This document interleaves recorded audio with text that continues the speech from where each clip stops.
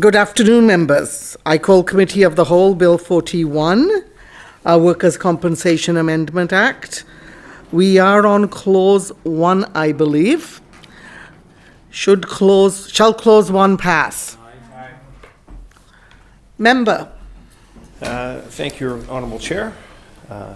Just before the break, we were going through a series of questions just to try and better identify what the cost magnitude of the proposed changes in Bill 41 are. The Minister had shared with us that the totality of the cost estimates provided by WorkSafe BC is relative to the estimated cost per $100 of payroll, which the Minister had shared was 7 cents. Was looking for a bit of additional information as to what is the actual dollar cost figure associated with that. Minister indicated that he was not provided with that dollar figure number, which seems surprising because even WorkSafe BC would have to first estimate what the dollar cost total would be before they'd be able to extrapolate an estimated cost per $100 of payroll value. Just going back to that same question, is there any opportunity, and maybe over the break, the Minister was able to reach out to WorkSafe BC and see if we could provide any further information with respect to what is the dollar costs associated with the proposed changes to Bill 41?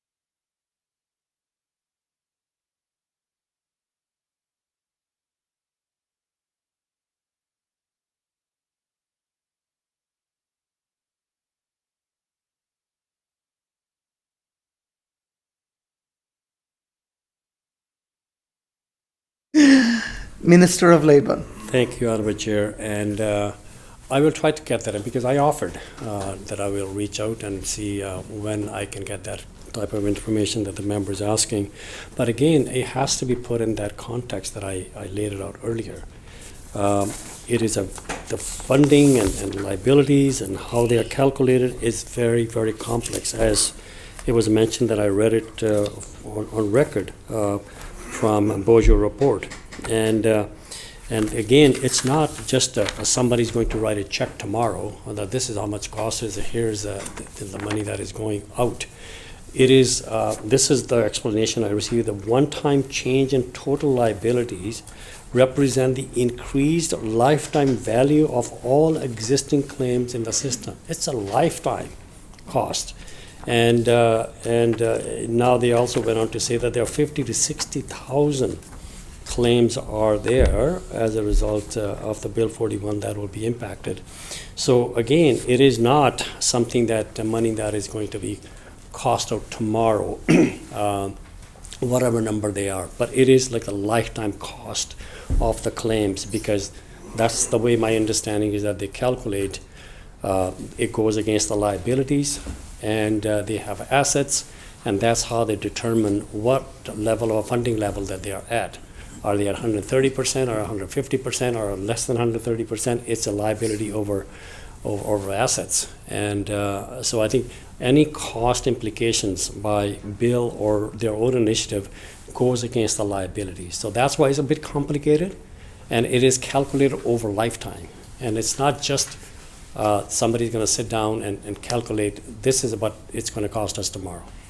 But I will try to get that information as soon as I can. Member.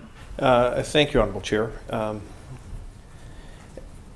I appreciate that the Minister is willing to reach out to Works APC, and I certainly hope that he's able to do that sooner rather than later. I would have certainly thought that this would be the type of information that a Minister of the Crown would be requesting. The Minister's indicated that a significant portion of these costs will come in over time, and that is accurate, but not all. Some of these will be one-time costs. Some of the proposed changes that are set out in Bill 41 require the additional hiring of additional staff or additional reporting functions. And so there are, I think, immediate and one-time initial costs will be anticipated or incurred within just the first year. When it comes to significant changes, as for example, the changes to the rate of increase for workers that are on permanent disability, the proposed change that sets that out in this particular bill will have an impact directly within the next 12 months.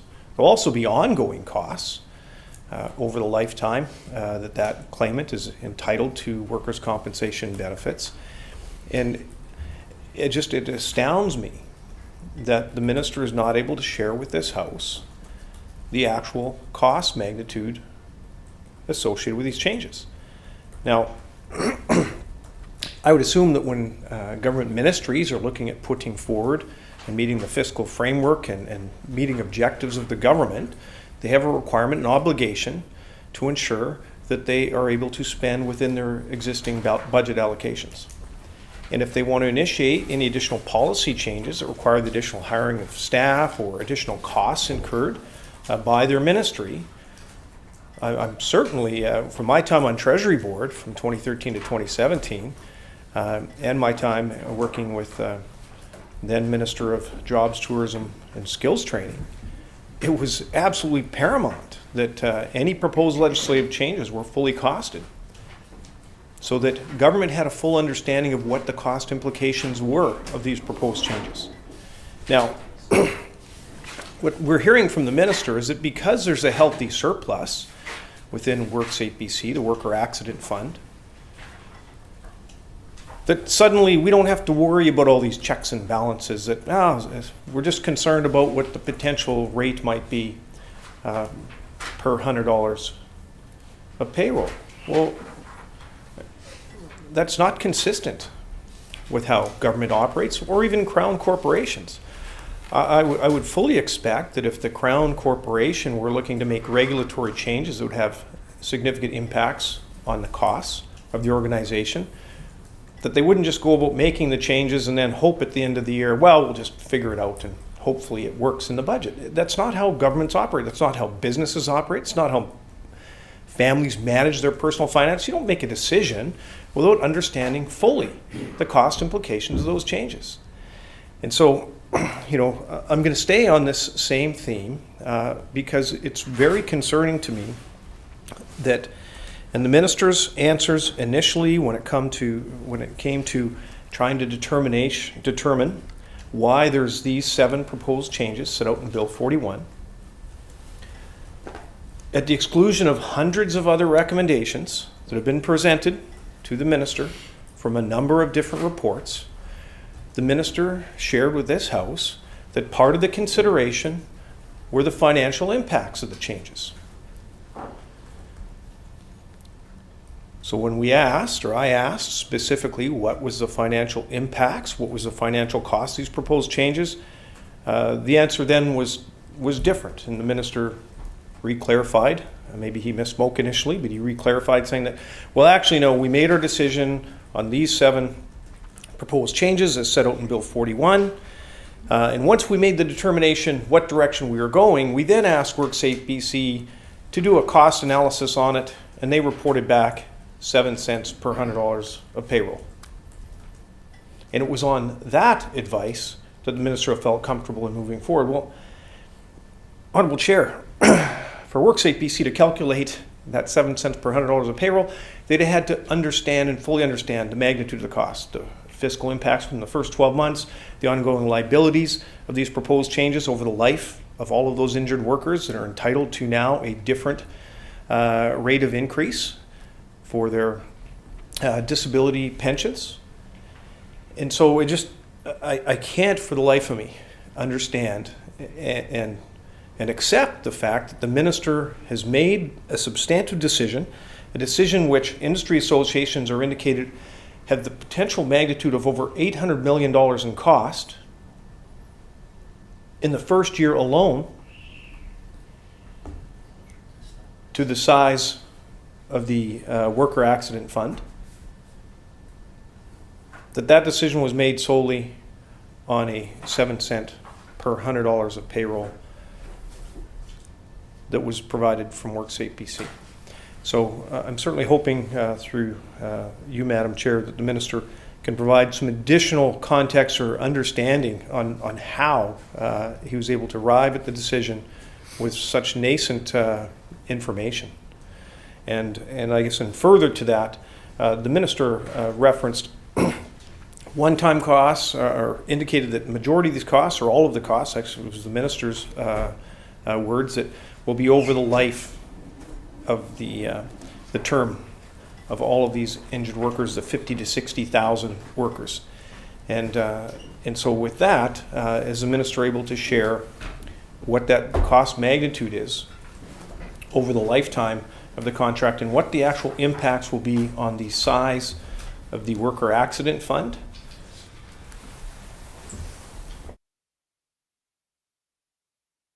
Minister. Speaker, the member made a number of erroneous statements here. I'm not going to correct him. He's going to have to go back and take a look what he actually said here.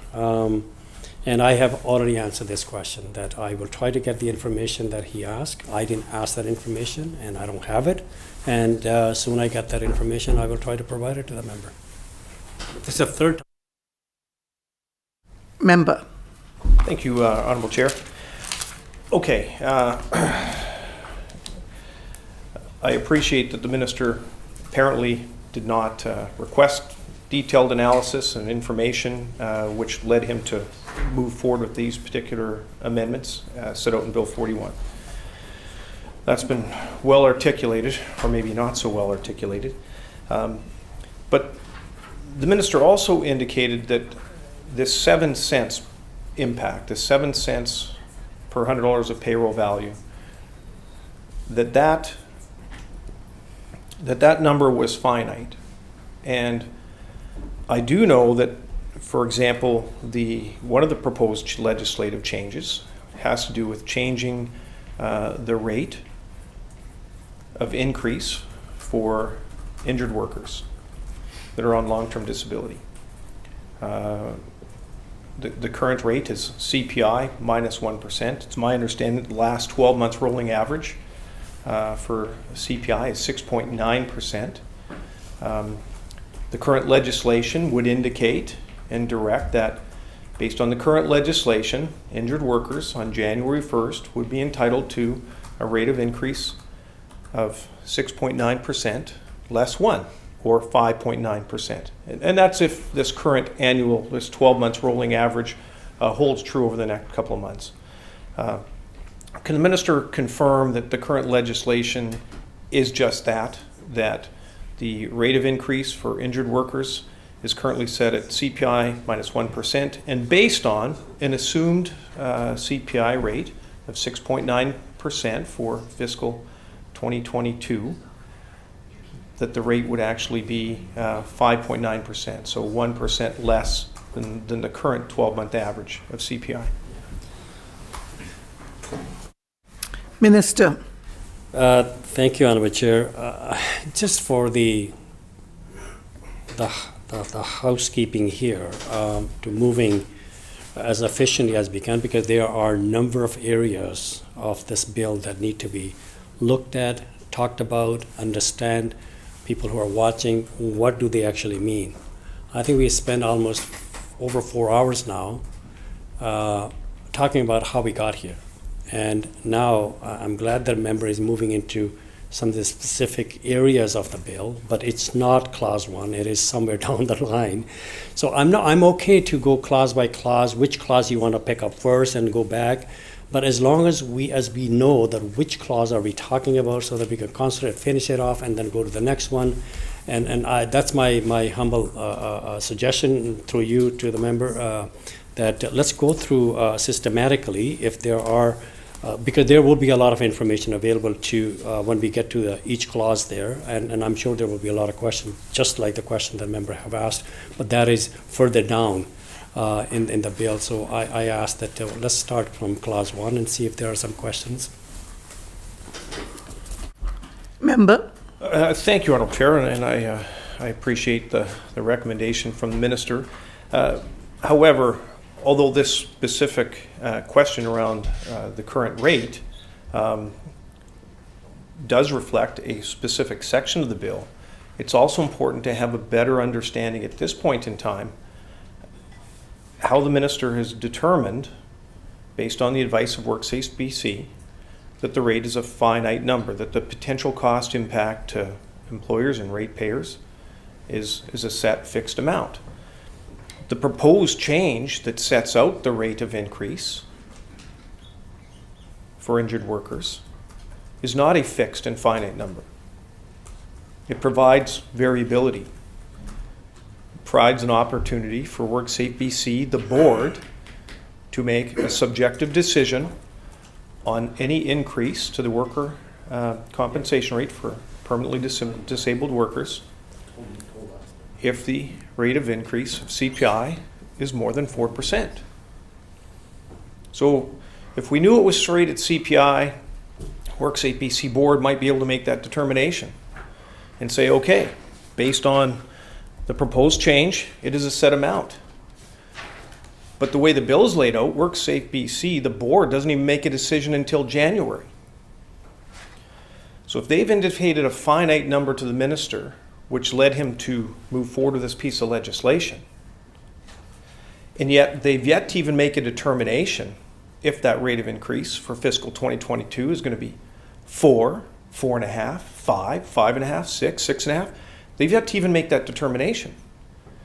So now, maybe WorkSafe BC is showing their hand. Maybe WorkSafe BC has already made a determination on what that rate of increase is going to be. And that would then allow them to provide a finite number to the minister. So it's absolutely paramount to understanding what information was provided to the minister to allow him to move forward and to make this specific decision. The minister clearly articulated that financial impacts were one of the consideration and the criteria by which he made the determination of which particular sections of the regulation or the legislation were going to be changed. And so I would provide the minister an opportunity to maybe provide a bit better clarification when the minister indicates that there's a finite number that's been determined, which predates what we understand is, one, this legislation hasn't been passed, and two, the way the legislation set out is that the board won't even be giving consideration to the determination of increase until January. So I'm just trying to better understand what information did the minister rely on in moving forward with the proposed changes as set out in Bill 41.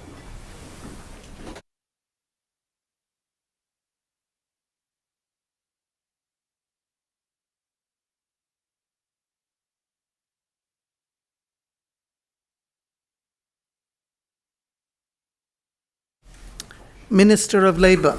Thank you, Honourable Chair. I have tried to answer this question numerous times, and I'll give one last time.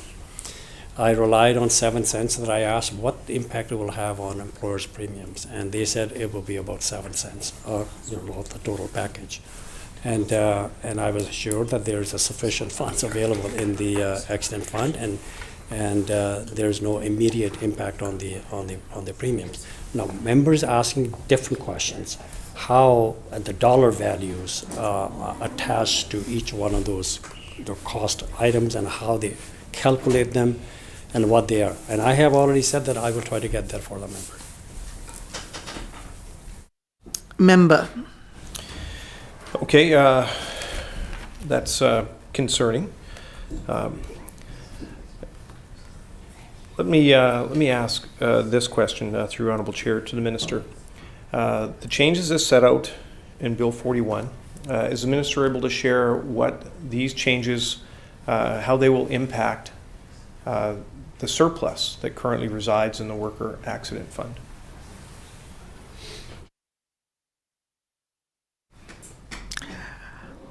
Minister. Thank you, Honourable Chair. That's the question he already had. He's asking it differently. And then that's the question that I will ask the WC. We try to get that information.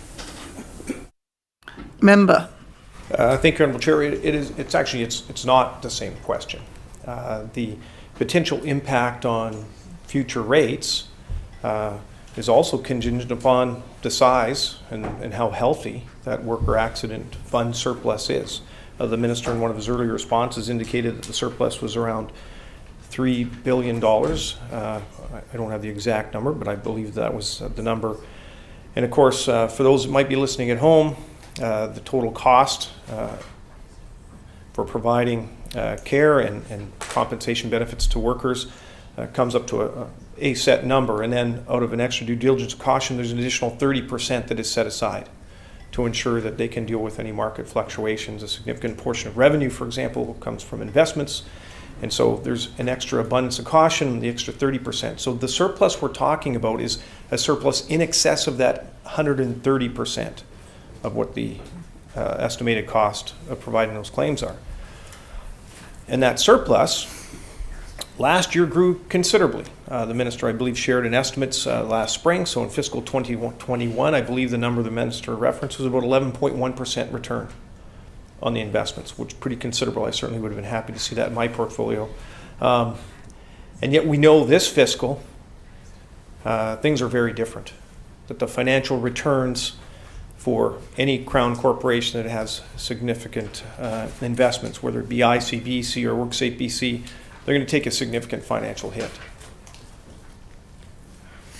I'm hearing numbers of 10, 15%. So although last year was an 11.1% return in 2021, this year could be a negative hit of 10 to 15%, which again will put further pressure on that additional surplus over and above that 130% in the Worker Accident Fund.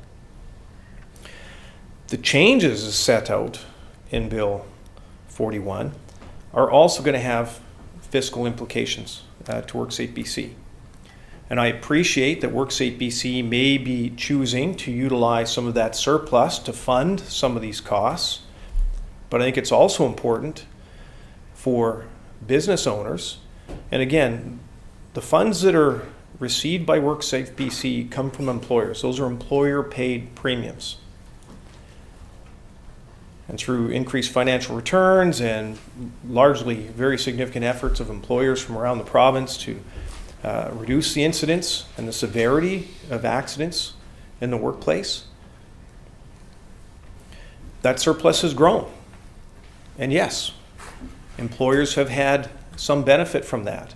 And that in essence, some of their prepaid or overpaid premiums has been used to maintain some consistency in the rates over the last number of years.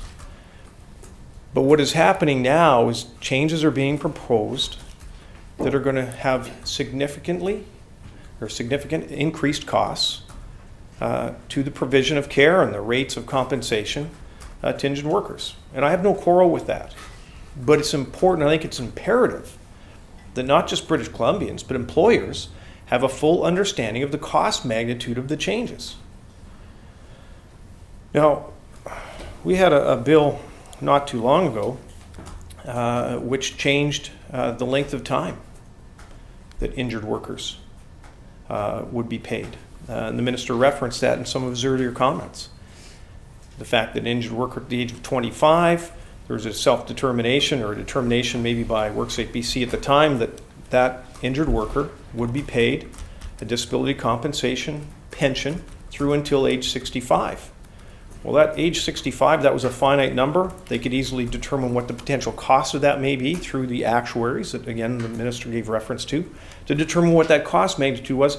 And those dollars had to be set aside and taken into consideration in developing the size and determining the size of that worker accident fund.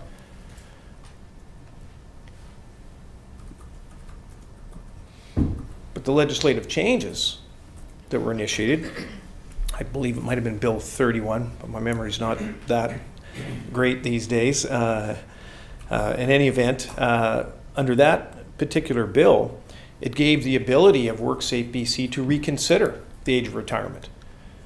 And again, I appreciate not everybody today is retiring at 65. And there's the changes that were proposed now allows WorkSafe BC to give reconsideration, and they could extend that age of retirement from age 65 to age 67 to age 70 to age 72. Those additional costs were never anticipated and taken into consideration at the time that the worker accident fund was set up and increased to deal with that one particular individual. So there's been legislative changes that are going to have a significant impact on future ratepayers. The ratepayer that, or the business that was paying WorkSafe BC premiums at the time that injured worker may not even be in business anymore. So there's been a cost shift. There's additional cost burden that's going to be borne by the organization. And again, I have no quarrel with the potential for a worker to give consideration under extenuating circumstances to look at extending that time period. But it's important and it's imperative that government provide the numbers. Could not get detailed numbers from the minister as far as what that anticipated cost would be. And here again, we have a bill before the House, a bill that, fair enough, it's not going to cost government money.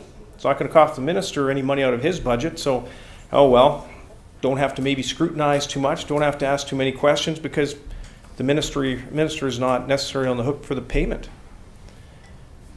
But the costs associated with the changes in Bill 41 are going to be incurred by future employers, and it's going to have a significant impact on the size of the worker accident fund. So, although the minister feels that it's the same line of questioning, it is very different. And although we can certainly get into lots of detail on a clause-by-clause basis of the specificity of some of these proposed changes, it's really important at the outset to understand what financial information did the minister rely on, what was the accuracy of that information, what was the totality, what was the amount of scrutiny, the additional questioning, the inquiry that the minister had, before contemplating and putting a stamp on a piece of legislation that's before this House. So, with all due respect for you, Madam Chair, to the Minister, I hope the Minister can maybe better clarify for both this committee and for British Columbians the level of effort and rigor that he undertook to ensure that he fully understood the full cost impacts of these proposed changes and the costs that eventually will end up on the backs of BC businesses in the province.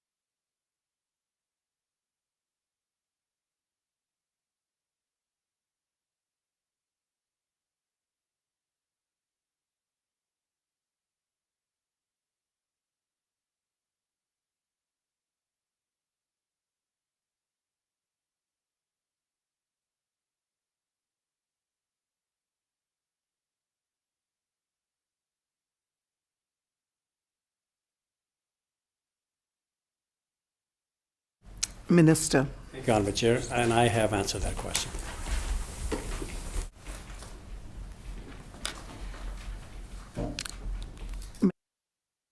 Thank you, Honourable Chair. Well, that indeed is surprising.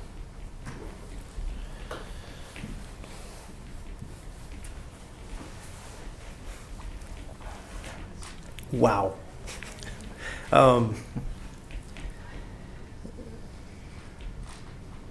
The scrutiny, the level of inquiry, the concern, the questions of WorkSafe BC to fully understand the cost implications amount to one single number being presented to the minister of 7 cents per $100 of payroll. I can't, for the life of me, comprehend or understand how, in any organization, that would pass any scrutiny.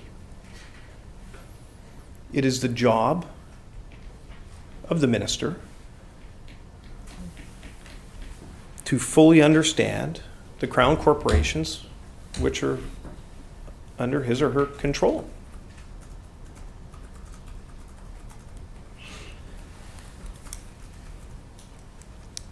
And it is extremely troubling. And, Honourable Speaker or Honourable Chair, I appreciate that maybe the minister doesn't want to share the information. I suspect that he may well have had additional information. Minister had some numbers to share with this House with respect to what the compensation rate for injured workers would have been had the rate been established at full CPI for the last 20 years versus CPI -1. Minister had actual numbers to share with this House, what the impact on workers are, and I think that's a valid line of inquiry and something that I'm glad the minister was able to share with this House.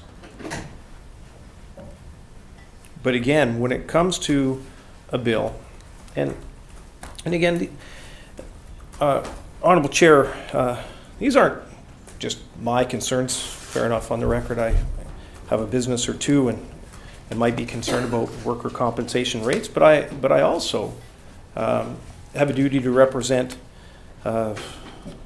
constituents, other business owners, and employees, both unionized and non.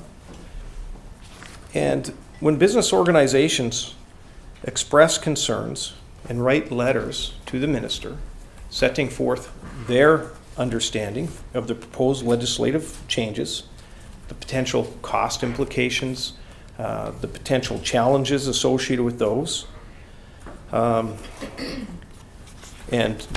to my knowledge, the minister is yet to respond directly to these inquiries that were provided by a significant number of business associations across BC that represent, I would say, far more number of employees than might be represented by the BC Federation of Labour.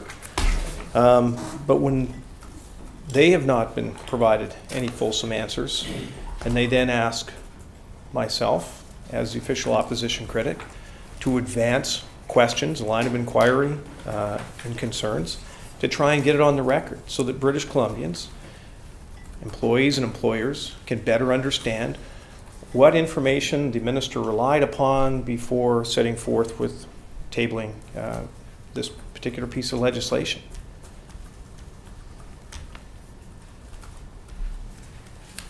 And yet, the answers provided, I feel, are grossly inadequate.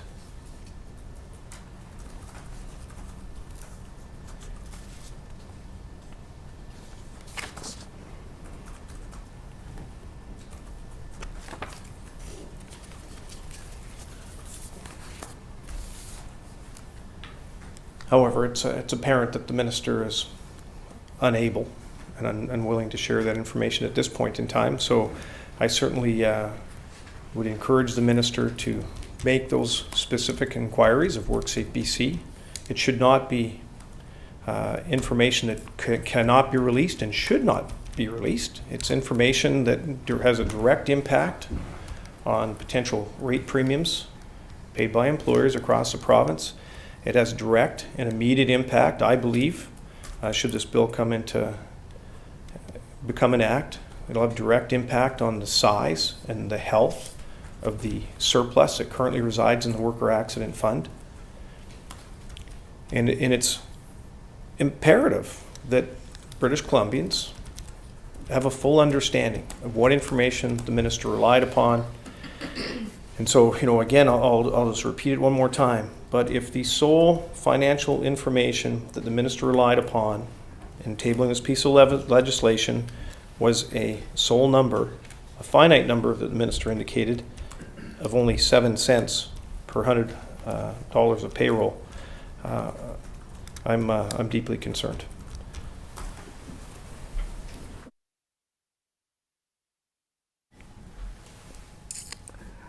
House Leader of the Third Party. Thank you, Madam Chair. Through you to the Minister. The Worker Accident Surplus, Fund surplus that has been talked about at length for the last couple of days, are those funds that are to protect injured workers, or are they there for the benefit of businesses?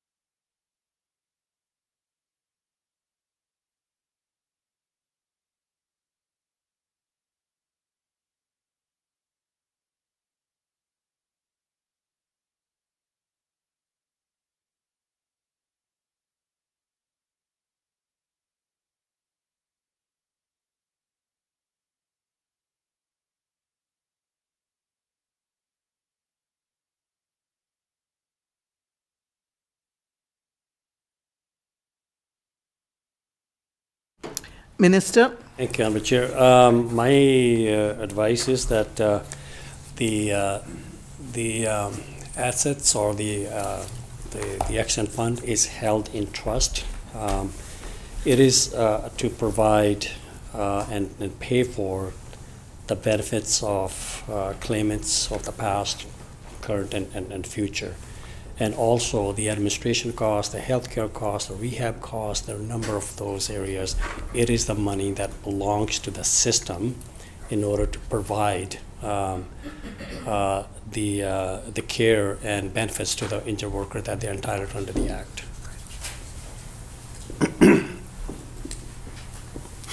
Member. Yeah, thank you. Are those funds in that surplus, are they subsidizing the premium rates? Minister. Yes, they have been. Leader of the Third Party. House Leader. House Leader of the Third Party. I promoted you there for a second. Yeah, I didn't want the promotion. Okay. I'm happy. Good. I hope my colleague wasn't watching. So currently we have a surplus that's meant for workers, for the costs to cover their injury and all of the costs of being injured, subsidizing the premiums and keeping the premiums at $1.55 per $100. Is that correct?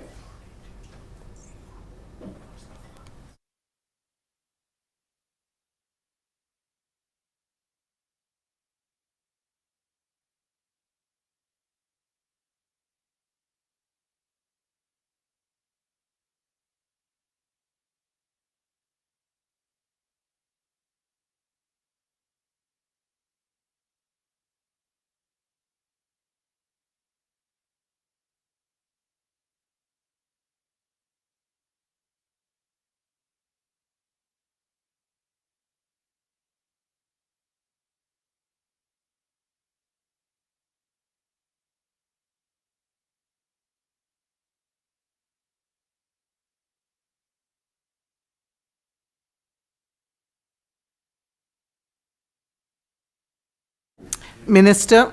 Thank you. The short answer is yes, but let me give a little explanation. The Board of Directors under the Act have a fiduciary responsibility to manage the assets and including the accident fund for the benefit of the system. And but they do also have the responsibility to utilize those funds based on what their duties are under the Act to look after the workers, the injured workers, the benefits and rehab, as I mentioned before, administration cost, the healthcare cost. And also their responsibility also is to determine what rates the employer must pay going forward in order to keep the pay for the cost of claims. But over the years, because they believe that they had a surplus, as they call it, surplus over and above what they're required the funds to be funded at, which is 130%. And it has been higher than 130% over the year because of good return on investments. But also, I think the workers on the other side are also arguing it was at the back of their benefits because benefits were cut very, very deeply in 2002, 2003, and they never recover. So the accident fund grew, good return, and the benefits were cut. And combination of those have huge benefit. But the board has made a decision, I think going back to 2006 or 7, that they decided that there's a sufficient fund in their surplus, accident fund surplus, that they can utilize some of that to give a break or stabilize the rates for the employers. And like I said, I just calculated each year amount of money that they use. That is available on I think one of the report mentioned that. That's what I'm quoting from. If you look at that, it is substantial. It is almost $3 billion up until 2021 from 2007. And I think even in the last 5 years, it's close to $1.3, $1.4 billion. So if you add up annual money that is utilized out of the surplus fund. So that information has been available and the rates have been stabilized and they have been charged less than the cost of the claims over a number of years now. Now, I think that's why there was a huge ask on the worker side that employer is benefiting from being a healthy accident fund, but it is our turn that our benefit should be looked at as well. So with this bill 41, we're trying to rebalance the system. Employers' premium will continue to be stabilized, and at the same time, the workers will start to see some of the benefits coming back. We never will be close to what they were in 2003, but again, we're trying to make some efforts to deal with some of the inequities compared to what other jurisdictions already have. So we're saying, what is fair here, and that's what this bill represents. Member. Thank you, and thank you to, I think both, what's interesting is both the critic and the minister are educating me in a very complex area. As was pointed out, only 20 people know about this. Maybe 2 of them perhaps might be, or 4 or 6 of them might be in this room. I don't count myself in that group yet, although I'm working towards it. If I may just understand the characterization that the minister just gave for us, a decision has been made. A decision has been made that rather than make up the loss on the workers' side from the cuts that have been characterized by the minister in the early 2000s that happened, the decision has been made by the current administration over the last number of years to use that surplus instead to keep the premiums at the rate that they're at, rather than make up for the lost ground that may have happened in the early 2000s. That was a decision that was made.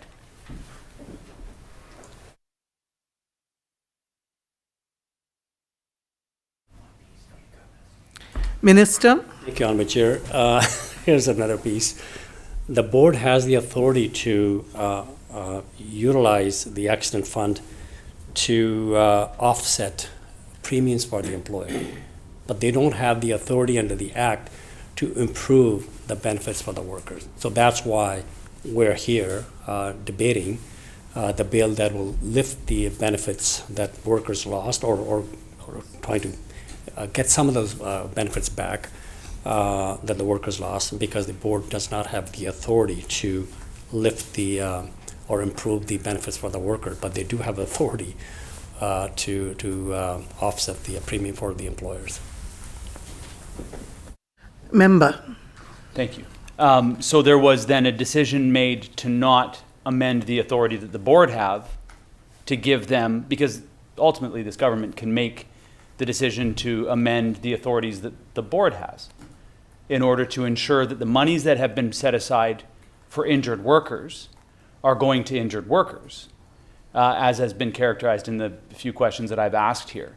So rather than, the decision is made then to not amend the authority that the board has in order for them to be able to perhaps level the playing field on both sides.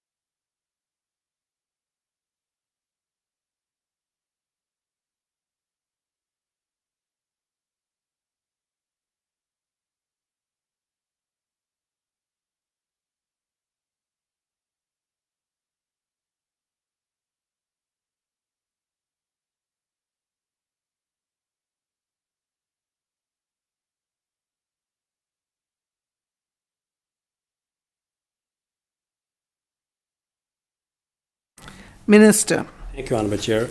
I think historically that's the way it has been, and when we commissioned a number of these reports, no one suggested that we should actually give authority to the board to improve the benefits. And I think maybe I'm just guessing. The fear might be that if the market starts to go down and they're getting a little tight on finances, I guess, and then the workers' benefits may start to go down. And I think it is to provide certainty, I guess, to the workers. At least they know what they're getting, and the board will not every year move them up and down. So that may be the reason, but I think that's not the suggestion that we were given. So this is the way we believe is to provide them with the tools to improve the benefits of the workers, and it only can be done through the legislation. Member. Thank you. There's a certain amount of that surplus that is being burned. There's a certain amount of that surplus that's being spent. Right now, it is being invested in keeping the premiums at $1.55 per $100. Fine, and that's a decision. What I'm trying to get to is that just because the reports that have been tabled with this government didn't suggest to maybe level the worker side of it, doesn't mean that the government couldn't make that decision. A government that's focused on worker safety and fairness to workers would have looked at the option to say, look, we have made up for, and I've heard several times in this debate used I think as a tool in the debate by the minister, that these there were severe cuts to the benefits of workers in the early 2000s, and that those cuts have had a negative impact on the workers, and that it was simply not possible to make up ground. I think the point that I'm trying to make is that the benefit that's being handed right now to premiums is a decision. It allow the board to make the decision that they currently are allowed to make. But there was also an opportunity, and unless you correct, the minister corrects me, that the government cannot change the framework, the decision-making framework of the board, the minister and this government could actually change that framework to say the board could consider both. If we are going to allow that surplus to be spent somewhere, we could spend it on making up the ground that continues to be used in debate as part of the reason why we're making these changes, to support the people that this workers' compensation system was designed to support. The bargain that the minister outlined very eloquently to a question that I asked yesterday. This is the result of businesses not being sued and workers getting the support that they need. That decision was made to not amend the board's authority to make those decisions on both the premium side, but also the worker benefit side.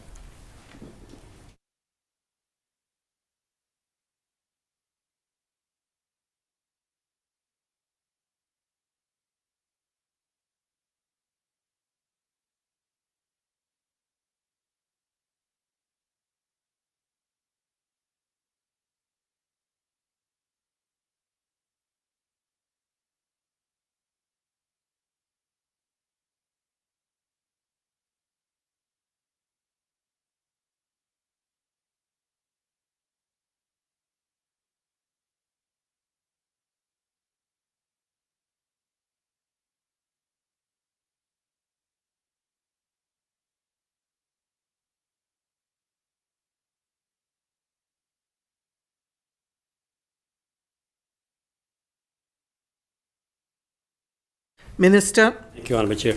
To the member, no, we did not consider that option, and so that's why it's not part of this bill. Something to look at going forward, perhaps, but that's not what we considered at this time.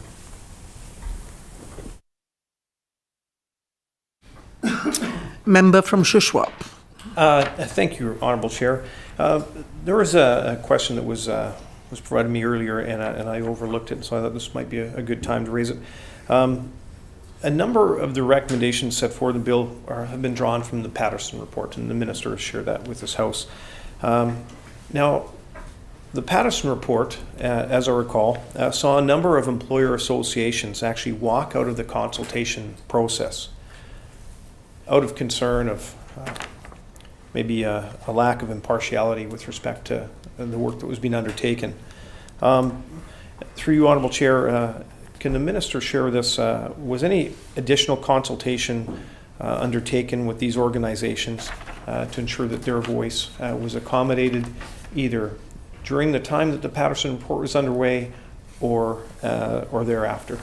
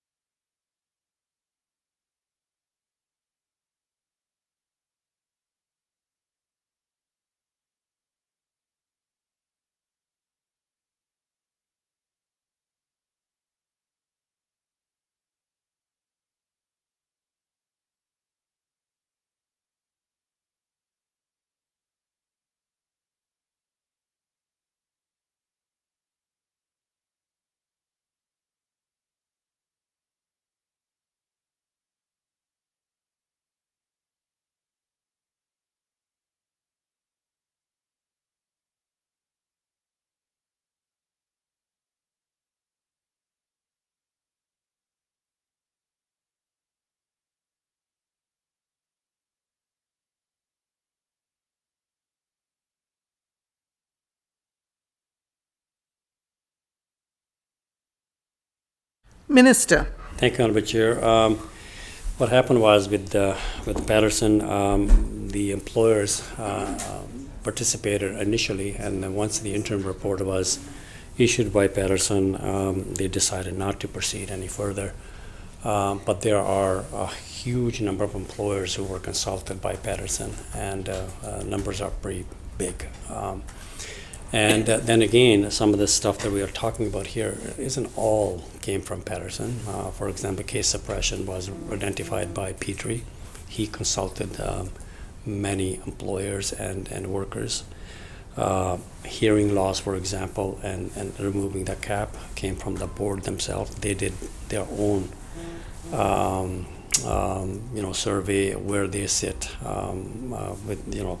compared to the other jurisdictions. They recommended us that we should move in that direction as well. Employers and others have talked about fairness in the system and improving the confidence. And I think the Fairness Commissioner will do that at a relatively very low cost, virtually not much cost, because the system is already there. So it is expanding their duties. And IME, again, the WCAT has the authority to call for IME if they believe that there's a need. But now the worker and employer both can ask for one. And I think then the CPI was recommended by both Bojo and Patterson, and then we are looking at the interest also was identified by Patterson and Petrie, I believe. So I think it's not just we picked up everything from Patterson. It was a combination of a number of reports that came and that informed us the area of priorities that we need to be looking at, and that's what we did. And I provided the member the list of employers that we talked to under the NDA, while we were proceeding towards the introduction of this bill. Member? Thank you, through you, Honourable Chair, to the Minister for that response. Through you to the Minister, is that unusual for a significant number of employer associations to walk away from a consultation process? And I know the Minister has certainly shared the necessity to find balance, both sides, both the employers and employees side. And just wonder if the Minister might be able to provide any context if there was any reasons or concerns that were brought forward on why the employer associations walked away from the table at the time that they did. And then further to that would be would the Minister agree with those concerns, disagree with those concerns, and then again, was any additional efforts undertaken to reach out to those industry associations to provide any comfort? Because again, as the Minister has shared, it's really important that there's confidence in the system. And so it strikes me as a bit unusual, but maybe there's other examples of industry associations walking away from the table when consultative reports are being put together on behalf of the Ministry.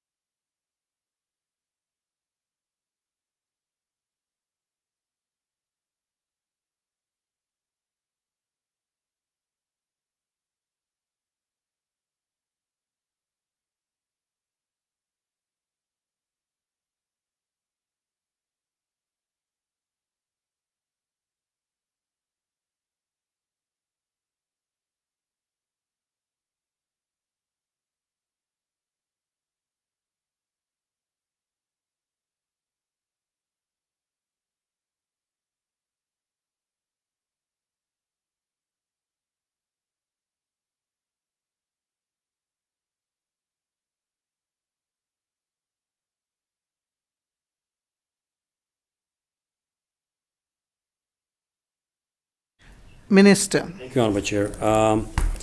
Their concern was, I went and met with them, and their concern was that looking at the interim report, that perhaps that she was going outside of the terms of reference that were provided. And I assured them, I said, look, I will not consider anything that falls outside of the terms of references. And again, I did not follow everything Patterson recommended. I have mentioned where I drew a number of these areas and who identified else out there.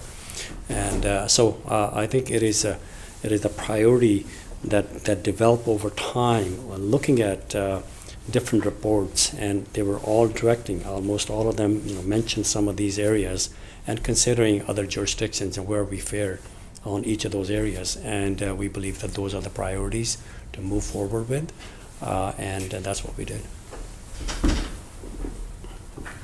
Member. Thank you, Honorable Chair. I appreciate that additional information. And as a follow-up to that, are any of the areas of concern that were raised by the business associations with respect to areas that they felt might have fallen outside of the scope,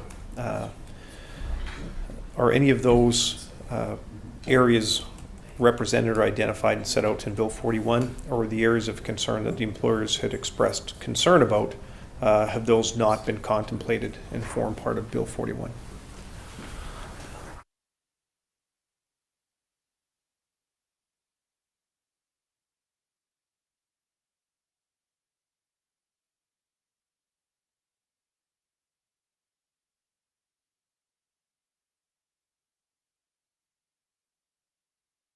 Minister. Thank you, Honorable Chair. I don't recall any individual recommended because the report was issued after I met with them, and it was more of a general concern that they raised that in her interim she's touching areas outside of the terms of references, and but not specifically saying this area is outside of that area is within the terms, but because the final report came after.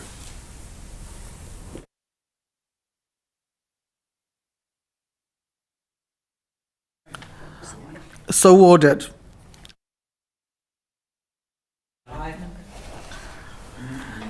Member. Thank you. I was going to say so ordered, and then I saw you stand up. You just got up in time. Thank you, Honorable Chair. Well, just moving right along here. With respect to Clause 2, is the Minister able to confirm that this particular clause was based on recommendation 43 of the Patterson report?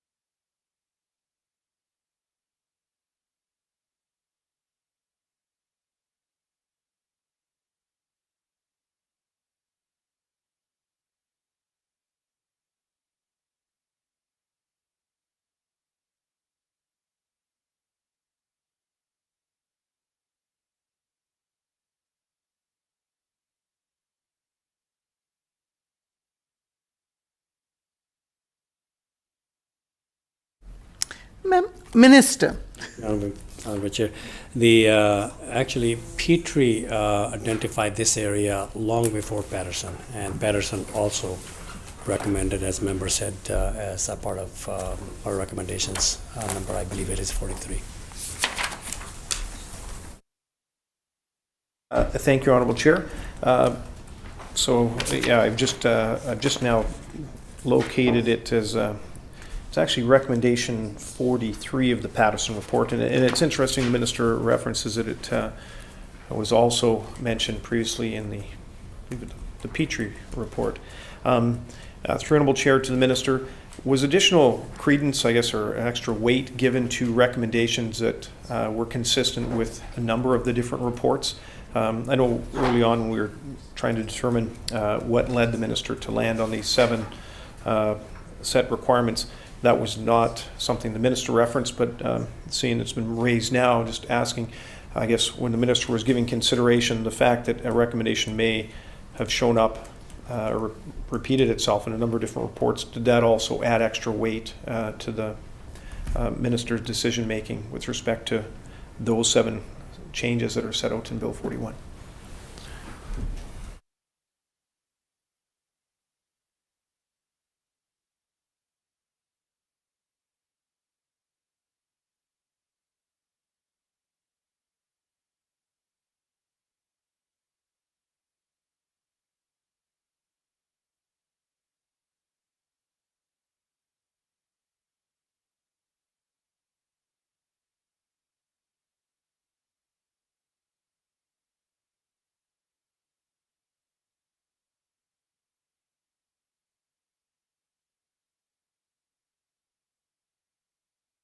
Minister. Yeah, I think how we, I think I talked about how we prioritize the areas of improvement that we want to move forward to. It was identified by a number of stakeholders, and Petrie was one who consulted employers, the board, and the workers, and identified that there is an issue. And they identified that it's not fair that some employers, not all employers, some employers discourage their workers to file WGCB claim for work-related injuries or illnesses. And that not only is they're taking unfair advantage of their competitors, but also the workers end up now onto public health care, which is not fair. And also, under the public health care, they may not get the support that they need that is available to them under the workers' compensation. And then we look at the other jurisdictions, and because those are, a number of those criteria we look at, how do we fare with other jurisdictions? And we believe that we were behind other jurisdictions, and that's why we believe that was, it was identified by a couple of reports, talked to us about some of the stakeholders, and also we were behind other jurisdictions in this particular area, so that's how I made the list. Member. Thank you, Honourable Chair. Was there an evaluation undertaken to determine what the actual incidence was? And I appreciate that it may not be that all instances of workers' claim suppression were specifically recorded, but what work was undertaken by the ministry to better understand the frequency or the, well, I guess maybe that's just it, the frequency, just how large a problem this actually is, and how that might relate as a percentage of all claims that are currently issued by workers, injured workers across the province on an annualized basis? And maybe I'll just add to that. Just looking to get a bit of a sense. Was this a huge problem, a small problem? Do we have any sense of just how impactful this particular area of concern was or is currently in BC?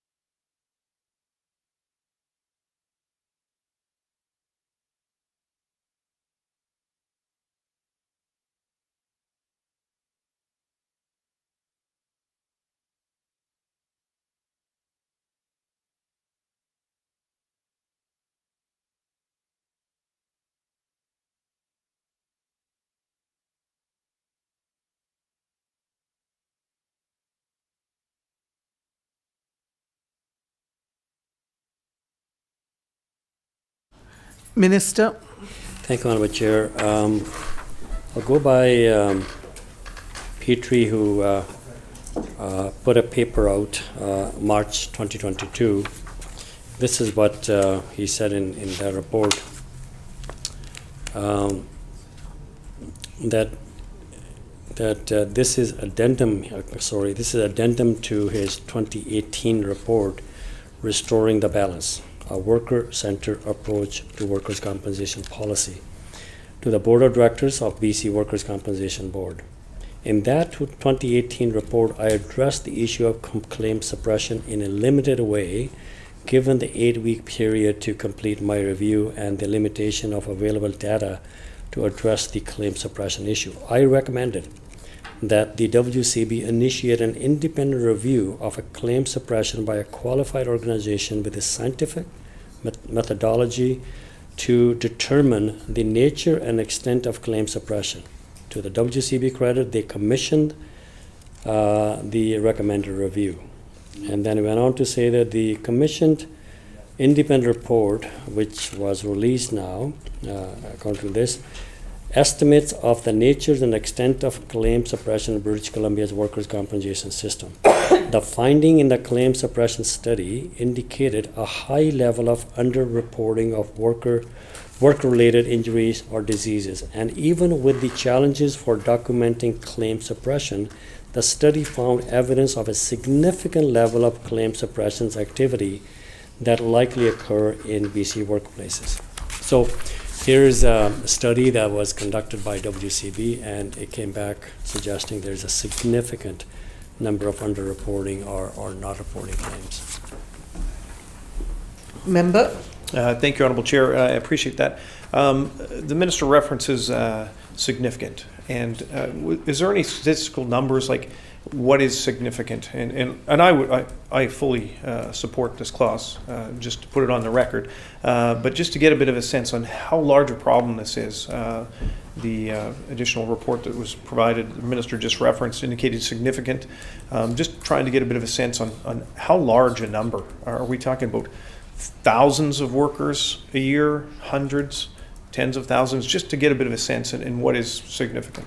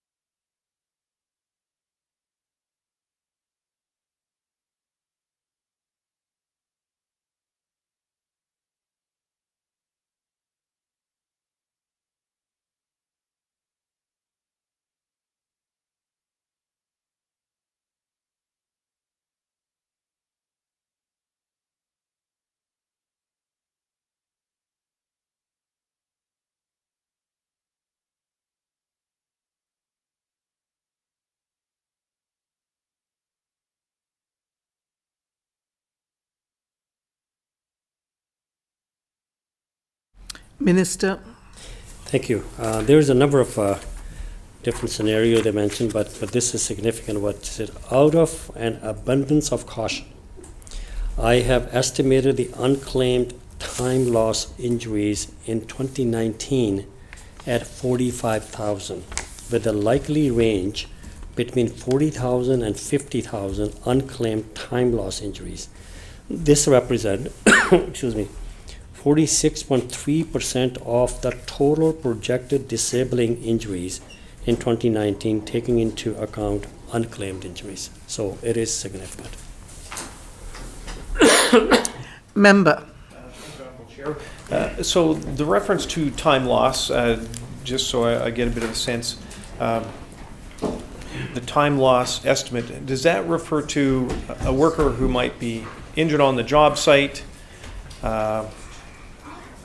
and rather than an actual claim be filed and the worker paid through Workers' Compensation Board for, say, 4 hours of work that they may miss associated with that injury, the employer just says, look, take a couple aspirin, go home, we'll just pay you wages out till the end of the day. Would those 4 hours that the worker still may have been paid for, would that be part of the consideration and the number that you referenced, or that the minister referenced?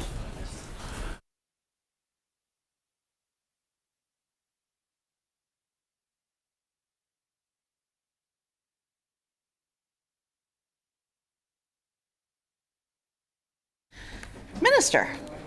Thank you, Honorable Chair. Welcome. First of all, in scenario that the member mentioned, my understanding is that worker isn't paid for the remainder of the shift that they missed. I think wage loss start from next day. Some employer pay them, some employer don't know.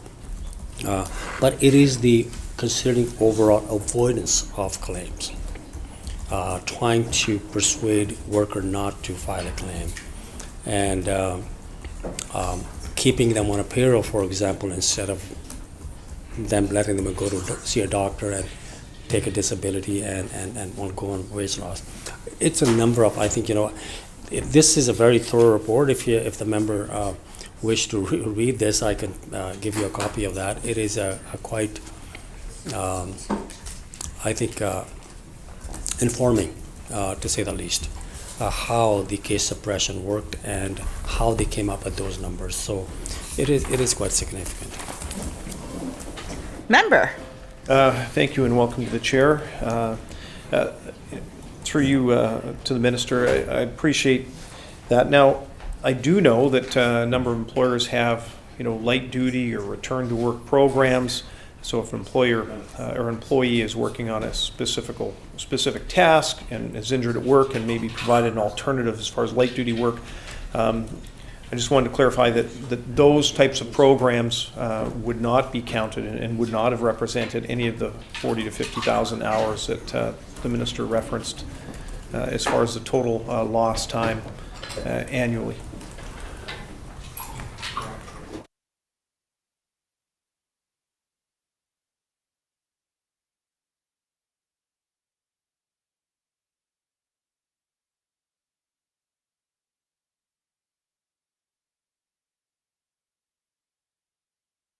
Minister. Honorable Chair,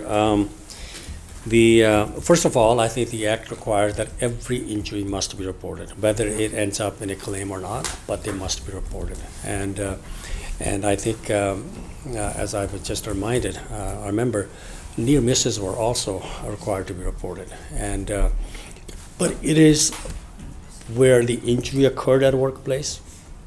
It was supposed to be reported, but it wasn't reported, either by having an employer convincing the worker not to report, or saying, look, just keep on coming, I'll give you a light duty.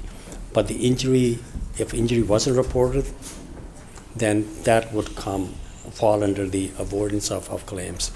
Because no one knows, initially when you're injured, back problem, for example, you think it's okay, I'll come and do the light duty.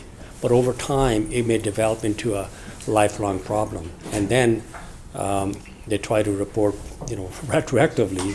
That's why a lot of claims get denied, and whether then question raised whether it's a work related or not. So I think, when we are talking about claim suppression, as was studied by the independent body, it is a significant numbers that claimed the injury should have been reported, wasn't reported, and I think that's what we are talking about. Member. Great, thank you. So the 40 to 50,000 hours that were reported, or claims, 40 to 50,000 claims, not hours. Okay, all right, thank you. That's a significant number. The Minister just clarified for me that the reference is not to the time lost hours, but the actual number of claims.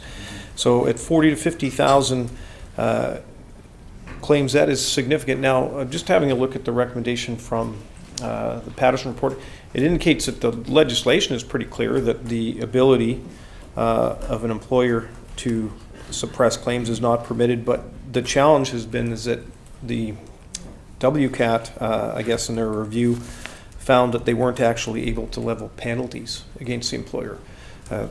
So it's not like the Act did not speak to the topic of ensuring and I guess requiring that employers report all claims.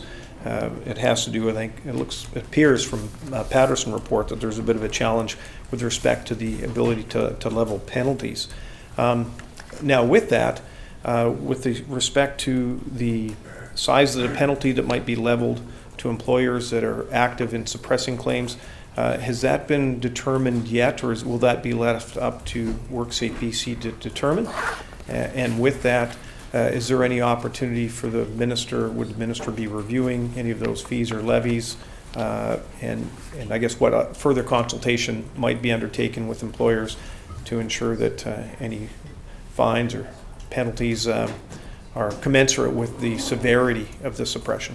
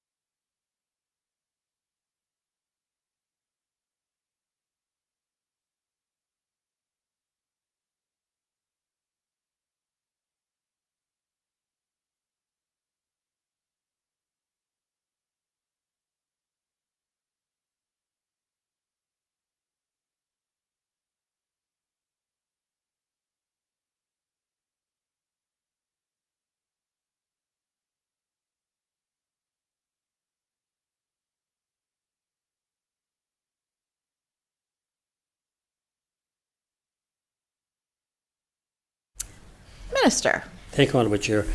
If you look at the two parts to the section that is being amended, we are adding to the existing section, or making it a 73(1), and by adding subsection 2, an employer or supervisor must not, by agreement, threat, promise, inducement, persuasion, or any other means seek to discourage, impede, or dissuade a worker of the employer or dependent of the worker from A, making or maintaining an application for compensation under the compensation provisions, or B, receiving compensation under the compensation provisions. So we are making the language stronger, clarifying the existing section already. And then also, once you do that, it falls under the penalties of occupational health and safety regulations. And the penalties are already listed in there if there's a contravention of this section. Member.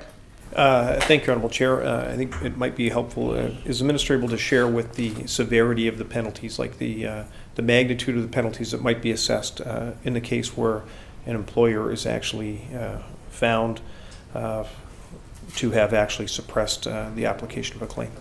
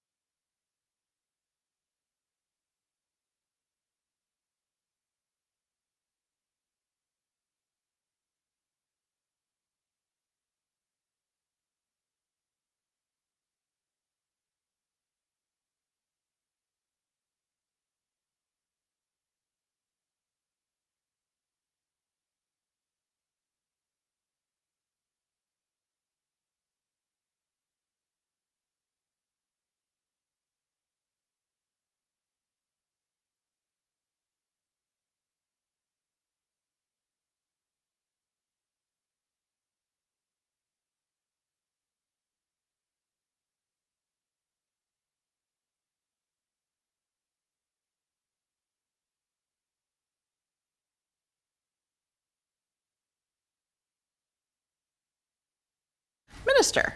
Thank you, Honorable Chair. The penalties listed under this policy, they are based on the payroll of the employer, number one. Number two, nature of the violation. They look at the history of the employer. They'll look at whether there was an intentional violation of the act. I think a number of those factors come into play in determining what the penalty is appropriate for that particular time. But I think there is a maximum of 710,000 total. And I've seen some employer getting close to that fine just recently in the media. Member. Thank you, Honorable Chair. So I don't disagree with the different areas that the tribunal, I guess, or maybe a WCAT or the board may look at in imposing a fine, but it sounds quite subjective. What opportunity, I guess, is there, and I'm just trying to get a better understanding from an employer perspective, if an employer, and let me set this straight, the large majority of employers in the province, I believe are doing a great job, and this will have no effect on them. But there are some bad actors, which I think we would all agree happens in just about any industry sector. But it's important for those businesses to have a good understanding of what the cost implications could be. So a company that maybe has $1 million in payroll, if they're actually identified and the evidence is there that they've actually suppressed a claim, what would the magnitude or the potential range of penalty associated with that particular employer be? Are we talking $1,000, $100,000, just to get a bit of a sense of what that magnitude is. And then I also referenced or noted in the Patterson report that there's a specific recommendation about a lot of increased educational awareness, both for employees to make sure that they're fully aware of these proposed changes should they come into effect, as well as employers, to give those bad actors advance notice that the trouble's on the way, and if they continue to take measures to suppress claims, that it could significantly affect them financially. So just a couple of questions, if the Minister could provide some context.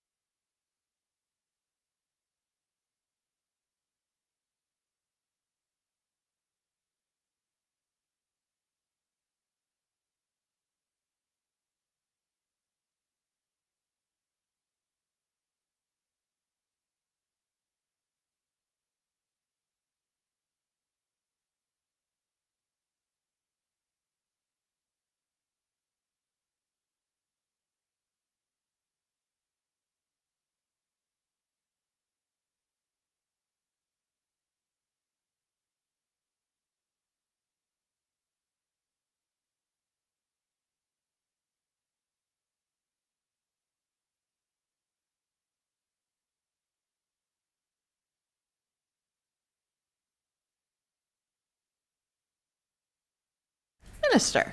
Chair. Hard to answer that question at this particular time because the board will be developing policy on this particular section because they already have policies surrounding other sections. Those are some of the criteria that they use that I mentioned earlier. And again, if this is going to be new thing coming, and they do consultation on their own with the employers and the workers that this is coming. And hopefully that they'll do a pretty good job. I think since it'll be new, I think they will be looking at the size of the payroll and then I guess they will ongoing basis watch if there are repeat offenders, whether it was intentional, the seriousness, and I think all those things will be considered, and they will be developing policy on this particular act as well. Member. Thank you, Honourable Chair. So just with respect to process, and I appreciate the additional information from the Minister. Minister shared with us that there would be some work being undertaken by WorkSafe BC to establish a policy. Now, my understanding that when, should this bill pass in the House, and like the Minister and his colleagues have the majority, so it's probably highly unlikely it won't, when the bill hits royal assent, it'll have full force and effect. So on the day of royal assent, WorkSafe BC will have a new tool and ability to levy fines directly against any employers that participate in any kind of suppression. Is any work being done or contemplated about notifying employers immediately? Well, I guess it could be done even now, saying that potentially this is coming, or on the day that the bill receives royal assent. Is there any initiatives undertaken or considerations being taken by WorkSafe BC to better educate employers and employees about these pending changes? And as the Minister referenced, that policies will be worked on and fully developed. Would I be correct in believing that any infractions that occurred immediately following royal assent, but before the full development of the policy, how would the determination with respect to the level of fine or penalty, how would that be determined in kind of that interim period while that policy is being fully developed?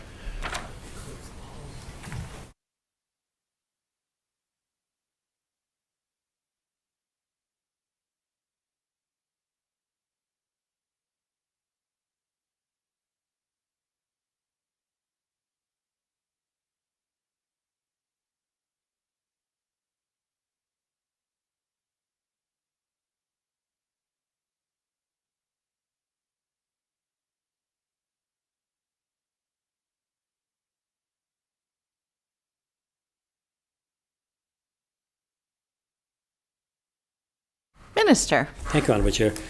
Well, I think the board knows that these issues are before the House, and with the anticipation that it may pass. I'm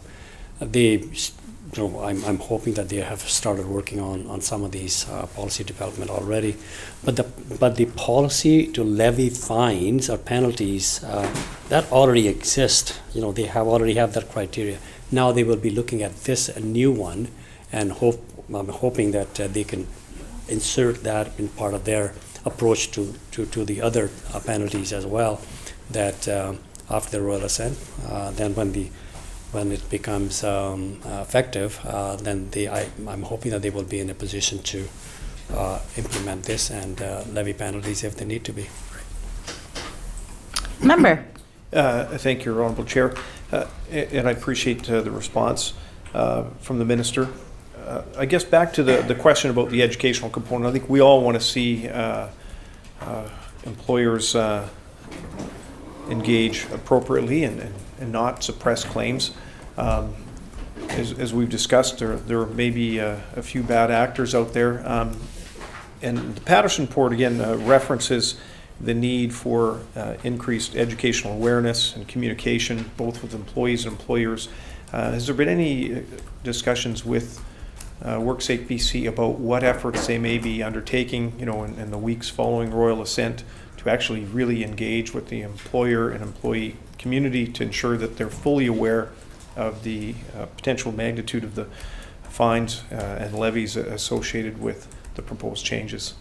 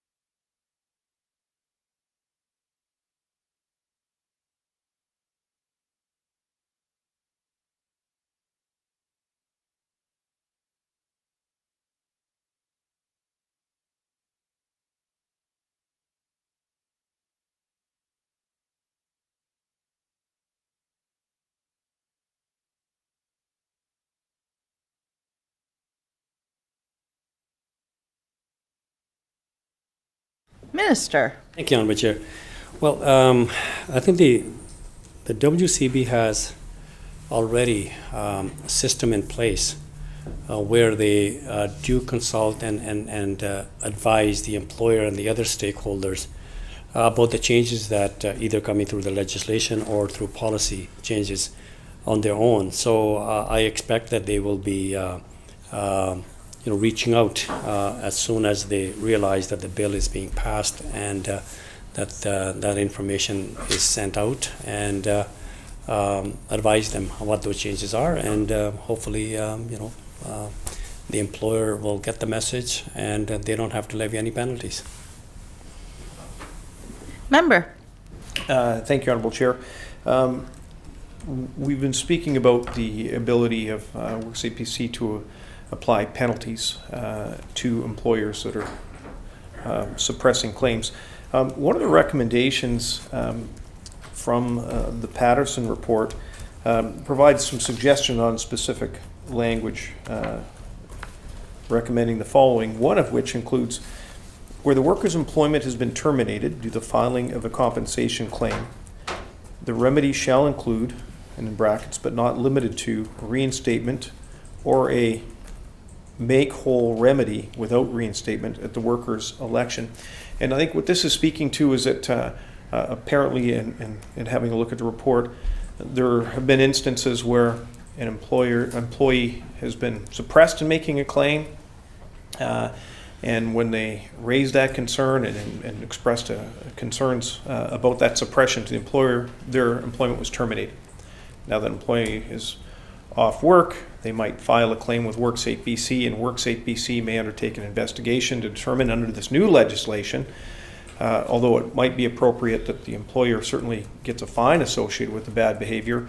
But what I haven't heard, and I'm certainly not familiar with, what ability is there for WorkSafe BC to provide either any remuneration or require the reinstatement of employment? And the report goes on further to indicate that in not all instances is reinstatement of employment applicable. You know, if an employee has been egregiously let go without cause, makes a claim, they may not be very welcome back in that same workplace. And so through you, Honourable Chair, to the Minister, just wondering if there's been consideration or if there's existing considerations within WorkSafe BC that provides not just the penalty for the employer, but also some additional form of compensation to the worker that has been negatively impacted by this harsh treatment.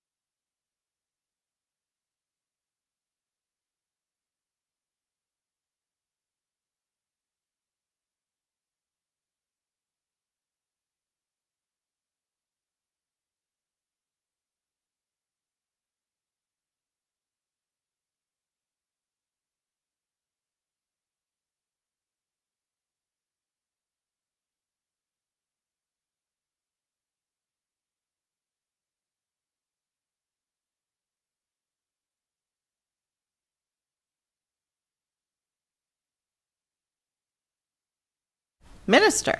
Thank you, Honourable Chair.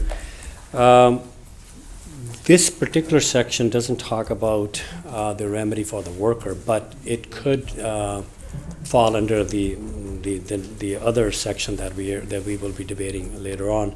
It is to return to work and duty to accommodate. And there is a requirement duty to maintain employment. And if it's determined under that section, we could go a little more deeper into it. If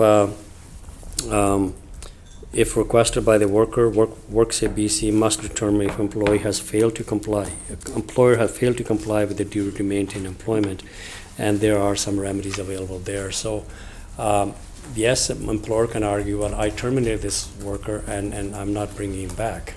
But again, the determination will be made under what terms that the employment was terminated. Is it because employer refused to bring back the injured worker who's ready to come back to work to their pre-injury? But that particular recommendation under Patterson, we did not, went ahead with under this particular section.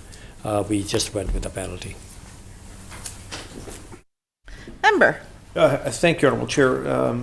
And I appreciate the reference to the duty to accommodate, but I believe that is very distinct and different from the circumstance that I presented and has actually been represented or presented actually by in the Patterson report on this section 43 recommendation. And so, as much as there's a duty to penalize bad behavior and penalize the employer, I certainly appreciate that. But the question that is kind of raised, and it's actually set out fairly clearly in the Patterson report with respect to section 43, which largely entails why we're sitting here at this particular section of this bill, is that in the instance where an employee may injure themselves or sustain an injury at work, and when they go to make a claim, if the employer determines to terminate that employee is now out of work. And that employee could then certainly make a claim, I'm sure they would, to WorkSafe BC, and WorkSafe BC over the course of the ongoing weeks would undertake and investigate the termination that the employer was at fault for suppressing a claim, and a fine or levy or a penalty could be placed against the employer. But the question is, and it's the question that's raised, or the concern I think that's raised in the Patterson report, is that now what about that worker? That worker has had their employment terminated. They've been without pay for, at this point, maybe a number of weeks or a number of months. What consideration does that employee have? Does that employee get automatic reinstatement? They may not feel comfortable going back to work when they've actually been terminated on account of the employer's actions to suppress a claim, and what financial remediation or restitution is provided to that worker. So, again, it's there must have been a significant reason for the specific wording to be recommended under section or recommendation 43 in the Patterson report, where the worker's employment has been terminated due to the filing of a compensation claim. The remedy shall include, but not limited to, reinstatement or a make-whole remedy without reinstatement at the worker's election. So it appears that the worker would have the opportunity to say, you know what, it's been a month now since I've been terminated. The employer just needs to make me whole, provide me payment for that past month, and I'll go on my way. But it would be their choice, or to go back and be reinstated as an employee. I'm just trying to get a better understanding.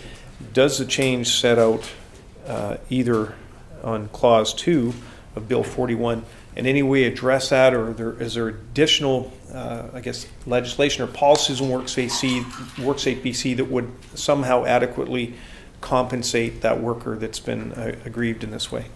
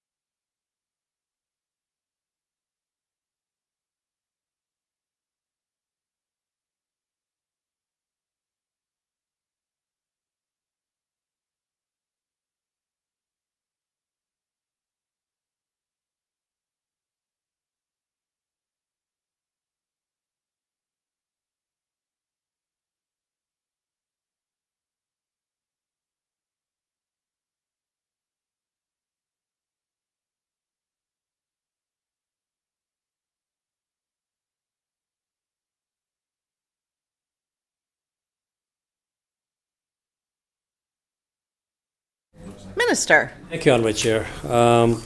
No, we did not put that in the act, and can the workers at BC do it on their own? That would be, I will leave it up to them to see if they have the capacity and the authority to do that, and we'll take a look. But it's something that, I mean, there are other provisions, different parts of the, health and safety, workers who bring up health and safety issues. If they are terminated, there are remedies available. But in this particular case, we haven't looked at that one. That wasn't included. Member. Thank you, Honorable Chair. Okay, that's concerning, and I think we all appreciate that if an employer, those few bad actors in the province are suppressing claims, they should be penalized, there's no question. But we also have to give consideration to compensation in some form to the aggrieved worker. It should be no great surprise that this is a concern. There's only 7 changes proposed in this bill, only 7 of 100 plus. The information that was gleaned from these reports have been tabulated and incorporated into this particular bill. The concern that I raise is a concern that was included and addressed in the Patterson report. So I'm kind of perplexed at the fact that a concern that was raised by the minister's own consultant and shared with the ministry's office was somehow overlooked in the creation of this particular piece of legislation. Now, if there's something else that exists elsewhere in WorkSafe BC that would address this aggrieved worker, I'll be satisfied, and I think workers in BC will be satisfied. But if the answer is, geez, we didn't think about it, well, how could you not think about it? It's clearly right here on page numbers 139 to 142 of the Patterson report that was put out in 2019.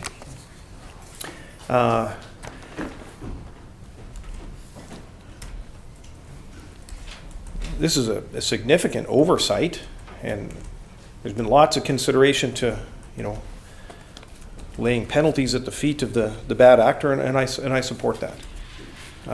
But we also need to talk about and give consideration to compensation for the worker. And if the incidence is occurring, this potential incidence is occurring as many as the minister has indicated, 45 to 50,000 times a year, it's a huge problem. Now, fair enough, not every employee that has a claim suppression may be terminated, but there may be other employees that even have lost time. And I'm assuming that if there was a suppression of a claim and the board decides a number of weeks or months henceforth that there was suppression,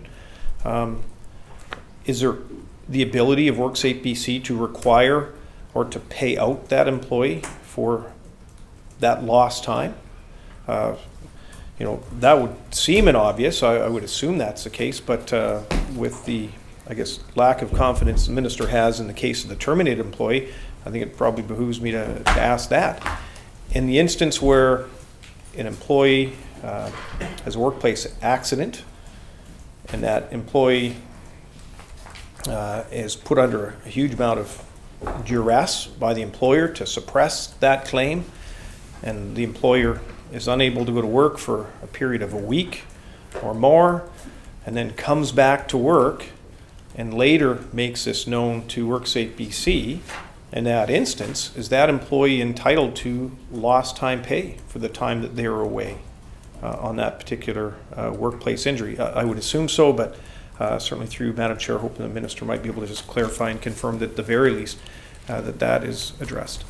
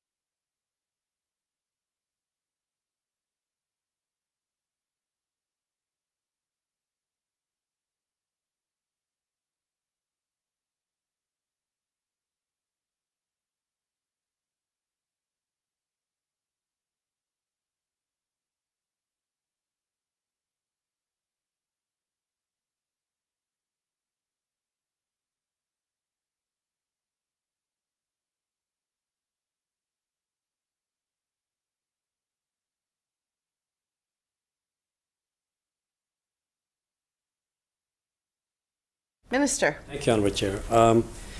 No, we did not took everything from Patterson, number one. Number two, we will be looking at and maybe reaching out to Works at BC to see if there are some provisions available already for employer to intimidate or coerce not to file a claim. So we will be reaching out and see if there are some provisions available already.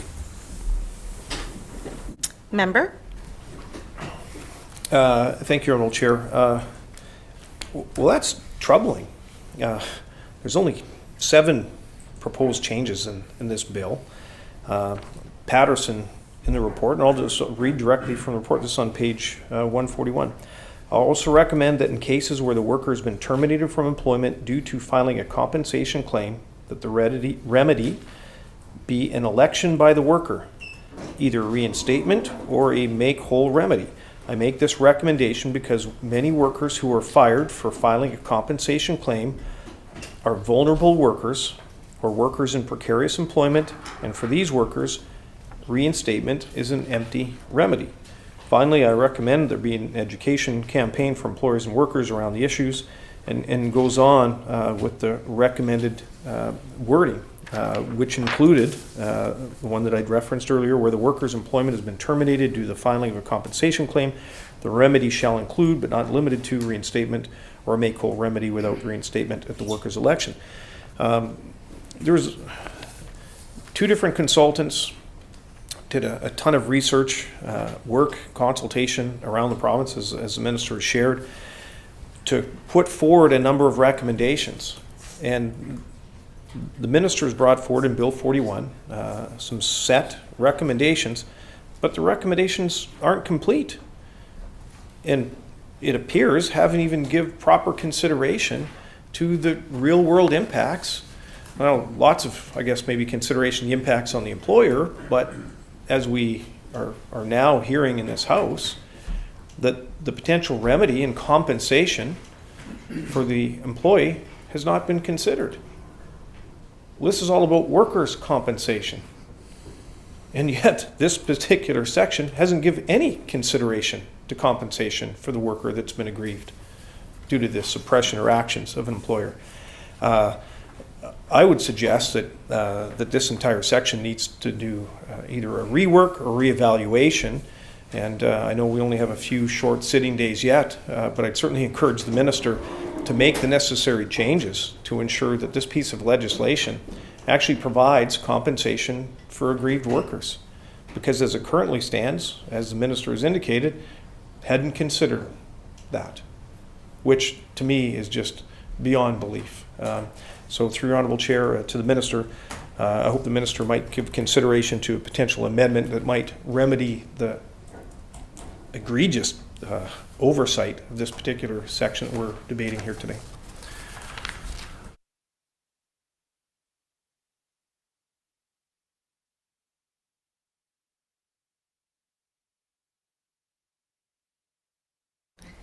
Minister. Honorable Chair, we're not considering any changes at this time, and what we are going to pursue Works at BC to see what remedy is available to the worker in case the worker is subjected to discipline or termination, and see what remedy is available already within the system.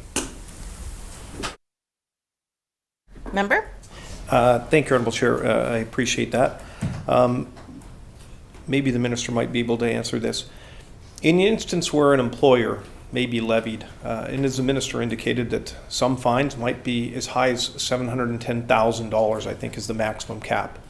I'm aware of one particular incident with a school district that I'm familiar with where a penalty was levied against a school district or school board for hundreds of thousands of dollars. In those instances when there's a significant amount of revenue that actually is obtained by WorkSafe BC as a penalty for that employer, does WorkSafe BC have any ability to provide any additional financial remedy to the injured worker? Does that exist, or is the compensation provided to employees very set out and prescriptive within the existing policies of WorkSafe BC?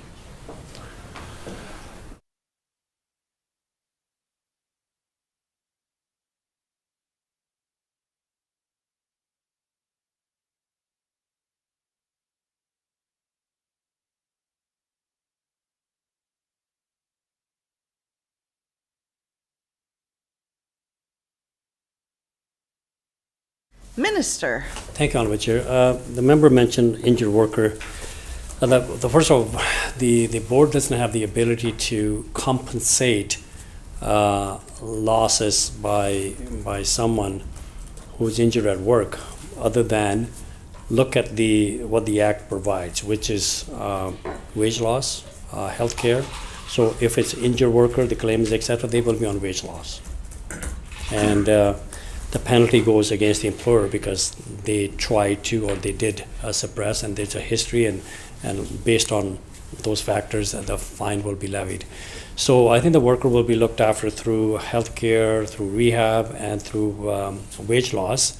And sometimes there's a retraining if there's no job go back to. So I think there are a number of options available to the board, but they don't have the ability to pay to someone who, due to the fault of a worker or employer, suffers some losses other than the injury, which they will be able to look after through the provisions of the Act.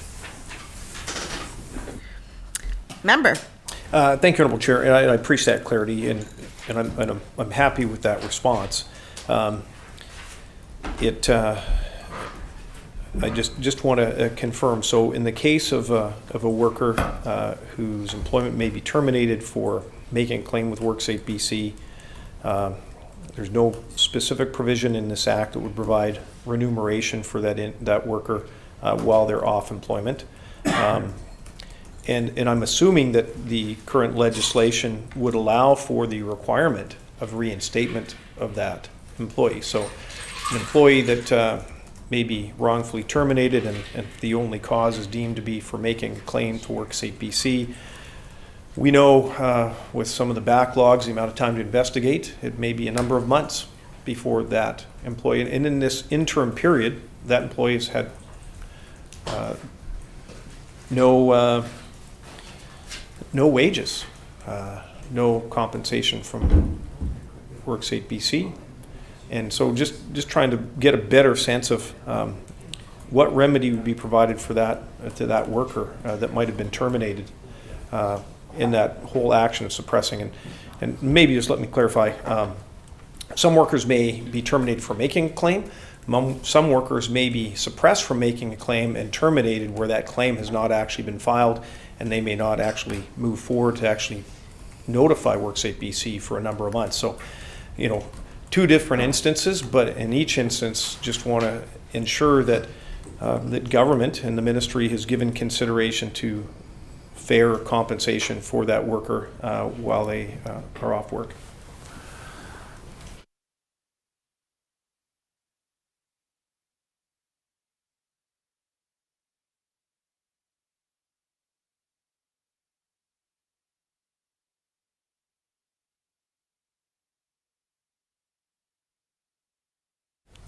Minister. Thank you, Honorable Chair.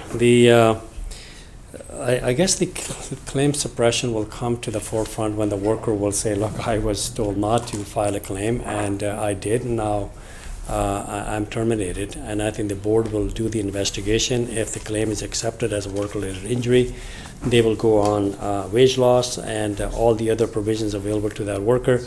And then that trigger, the one that I already talked about, return to work and the duty to accommodate. So I think there is a safeguards in here, but not exactly the way that member was asking that it should be part of this. Recognizing the House Leader from the third party. Thank you, On Madam Clause 2. Section 73 of the Act is amended by adding a new subsection 2. Currently, it reads 73(1). Currently prohibits an employer from interfering in any way with the worker from reporting to the board A, an injury, B, and illness, or C, a death. The addition of subsection 2 also prohibits an employer from interfering in any way with a worker from A, making or continuing an application for compensation, or B, receiving compensation under the compensation provisions. There is a distinction here, I'm certain. I just don't know. It's just not entirely clear to me what that distinction is, how this kind of expands the powers that are there. So since workers report their injury to the board by making an application for compensation, what additional protections does the amendment to 73 of this Act make?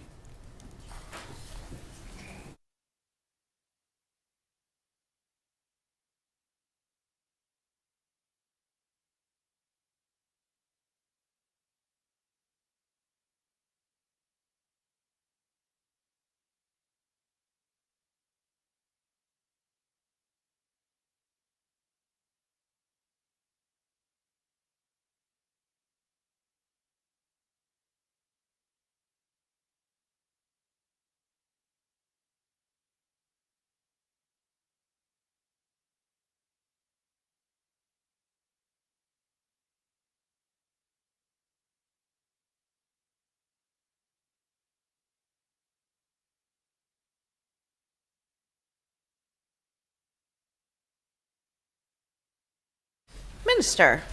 Thank you, Honorable Chair. The Section 73, as the member mentioned, of the Act currently prohibit an employer or supervisor from preventing a worker or dependent of a worker from reporting certain matters to the Worksite BC, as it was mentioned here. It's reporting, such as workplace injury, illnesses, deaths, unsafe working condition. However, there's no explicit reference in this section or anywhere else in this Act against employer or supervisor discouraging worker from filing compensation claim. So you could report an injury, but if you end up taking time off later, then you have to file a claim. So it is to make sure that that part is also covered. Just making it clear. Reporting to the employer is one thing. They could say, look, you comply with, you report it to the first aid attendant or to the supervisor. And then rather than taking time off, which you may require later, and you're filing a claim, which could be sometime for medical coverage only, or it could be a wage loss. So I think it's just making it clear that both parts are covered. Member. Thank you. Does this decrease the number of suppressed claims?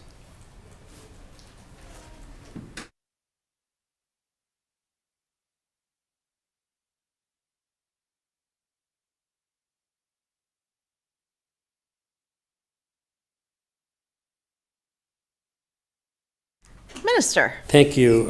As there's a clear direction here under this new provisions of the Act, now the WorkSafe can enforce that particular part, and that is the hope that claim suppression will be minimized or somehow eliminated. That would be the end goal. Member. Thank you. Does WorkSafe BC currently have the power to enforce against the current provisions of workers' claim suppression?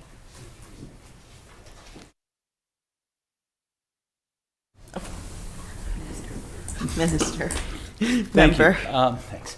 So we have a situation where we have a report that was commissioned by the minister, 45,000 estimated, 45,000 unclaimed work-related injuries in 2019. It's a huge number.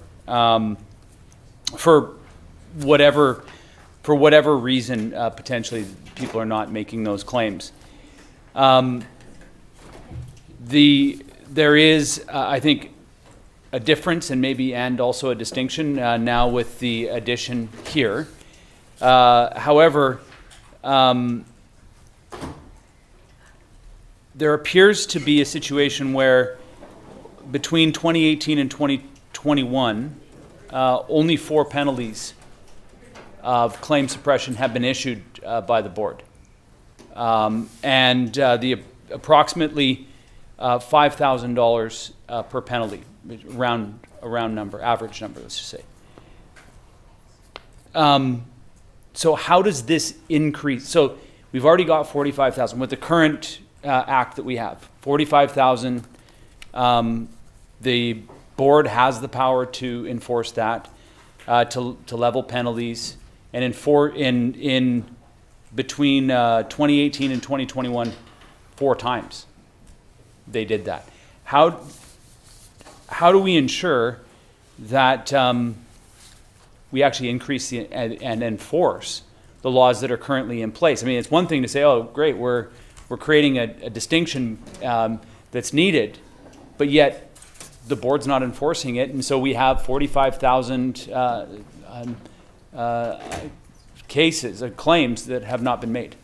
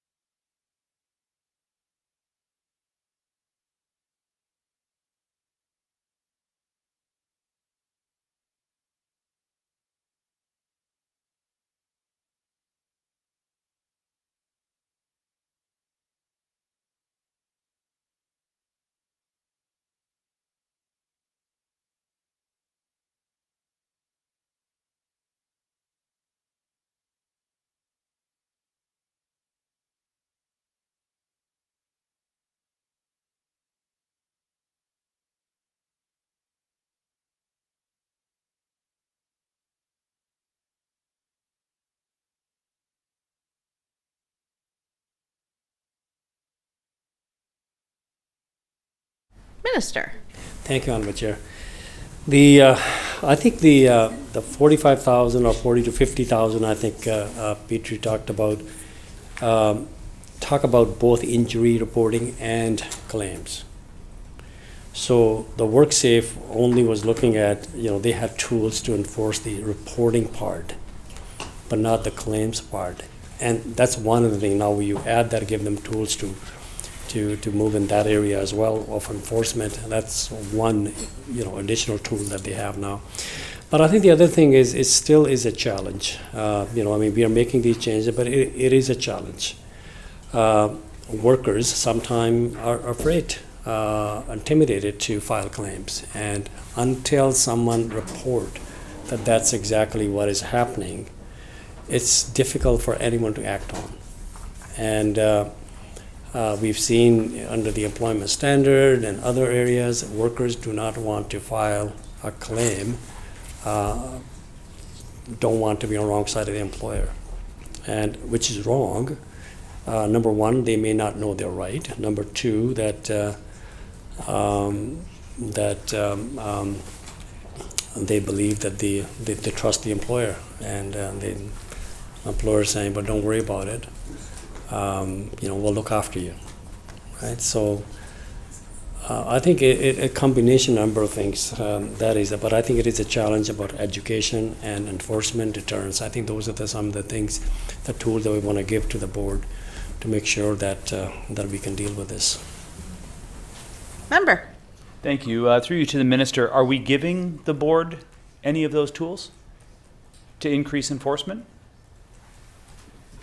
Minister. Yes, through the penalties, with the suppression of avoidance of reporting injuries. There's some tools available now. When you add claim suppression, then there will be a penalty. Like I said, the penalties could go up to about $710,000 based on the employer's record, the size of the employer, the payroll record. So the board will be able to. If those numbers are high, I'm not sure what range under these kind of infractions that the board use. You mentioned a couple of names or numbers, but we'll be following it and monitoring and see what is happening in this particular area. Member. What is the maximum rate penalties that or maximum penalty that the board can levy now against a business or an employer that suppresses the reporting?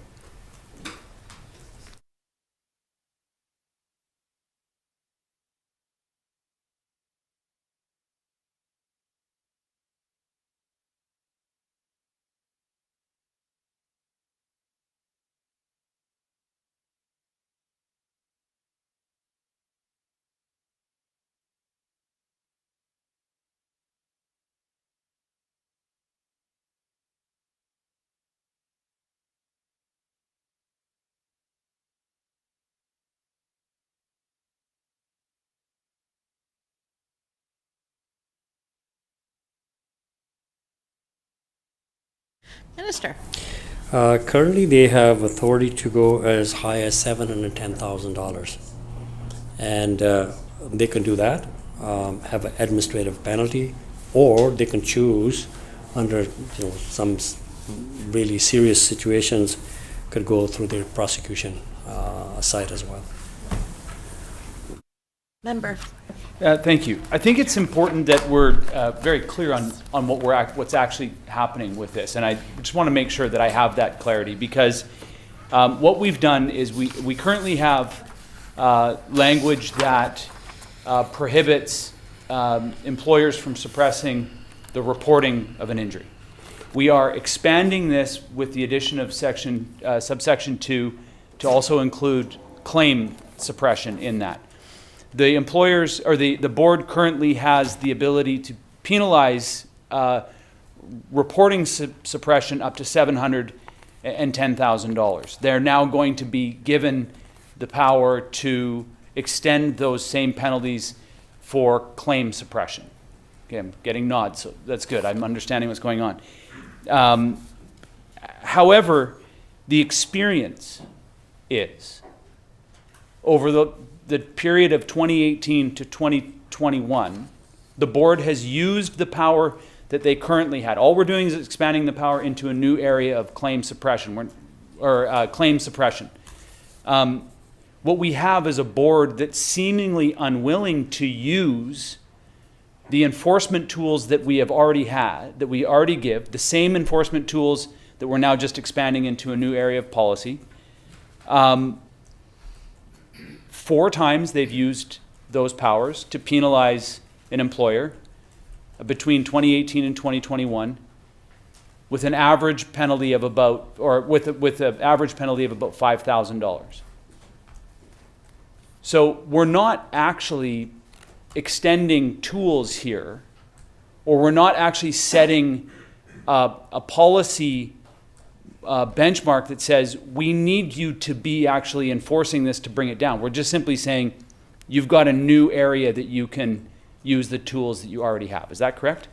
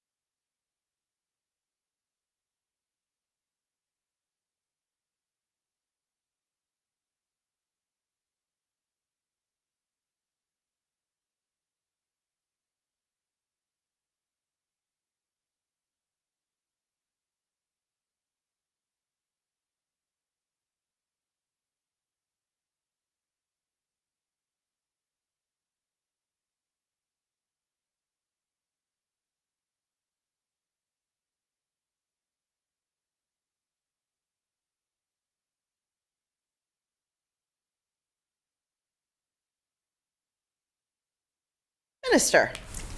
Thank you, Honourable Chair. I think one thing, I agree with the sentiment that the member is raising. When you look at the numbers and you look at the study, 40 to 50,000, I guess the difference is that those 40 to 50,000 numbers are through their work of talking to people maybe anonymously who may not want to have their name come out. But in order for the board to act, they need to have some evidence, right? And they need to have real people, real claims, real issues for them to investigate. So I agree that more need to be done. I think one of the things that we will be pushing for will be the education of the employer and the workers, make sure that they know their right, and the employer know what their responsibility is. And so moving forward by expanding the area of jurisdiction and clarifying what other area that they need to be looking at, I think there's a lot of work ahead of us. Member. Thank you. And I recognize that perhaps the reality is more nuanced than the conversation that we're having right now. That all sorts of worker injuries or potential reports, and as the minister was talking to staff, we were having a conversation here that there is nuances here for sure. The difference between 4 and 45,000 is a huge number, and I think that that's probably what I'd like to draw a distinction on. That even if it's a few dozen enforcement actions that are taken by the board, that's an increase. Recognizing that 45,000 might be a massive number that includes things that are never going to be reported, just simply because people choose not to report them. However, there have been recommendations that have been tabled in these reports that for the minister with respect to actions that can be taken to also minimize claim suppression that are not in here. What other tools has the minister and the ministry considered in order to either increase the enforcement activity or to diminish claim suppression that are not in here in the legislation that we're looking at today, that could be done through policy or could be done elsewhere? Minister mentions one, for example, greater education, both of the employer and actually of the employee who might make a decision not to report, and therefore taking a suppressing action on themselves, right? So.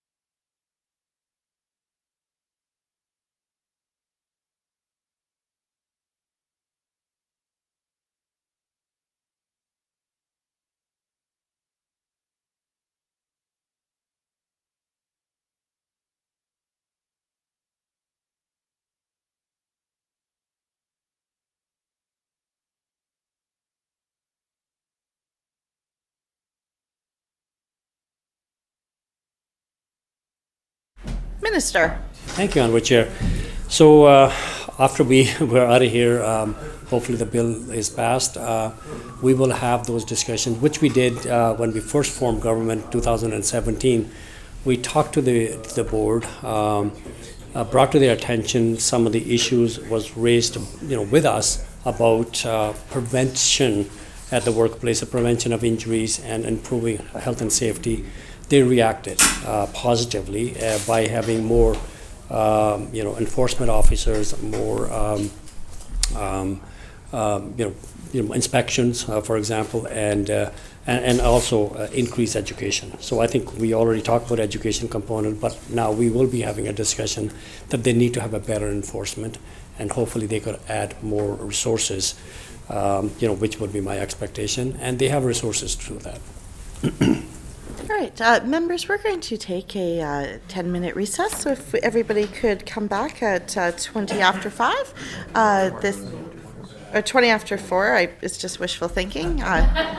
20 after whatever hour it is right now.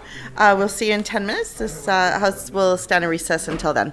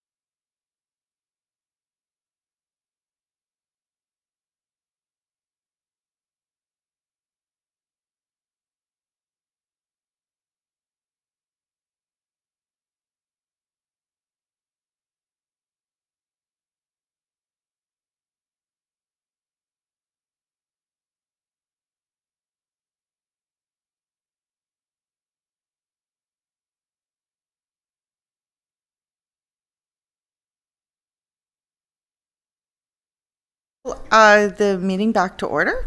We are continuing on Clause 2 for Bill 41, and I'm now recognizing the member for Shuswap. Thank you very much, Honourable Chair.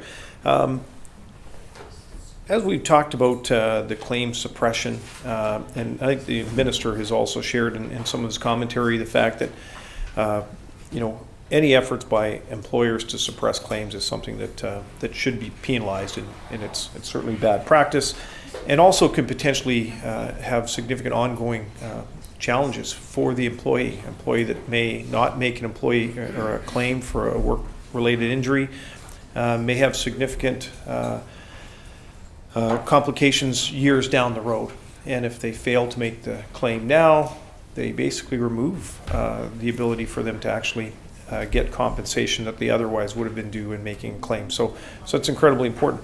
The Minister also shared that the other thing that happens is if employees are going to a hospital to get tended for an injury, if they don't identify that that's a workplace injury, the cost burden associated with that hospital visit is then borne by the general public, by the healthcare system. And so, obviously, any efforts to reduce the incident of claim suppressions is something that I support, and I believe that all good employers in BC would also respect and support. But with that, as we know that the increased number of claims, and we do want to see an increased number of work-related accidents being reported, and a reduction in claim suppression. With that, I'm just wondering through Madam Chair to the Minister, has any consideration of the cost impact been identified or considered? As the example I provided, a worker falls and or maybe cuts their arm open at work for whatever reason, goes to the hospital and says, oh no, I did it at home, it's not a workplace accident. There's a cost associated with that. Obviously, if that claim is now going to be reported as a workplace injury, those cost burdens will be now borne by WorkSafe BC and not by the broader healthcare system. And I support that. Has any work been undertaken to determine what the potential cost magnitude is? How much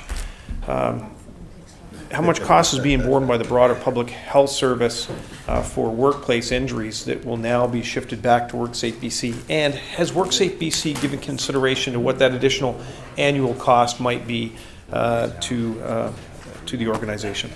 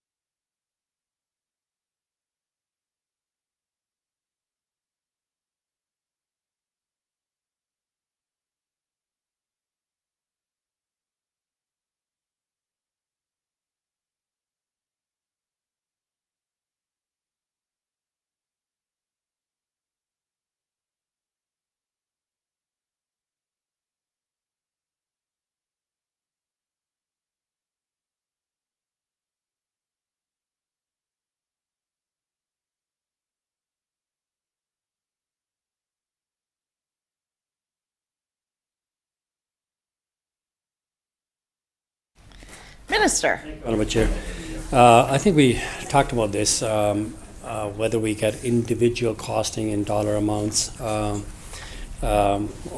collective, the entire package. we're going to get that information from the board hopefully soon. But it is still part of the 7 cents. That is the total cost impact it could have on the premiums. Member. Thank you. I guess a bit of a follow-up. My colleague, the leader of the third party, had provided some information that I hadn't seen previously, and in his presentation and questioning of the minister indicated that over the 3-year period, I believe from 2019 to 2021, there was only 4 or 5 instances where employees were actually penalized for what was deemed to be claim suppression. It was either claim suppression or failure to report. Sorry, I'm getting corrected, for a failure to report an actual workplace incident, which seems like an incredibly small number. And I think that my colleague referenced that. Over a 3-year period, there's only 4 or 5 instances for all the employers in the province where they actually had fines levied against them for failure to actually report an accident. And it's interesting, the minister has shared from some of the work that was undertaken by Petrie that there's potentially as many as 40 to 50,000 unreported accidents in the workplace. And I'm just trying to get a bit of a sense from the minister. What are they anticipating as far as the actual instances of unreported claims and the amount of suppression happening? There's been lots of talk about the potential numbers out there, but when we compare that to the very, very small number of actual penalties being applied for workers that fail to actually identify or report a workplace-related injury, it kind of calls into question, the magnitude of the issue on how large that actually is. So I'm not sure if the minister has any additional information he can share, but it just certainly seems to me, on the back of the information provided by the leader of the third party, that the size of the concern that's confronted by us and hopefully going to be remediated by the changes under Section 2, that it may be far more, it may be characterized as a far bigger problem than it actually is. And so, through your Honourable Chair, to the Minister, is there any sense to how many penalties may be employed or alleviated against employers for claim suppression in the next year, 2 years, 3 years? Like, how big of a problem is it? And what does the WorkSafe BC anticipate the amount of time and energy that they will be expending towards investigating claim suppression?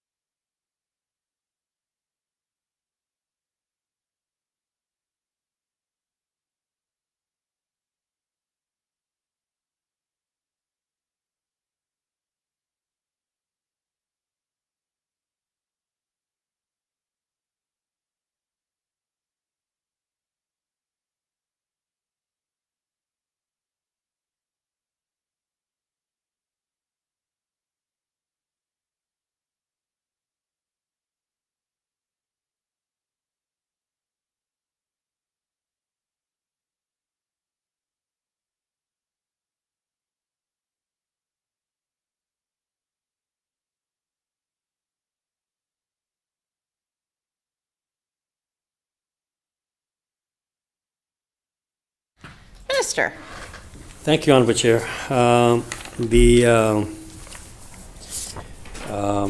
There's so much that is underground, basically, the 40 to 50,000 claims that identified by Petrie is a huge potential out there.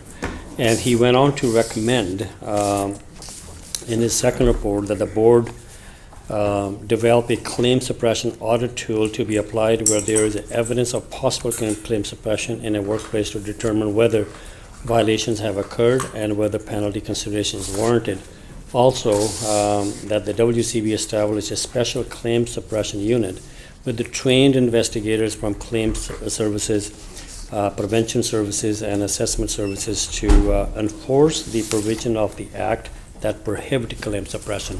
So I think, those recommendations passed on to the WCB, and they're working on it. As per the case was in their first report, out of, I believe it was 40 recommendations, 43 recommendations.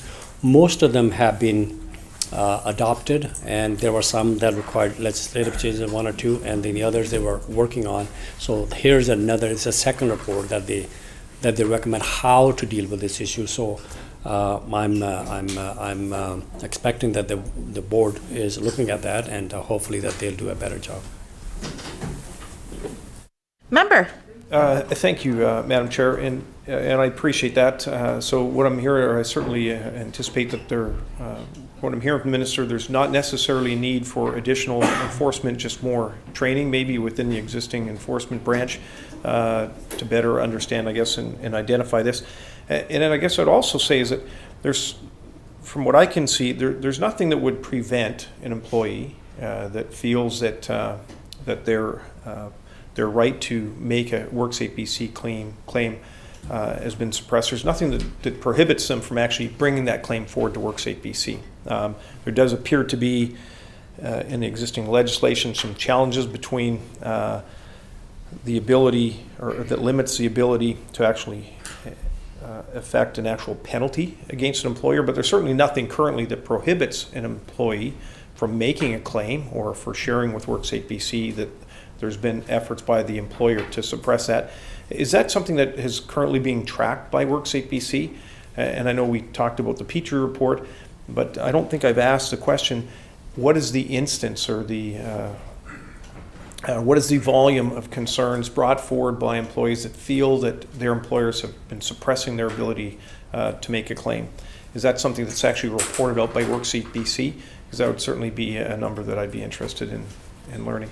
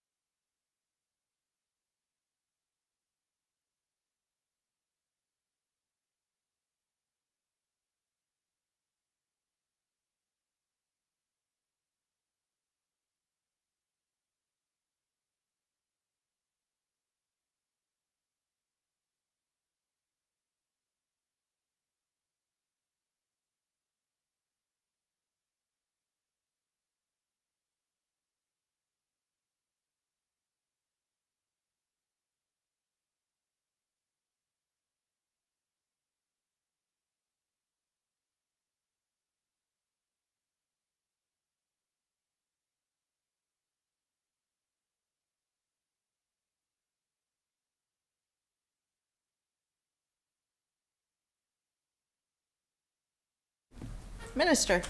Thank you, Honorable Chair. When Petrie was commissioned to do this report, he realized the board wasn't doing this data collection, and he did it.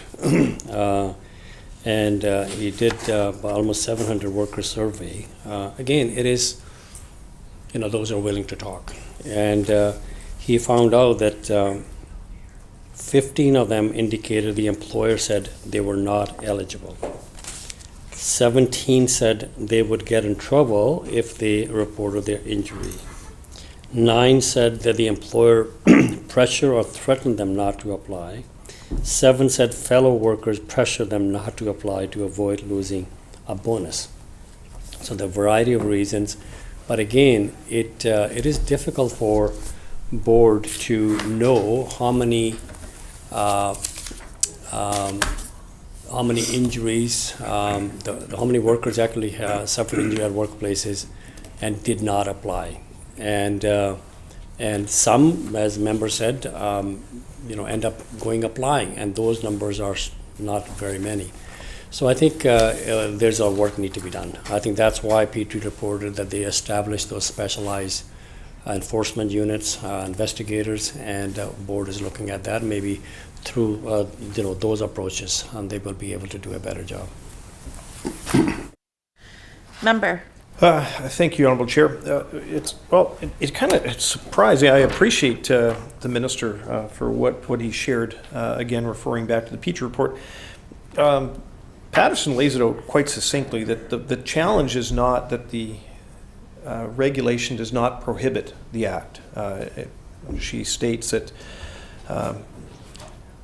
Section 177 of the Act is comprehensive, stating that an employer must not attempt to prevent, by agreement, threat, promise, inducement, persuasion, or by other means, seek to discourage, impede, or dissuade a worker from reporting to the board. So it's really clear. The employers are not allowed to do it. The challenge has been when it goes to the actual enforcement portion, Section 151, and she goes on to say, however, the enforcement provision in Section 151 applies only to employer conduct against workers reporting safety issues under Part 3 of the Act. WCAT panels have consistently found that the statutory protection of Section 151 does not apply to workers filing compensation claims under Part 1. So the current legislation is clear. Workers can't suppress it when it comes to try and apply a legislative or a penalty to that employer. That is where the disconnect is, and that is my understanding through reading this recommendation 43, is what has arrived at Section 2. But it surprises me if the responsibility of the company and the agreement prohibits them from dissuading a worker. There's certainly nothing out there that I can see that would dissuade a worker from letting WorkSafe BC know that there's been a problem. And so if WorkSafe BC has not been tracking this, that's surprising. There's actually reference here to a number of WCAT tribunals where they attempted to apply an administrative penalty to the employer, and the employer challenged it, and the ruling was actually not in favor of WCAT, but in favor of the employer because of the legislative, or I guess the weakness of the legislation. So in those instances that actually went as far as going to an actual tribunal, there certainly would be documentation within WorkSafe BC of those instances. So if WorkSafe BC is saying that they haven't tracked it, that is incredibly surprising and certainly concerning. If there's efforts of employers that are noted where employers are suppressing claims, which is in violation of 177 of the Act, and through no fault of WorkSafe BC, but through the fault of the legislation, there's an out clause which has not allowed for WCAT to actually apply administrative penalty. I can't understand why WorkSafe BC wouldn't be tracking that. There's a section of the Act that we know is being not followed. It's being impinged upon by the acts of some employers in a suppressive way. And so for WorkSafe BC to say that, well, we don't track that, I can't understand that. And I just wanted, through Honourable Chair, to the Minister, has the Minister challenged WorkSafe BC for why they have not been tracking egregious behavior by employers that they know is directly in contravention of 177 of the Act?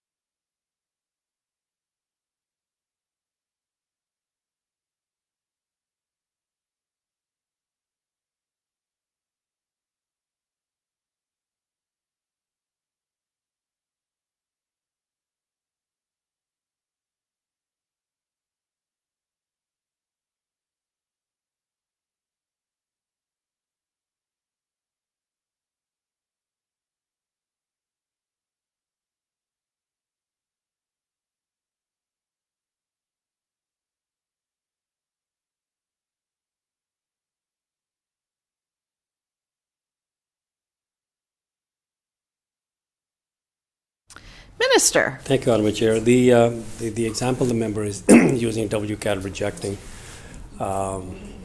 the application. I think, again, we're talking about two things. That's what we're trying to fix here. It was reporting. What's prohibited is reporting of the injury. And what my understanding is what WCAT was dealing with was the claims. So we are making it clear that with same provisions would apply as were the case for reporting an injury, illness, or death. And now, because the Section 2 talk about employers who must not be by agreement, threat, promise, inducement, persuasion, or any other means seek to discourage, impede, or dissuade a worker of the employer or dependent of the worker from making or maintaining an application for compensation under the compensation provisions or receiving compensation under the compensation provisions. So there was a bit of a clarity that was needed, and make it explicitly clear that that filing a claim for compensation also, there's a prohibition of convincing worker not to. I think so. That's what we're trying to fix. That now, coming back to the WorkSafe BC, what they do. We have done a lot of work in the last 5 years improving their case management and their approach to dealing with the workers. Certainly, there's a lot more work need to be done, and so I think we will be in our regular meetings with the board, which I have, and I will be bringing it to their attention to make sure that they need to move, and I will ask them, how far they've gone in complying with the B3 recommendations, how to do a better enforcement, tracking and enforcement. I think that's what something that we will be talking to them about. Read this, B3. Okay, shall clause, recognizing the member continuing on clause 2. Yes, thank you, Madam Chair. Well, I appreciate the comments from the minister, but it clearly states under Section 177 of the Act that employers must not attempt to prevent, by agreement, threat, promise, inducement, persuasion, or other means, seek or discourage, impede, or dissuade a worker from reporting to the board. So it's pretty clear. Employers can't do that. So the employers cannot withhold or suppress reporting to the board. The challenge has been is that they haven't been able to levy fines because Section 177 is out of sync with 151 that does not expand, I guess, the ability to apply administrative penalty for their efforts to suppress a claim. But the Pattison report came out in 2019, so it's 3 years ago. And for 3 years, apparently, WorkSafe BC, they must have reviewed this report. They must have been concerned about the findings. They must have given comment, I would assume. I would assume the minister would have looked to WorkSafe BC and the board to give a thoughtful review of the report and give some advice to the minister on which items they might be in agreement to or not. It's pretty apparent here that WCAT was frustrated because they have had instances where employees have had their claims, their ability to lodge their complaints with the board suppressed by the employer. They've lodged those complaints with WorkSafe BC. WorkSafe BC has been unable, because of this challenge with the legislation, to actually impose a penalty, and yet they haven't tracked it.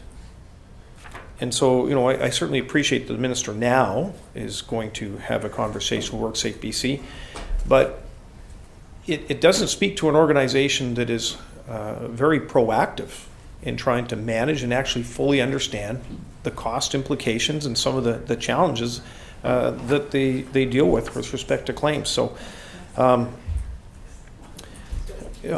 leave that particular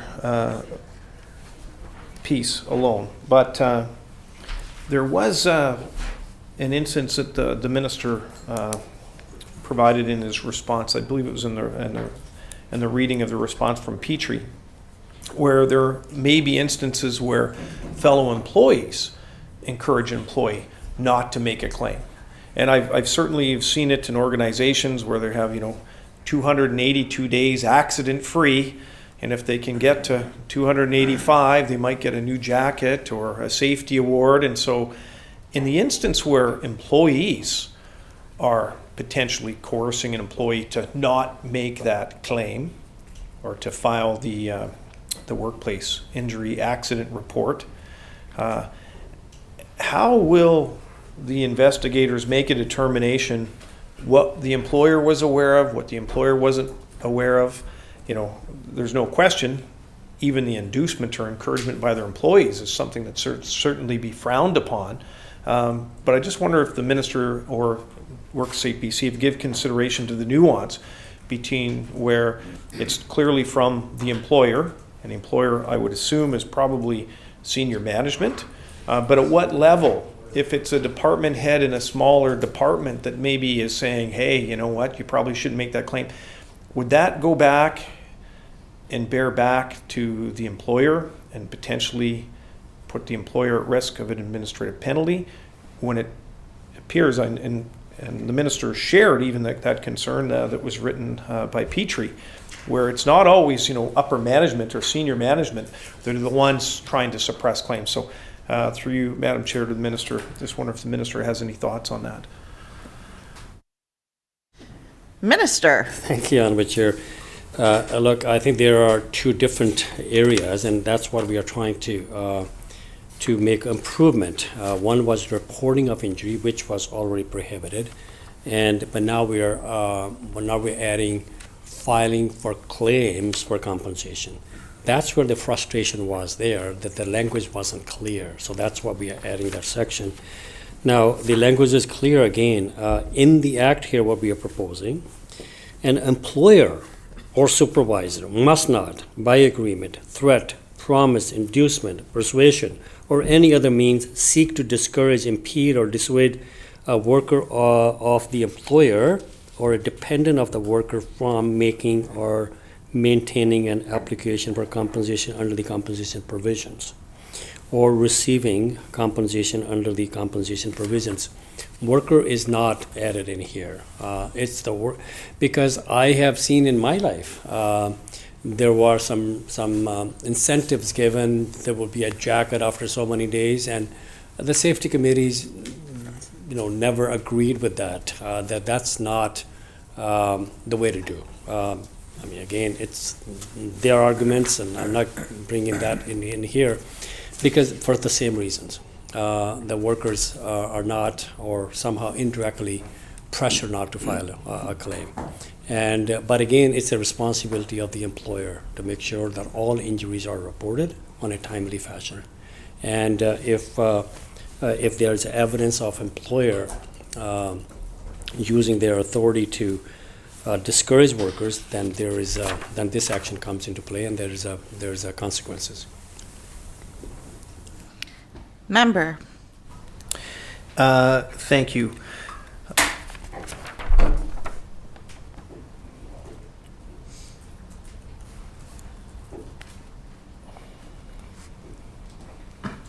Like I'm there. Through you, Madam Chair, to the minister. Can the minister provide examples where employees or their dependents faced retaliation for seeking compensation? And it's interesting, the change proposed and set out in Section 2 is not just for the employee, but also for their dependents. And so I'm just trying to get a better understanding of why the dependent is included as part of that language. And then also, if there's any examples or incidents where the minister has been made aware where dependents have faced retaliation for seeking compensation from WorkSafe BC. Minister. It would be under, I think, a case of fatality. then that's where the dependent comes in, or it could be the worker who's not able to, due to the seriousness of the injury, make their own decisions. So that's why the dependents are included. Oh, member? Thank you. And are there any examples of that? That seems absolutely egregious that behavior would exist, but it must be in here for a reason. So I'm just wondering if there's any specific examples or instances where that has come up, and if the minister might be able to share that with us also.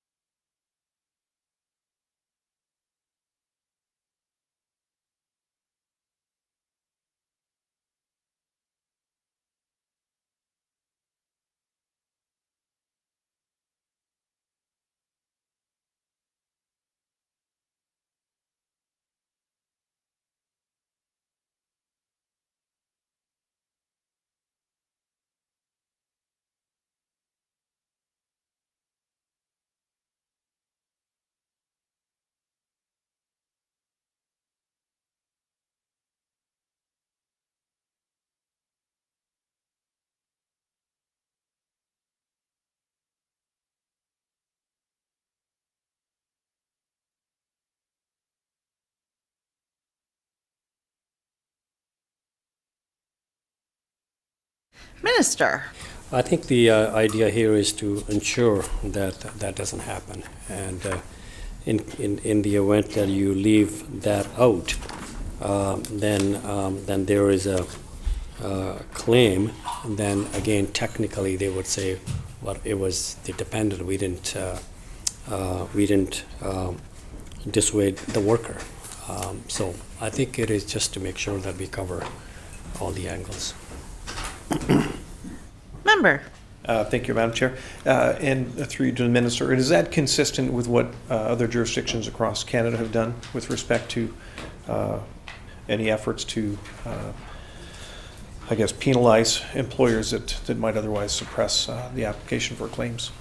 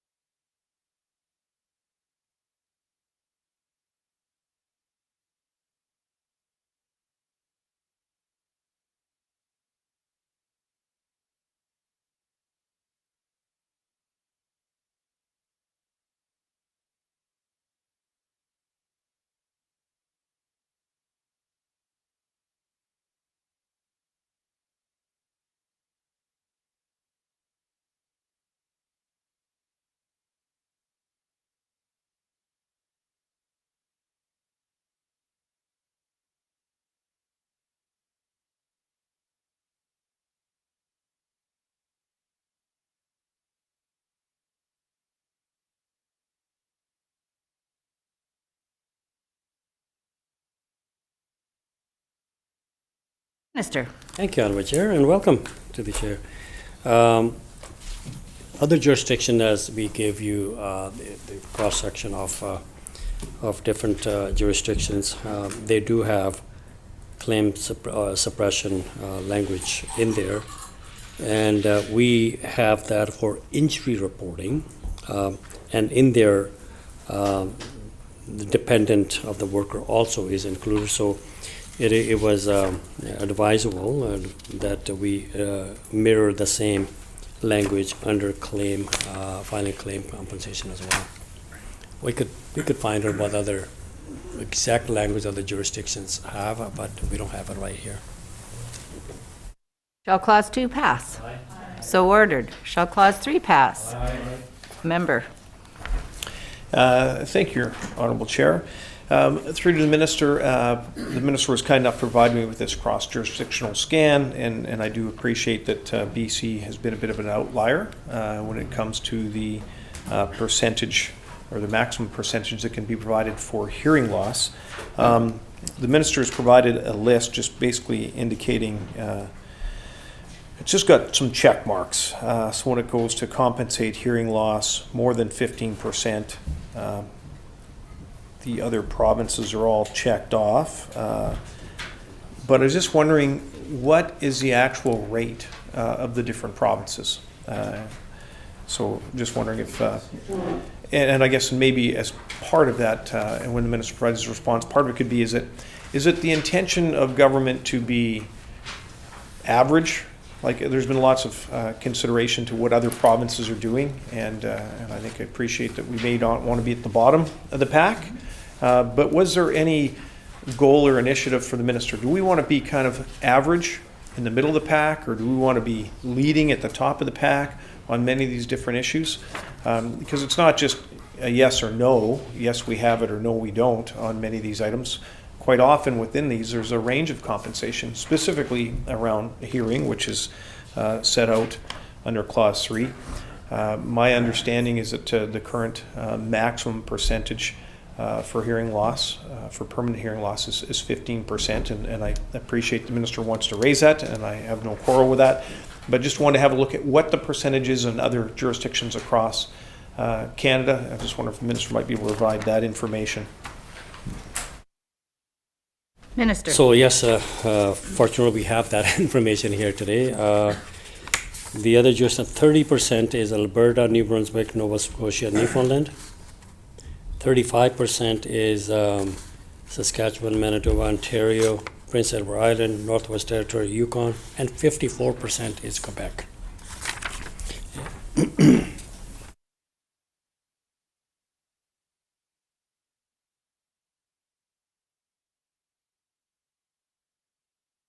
Member.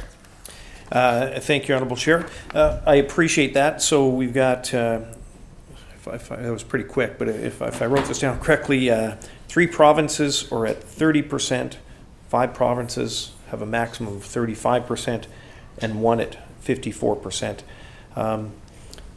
Considering what the other provinces across Canada are providing, how did that inform the Minister with respect to the drafting of the legislation that's before us, which apparently, my understanding is, could be as high as 100%, that it's open to the board to actually make that determination?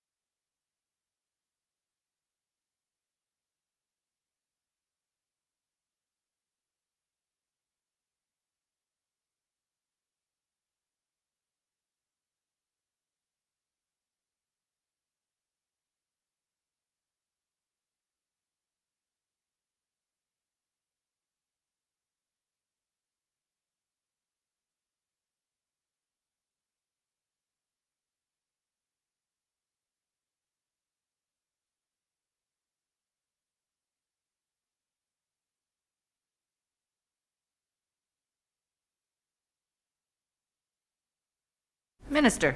Thank you, Honorable Chair. The, excuse me.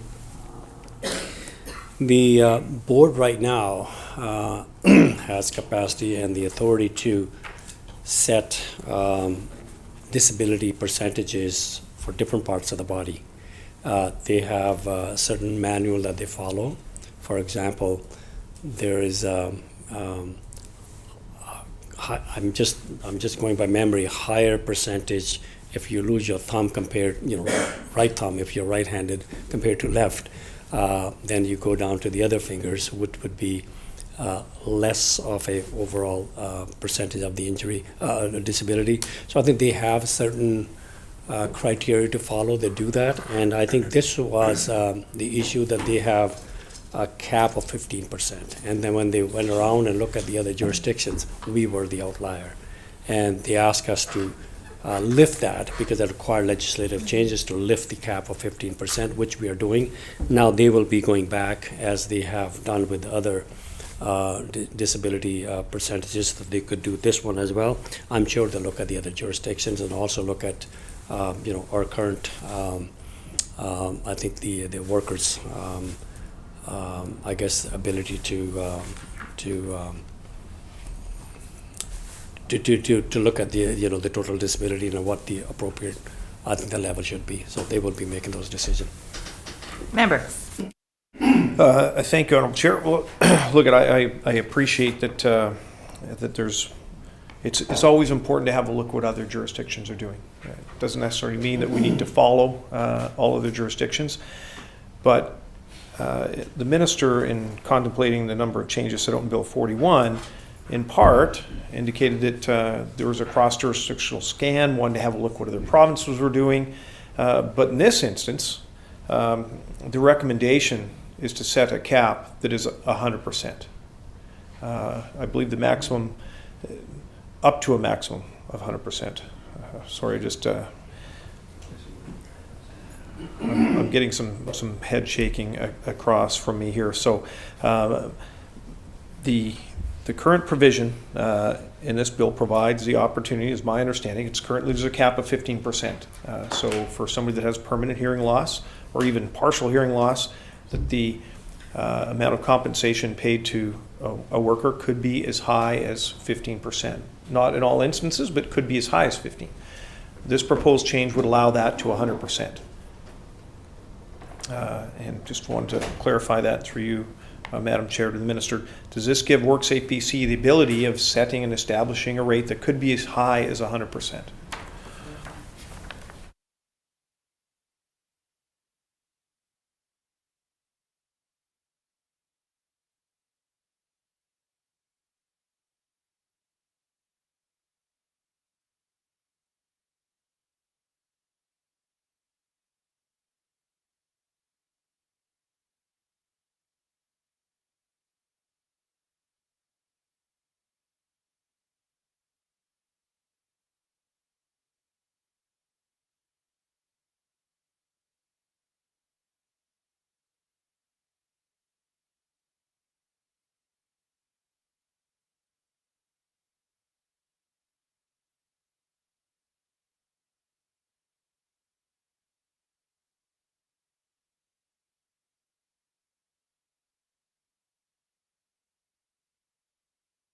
Minister. This section is removing the cap of 15%. It gives the WorkSafe BC to the authority to set the appropriate levels.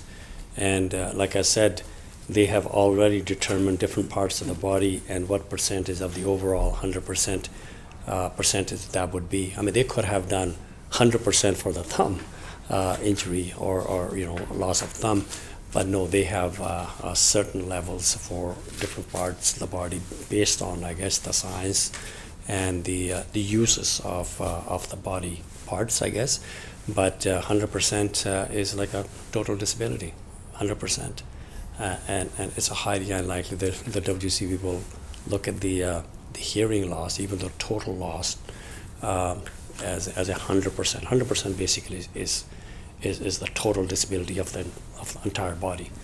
And I think So this will be dealt with similar to all the other different percentage of disability as they have determined in the past for the other parts of the body. Member. Thank you, Honourable Chair. Could the Minister share with this House why caps are in place? There must be a reason why other provinces established a cap. And as the Minister has provided a bit more clarity, it appears that WorkSafe BC and other worker compensation boards across Canada have the ability of providing compensation up to the maximum of the cap that is set. For hearing loss, I appreciate that can have a very significant impact on workers' lives, especially for 100% hearing loss. But there must be a reason why other provinces maintain a cap, and I would also assume that within WorkSafe BC, the current legislation, caps must exist for other types of loss of use, of whether it's loss of an arm or a limb, other impacts that negatively impact an employee's ability to generate income for themselves. And so it seems like a bit of an outlier. We certainly would be an outlier in all of Canada if we put the cap or eliminate the cap entirely. And so just wondering, what is it that is driving the Minister to remove the cap entirely, which will put us out of sync with other jurisdictions across Canada, and would potentially allow WorkSafe BC to make a determination potentially to go as high as 100% without any scrutiny of this House.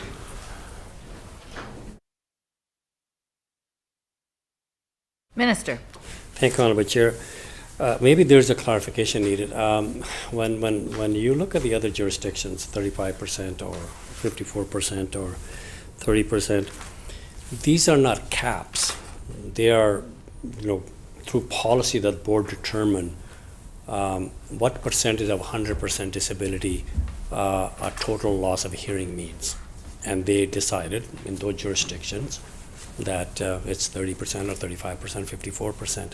It's based on their science and their research. And all we're doing is, just like what they have done for all other parts of the body, they're not caps, and that's what they have determined, that's what represent the percentage of disability of the total disability.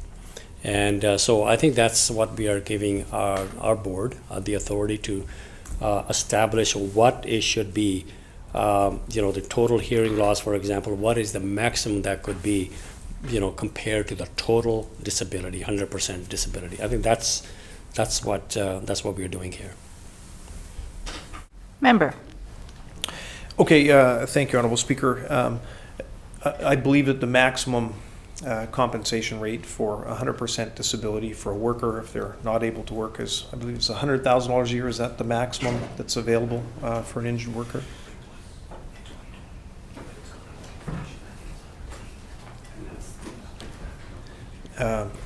In any event, whatever that number is, if the Minister could maybe just provide what that total maximum loss is, or the long-term disability payment could be for a worker who is incapacitated and unable to work.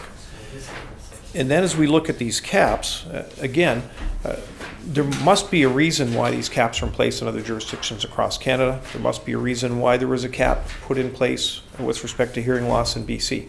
I certainly have no quarrel with increasing that percentage, so we're more commensurate with other jurisdictions. But removing it in its entirety seems to be putting us offside with other jurisdictions across Canada. And I'm just wondering if the Minister can share with this House why they've decided to remove the cap in its entirety. And also maybe in part of that, if the Minister could share with us if there's other forms of disability that also do not have a cap attached to them and entirely rely just on WorkSafe BC to make their own determination on what the amount might be.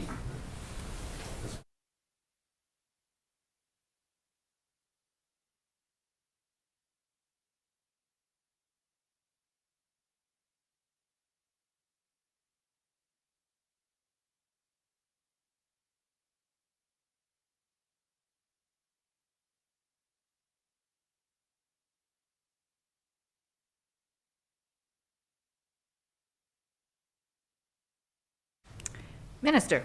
Thank you, Honorable Chair. I think another clarification, other jurisdictions don't have those caps in their legislation. It's the board makes those decisions as they have done for other parts of the bodies and other disabilities of the bodies. And that's exactly what we were doing, allowing WorkSafe BC to set what the level of percentage of disability hearing loss would mean compared to the 100% of the disability. So they would be doing that, and all the other disability percentages of disability is not in the legislation either. So they make those decisions. You lose your arm, they know, they have established what percentage of what that particular disability means compared to the overall 100% disability, and that's how they determine, I guess, the benefits. So now we are moving this back to them as well as have other jurisdictions done. Member. Thank you. I appreciate that additional clarity from the minister. So what I understand from the minister's response is that there's no other form of injury that is set out in legislation that actually has a cap, that this is the outlier. This is the sole and only area of work-related disability that actually is in legislation. And by removing the cap, we'll then just turn the decision around the percentage fully over to WorkSafe BC, and that is actually consistent with other jurisdictions. And so although the minister referenced the percentages of the cap on other jurisdictions, it's not in legislation. It is through, I guess, policy within WorkSafe BC. If the minister could just confirm that that's correct. Minister. I'm relying on my very capable staff. That's what I'm advised. Member. Excellent. Thank you very much. As you can imagine, I'm interested to understand what WorkSafe BC has undertaken to determine, what the level may or may not be. Is there a desire to provide a rate that's comparable to other jurisdictions in Canada? Average? Do we want to be best in class? Has there been any conversations with WorkSafe BC with respect to where they might land once they have the ability to move that rate to anywhere from the current 15% to upwards of 100%?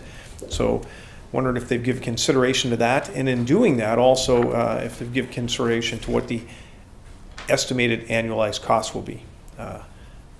Initially, there will be additional costs for all workers that have various forms of hearing loss.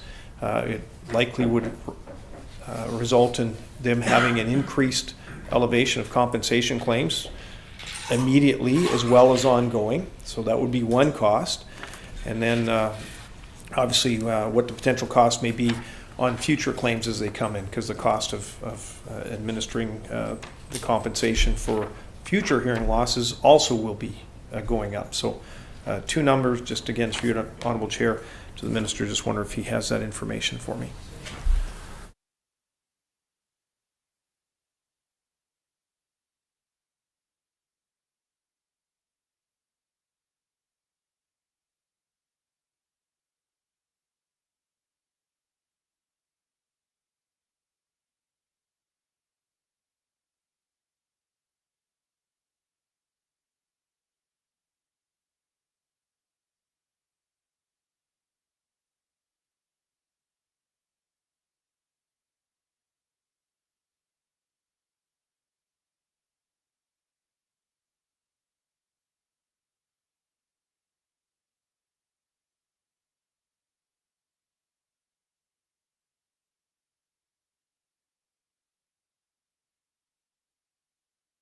Minister.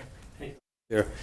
No, I'm not going to suggest to the board what level and what criteria to use.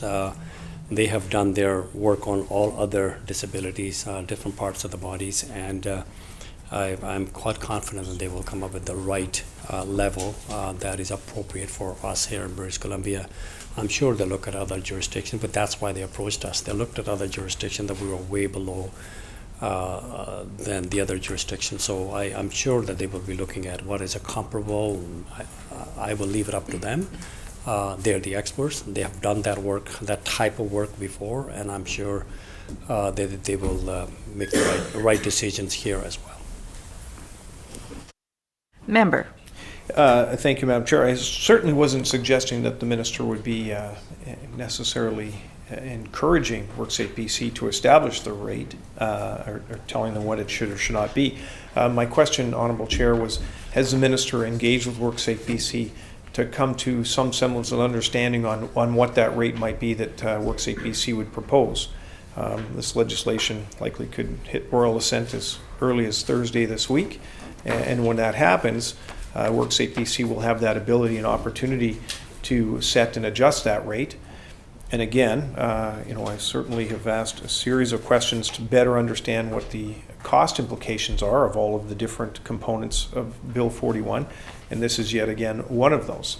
So again, through the Honourable Chair to the Minister, has the Minister requested, engaged, or otherwise had any conversation with WorkSafe BC around what the cost implications will be for this proposed change, both for existing injured workers that have various stages of hearing loss, as well as what the future cost implications will be for WorkSafe BC.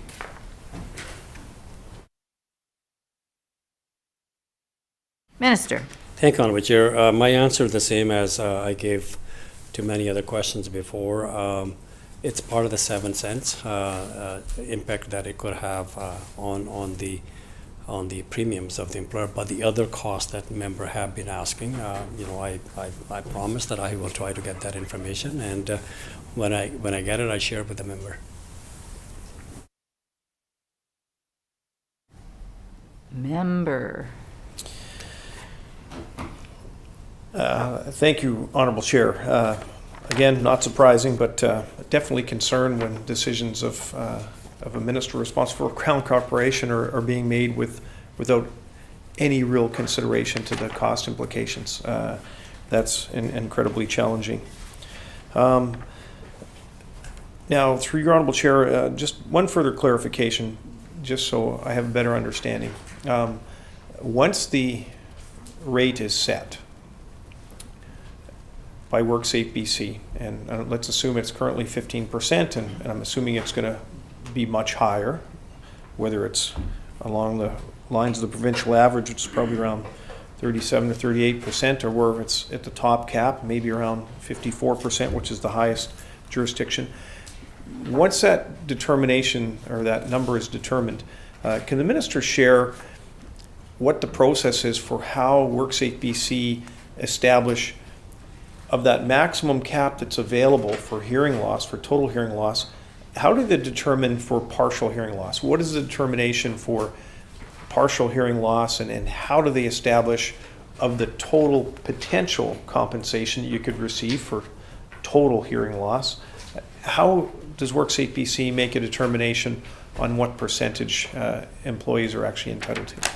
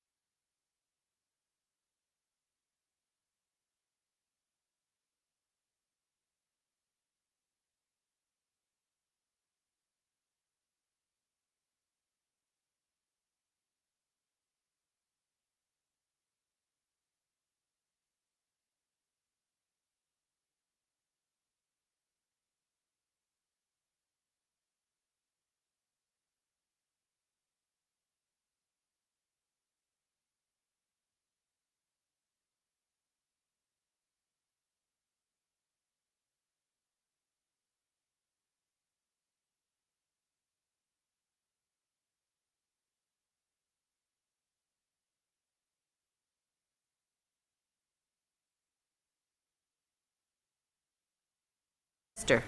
Thank you, Honorable Chair. It is based on the level of hearing loss 1 year and versus and also the other year. So what type of disability exists in 1 year, the 1 year that is the most affected, the other one least affected. And again, it is about the level of loss. So for example, under the current, if a 0 to 27 decibel, that's the loss. There's a zero disability considered. But if you go to 28 to 32, they have disability for ear most affected, it will be 0.3, and percentage of disability for the ear least affected will be 1.2. And it is the highest right now is 15 between the two ears. And so say, I guess, I'm just guessing that if they say they go to 30, so all of these areas of disabilities will move up proportionally, but I mean, they could use other formula to see where everything fits. But it is to total level of loss of hearing 1 year, and the other ear, the ear that is the most affected or least affected. So that's how they determine. There's a scale that they use, and they will be following the same scale, I'm sure. Shall Clause 3 pass? Aye. So ordered. Shall Clause 4 pass? Aye. Member.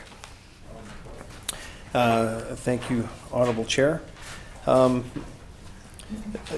Can the minister confirm that Clause 4 was based on recommendations 57 and 59 of the Patterson report?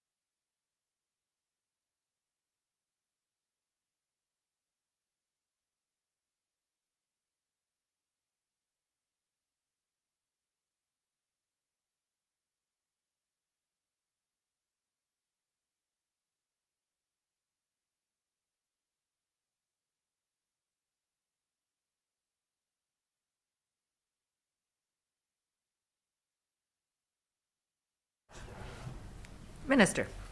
Thank you, Honorable Chair. Yes, it was one of the recommendations by the Patterson through that report, and but again, like others, there was a mention by Patterson about some of the recommendations, but there were others who recommended some of those changes. But here is something that she identified that she recommended that we move on. Member. Thank you very much, Honorable Chair. And I do see from the cross-jurisdictional summary that other provinces in Canada do have this, so I'm certainly happy to see this coming forward. Through you, Honorable Chair, to the Minister, was a thorough review of other legislation across Canada, other jurisdictions, was that undertaken as part of the review process in creating the legislation that's before us today?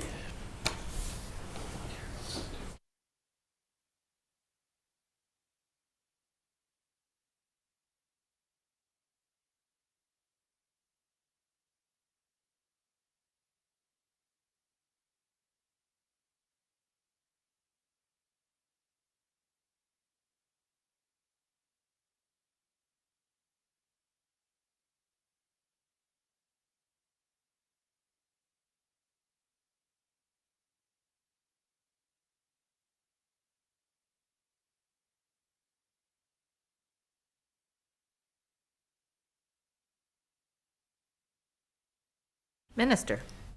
The Patterson recommended look at other models, namely Ontario and Manitoba, and the ministry looked at those two jurisdictions, and that's what we are trying to mirror.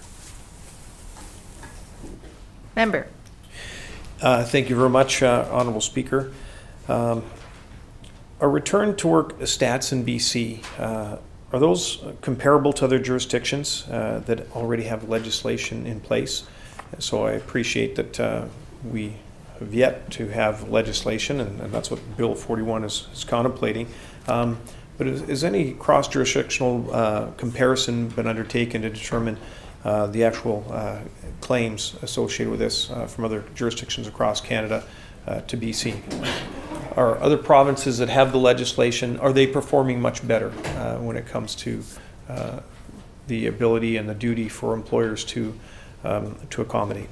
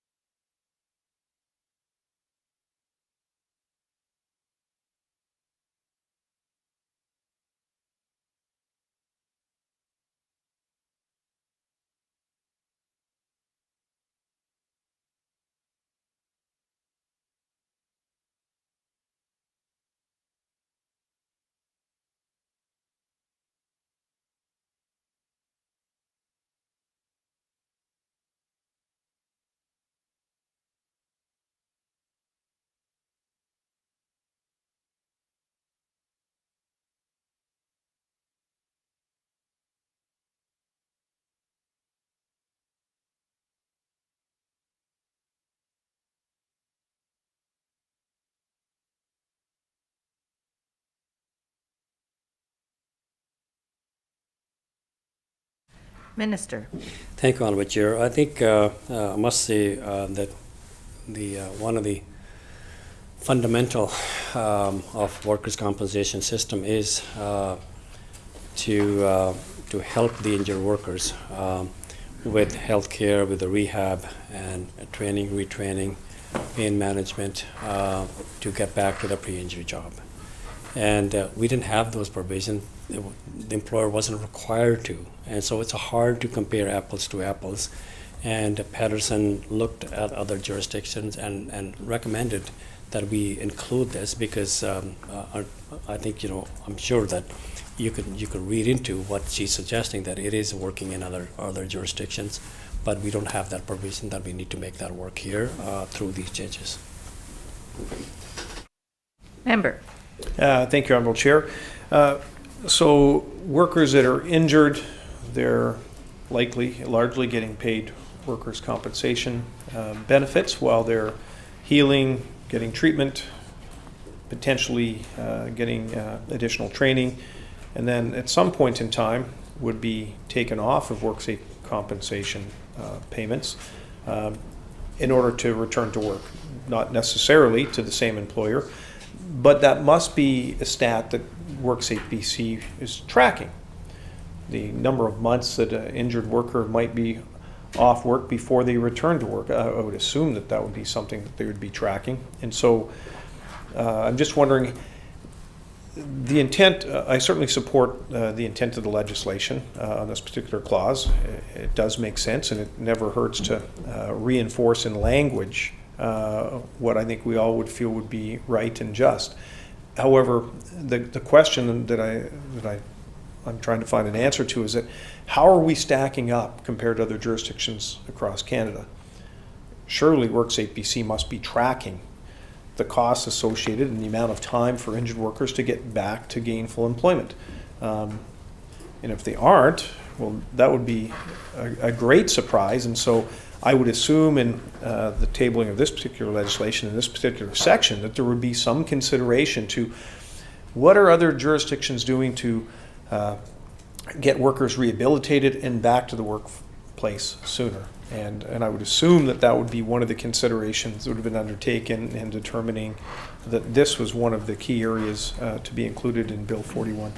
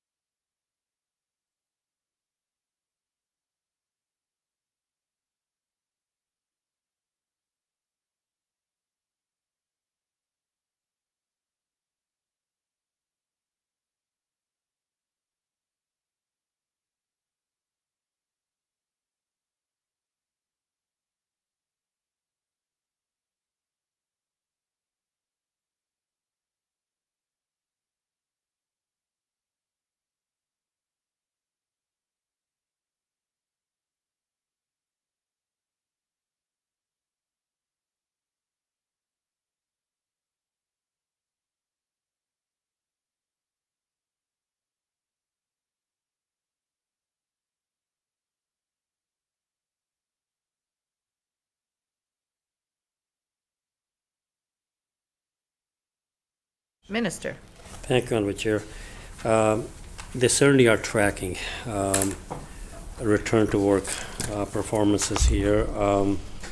It's in their annual report, if the member wishes to take a look at that. There are a number of different areas of tracking that they've done, and also there are 2 or 3 pages again listed here how to improve return to work outcomes.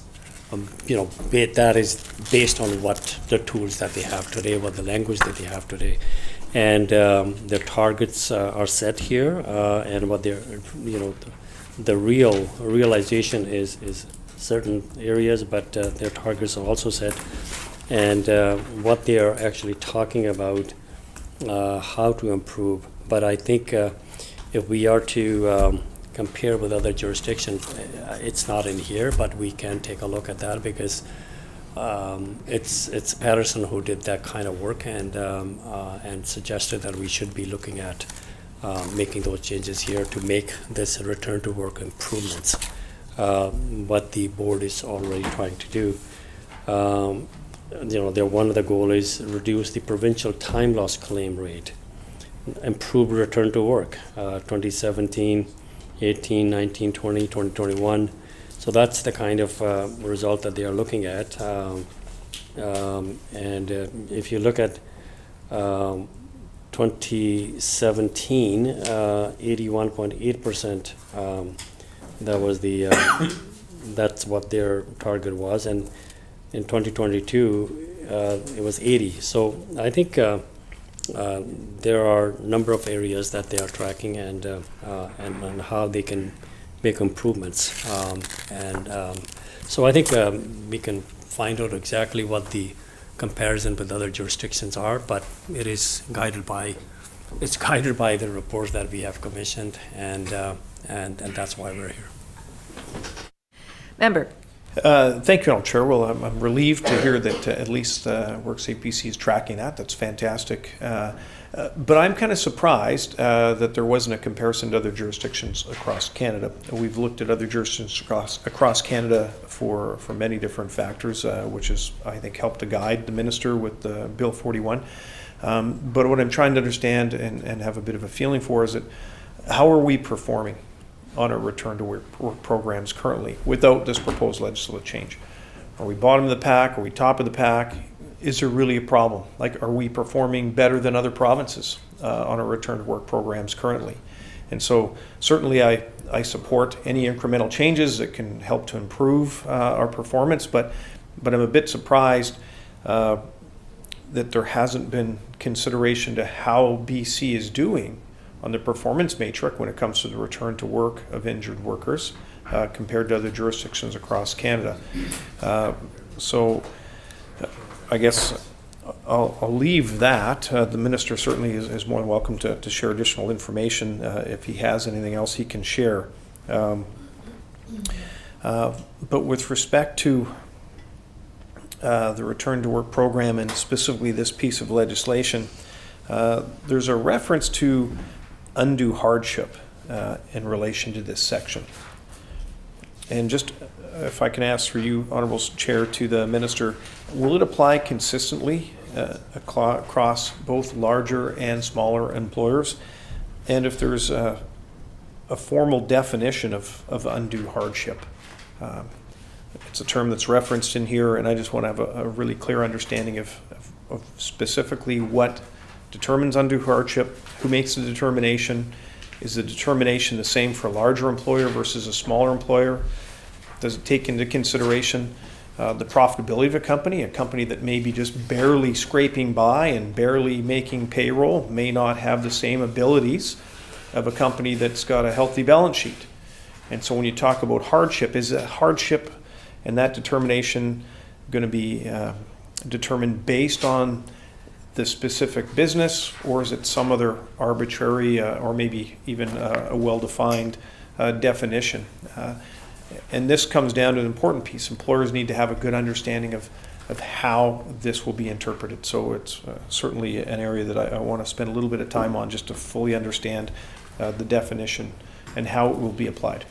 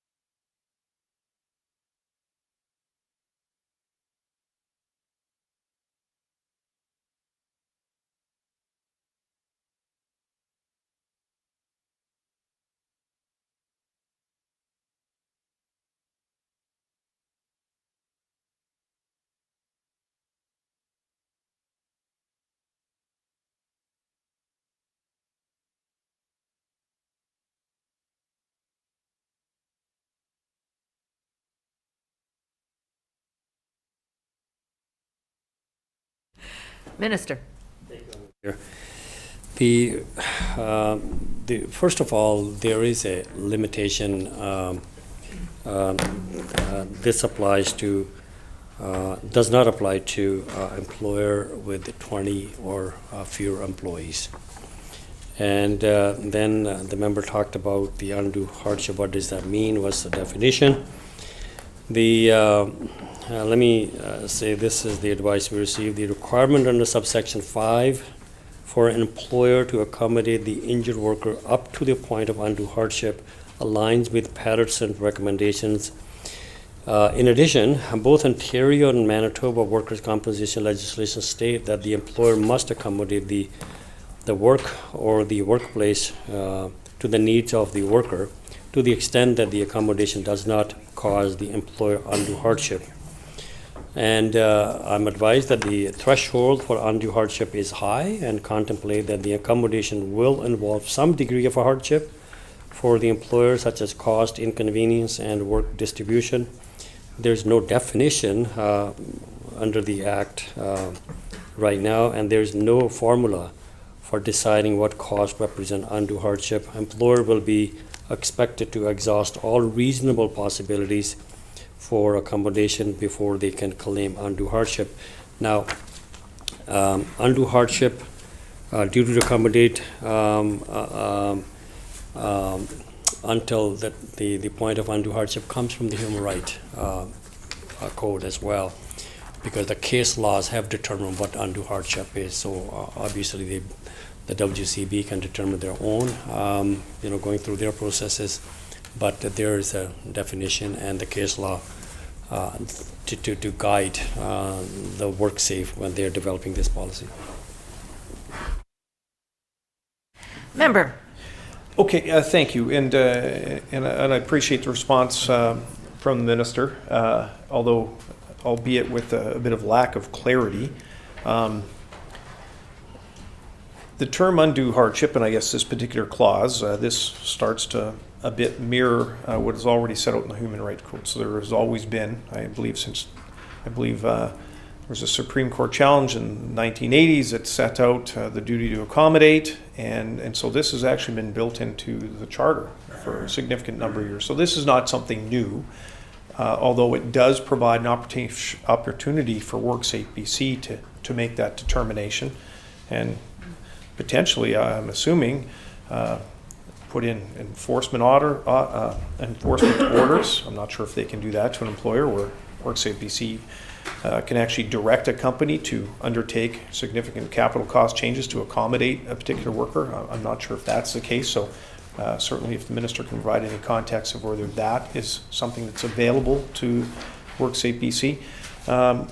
But also, when it comes to the potential establishment of a penalty or administrative penalty for a company that in WorkSafe BC's determination does not undertake the work to satisfy or to accommodate the return of a worker. And so, I think in general, and again, because it's set out in the Human Rights Code, it's certainly something that I support. But I think it's really important for employers to fully understand what the cost implications may be and what their duty is. And so this determination, this term, this undue hardship is really important. As an example, I could think of, let's assume a small company operates in a facility that has multiple floors, but it's not owned by the business. The business is a leasehold business that they actually lease. And a worker is injured to the point that they need to have an elevator or a lift installed in order to accommodate that employee. I think most employers would want to do everything in their power to try and accommodate that employee, but there could be significant capital costs around something like that.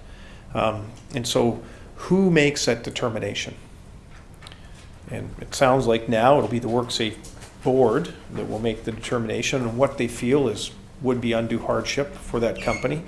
And so I'm assuming that over the last 25 or 30 years, there must be some case law and human rights challenges that have established or set out what undue hardship would be. And so, through your Honourable Chair, to the Minister, has any work been done to really better understand what that undue hardship is so that there's any type of guidance that can be provided to WorkSafe BC? Because they're going to likely have pretty significant challenges going forward. An employee would be probably more than anxious to want to get back to their other employer. But at some point in time, the cost of accommodating the return of work of that employee may be considerable, and what the employer might determine to be undue hardship may not necessarily align with the belief of WorkSafe BC. And so you can have this challenge where there's a different interpretation of undue hardship. And I think that any work that can be done now, and maybe even in this debate, to better understand and clarify what the minister feels would satisfy the definition of undue hardship, I think is very important, because WorkSafe BC is likely going to be ones that are going to have to try and assess and make that determination. And in all likelihood, employers are going to challenge that. And it may go to WCAT and different tribunals. And so I think I certainly want to spend a little bit of time better understanding what that definition is, and if there's any examples even. And I'm assuming that during the course of drafting this legislation and giving consideration, there must have been considerable discussion around what that means, because again, it'll be interpreted very differently from WorkSafe BC than it would from an employer that may only have 5 years remaining on their lease and may not want to undertake that big significant capital expense if they're going to be moving to another location in 2 or 3 years. So those are things that I think are really important, because they'll have real world implications both on employers, employees, and also on WorkSafe BC, that may be put in a very untenable position of making a decision that could put significant financial hardship on the backs of businesses that otherwise would do everything it could to accommodate that return to work of an injured employee.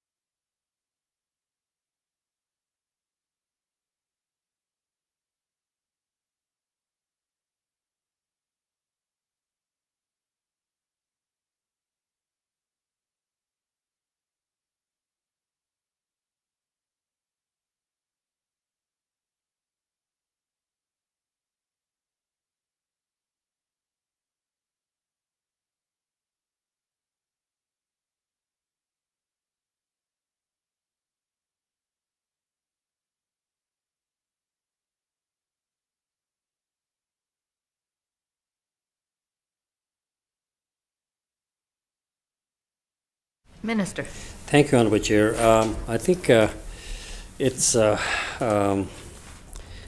that we are creating a new or reinventing a wheel here.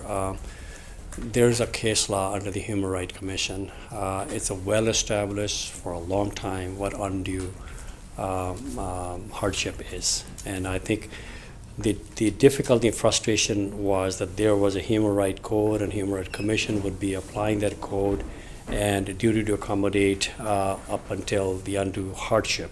So there are case laws there. And the frustration for the board was that, yes, it is human rights code's requirement, but they could not implement there on their own. So they needed the language here, which is guided by the Human Rights Commission's case laws and jurisprudence. I'm hoping that that's what they will be guided by, because the board certainly will be sitting down and developing their policies through consultation with the stakeholders and coming up with the way that is going to work for everybody. But again, being clear that there is a duty to accommodate now enshrined in the Act. It's similar to the Human Rights Commission requirement, and now the board will be able to establish and implement that during the time when the worker is trying to get back to work, and the employer's responsibility to accommodate. I mean, the examples that the member used, having to build elevator, I think I'm not going to be there, I'm not there, but obviously that type of argument certainly will be made, and I think depending on the situation, that probably will be considered undue hardship. But I don't know what the circumstance is going to be going forward. So I think it's leave it to the board. They're capable of developing those type of policies through consultation with the stakeholders. But again, I just want to draw the attention back to the Human Rights Commission and the case law and the jurisprudence that they have already been working on. And I think it's probably easier for the WorkSafe to just follow the lead. Member. Thank you, Honorable Chair. Through you to the Minister, is the Minister able to define, clearly articulate what undue hardship is? And is there intention to include that definition in any way, shape, or form within the legislation that's before us? Minister. The answer is no. Member. Thank you. Okay, so words are important. We spend a lot of time debating different pieces of legislation, clause by clause. The use of terminology that has real-world implications is incredibly important. I certainly don't feel comfortable in just leaving it up to WorkSafe BC to make their own interpretation of what undue hardship is. This is the minister's legislation. The minister has drafted the legislation. It is here only under his signature. So if the minister can't clearly articulate what our undue hardship is, how can WorkSafe BC clearly articulate and determine what that might be? Now, the minister references that there is likely case law, and I would likely agree that this has probably been challenged, and there may be court precedents that will establish what undue hardship is. But when we're making changes, and this is not something that employers have been asking for, and I don't even know that employees have been asking for this particular change. I certainly haven't heard anything from the Human Rights Commission giving direction and asking government to say, hey, can you align your WorkSafe policies to better align with the Human Rights Code? I haven't seen that. The minister has had the opportunity, I believe, to review different jurisdictions across Canada, to have a look at their legislation. Maybe I'll pose the question this way through your Honourable Chair. Is the minister aware if any other legislation across Canada for WorkSafe, WorkSafe legislation includes a clear definition of what undue hardship is?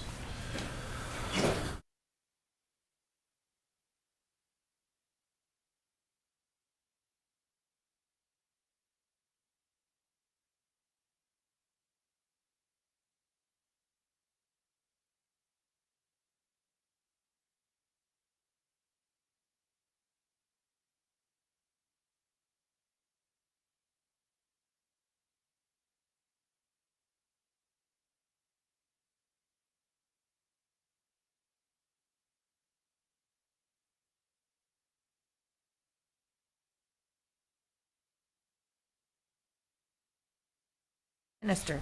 Madam Chair, we're not aware of, I'm advised of any other jurisdiction in Canada that have a definition of undue hardship enshrined in their legislation. Thank you, Honourable Speaker. And with, I guess, this particular section, if there's a duty to accommodate, any efforts of an employer to accommodate the return to work of an injured worker, which I fully support, by the way, may take time. And depending, I guess, on the level of work required in order to make those accommodations. I'm just wondering, through your honourable chair, to the minister, is that an additional consideration of the board? The board may make a determination that, yes, there's a duty to accommodate and we should be able to undertake those renovations or whatever those initiatives might be to allow that worker to get back to the workplace in a set amount of time. Through your honourable chair, to the minister, who determines what's a reasonable amount of time? Is that something that's within the board? And the reason I'm asking that question is that if the timeline that the WorkSafe BC board determines to be reasonable, if it's not met, what opportunities does WorkSafe BC have in order to enforce that? Can they put enforcement orders, I guess, or demands against the employer? Can they start applying administrative penalties? I'm just trying to understand the whole mechanics of it, because in all likelihood, there will be instances where an injured worker wants to return to work. The employer may be hesitant because of the capital costs maybe associated with some of those improvements necessary to accommodate. WorkSafe BC may make a ruling, well, you have to, and I just want to better understand what ability does WorkSafe BC have to demand an employer to make those WorkSafe or those workplace changes or modifications. 2, can WorkSafe BC demand set timelines? And again, the other part of that would be is what administrative penalties could WorkSafe BC apply? So again, it's just the mechanics of it. I assume that most great employers, should they have the sad tragedy of a worker getting severely injured in the workplace, they'll want to do everything they can to try and accommodate the return of that worker, both to improve, one, it's the right thing to do, and also improving employee morale. But when that happens, and there's cost magnitudes, and again, there's different determinations on what undue hardship would be. A corporation that has lots of profits may be able to easily and willingly undertake those. A company that's struggling just to make payroll may not have that same ability, and the hardship that they may suffer may be very different than a very profitable company. And so when we have a look at this legislation, it's always important to look at the mechanics. When an issue occurs, what information is being provided to WorkSafe BC? What are the challenges that they're going to be confronted with? What levers do they have in order to encourage that employer to make those changes? What tools do they have to administer, orders, or potentially even shut the facility down if it's not done in a certain amount of time? Like, I'm just trying to get a bit of an understanding of what the mechanics are, because it's easy for us to go through the information here in the legislature, and on Thursday it'll get royal assent. But then the real work will happen, and the real challenges will be confronted both by employees, employers, and WorkSafe BC in trying to interpret what this means. And so I think it's always important to have a look at the mechanics of how this might actually roll out in the instance where there's an employer that is unwilling or feels that they're under significant financial hardship and have to make the decision saying, no, we can't afford the capital costs of accommodating the return of that worker. And then how does that play out with WorkSafe BC?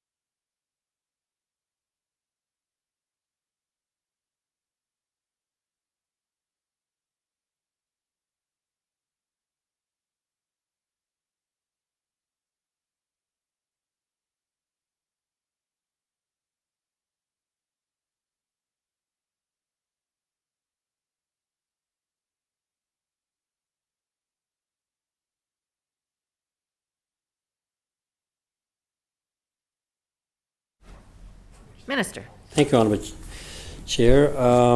There will be, I mean, the ministers don't micromanage the departments. That's why we have capable people running those departments. We create legislation based on the demand of stakeholders and then pass it on to those capable people that we rely on. In this particular case, the WorkSafe BC. They have been doing this work for a long time, since 1917. I think my memory goes back to that far.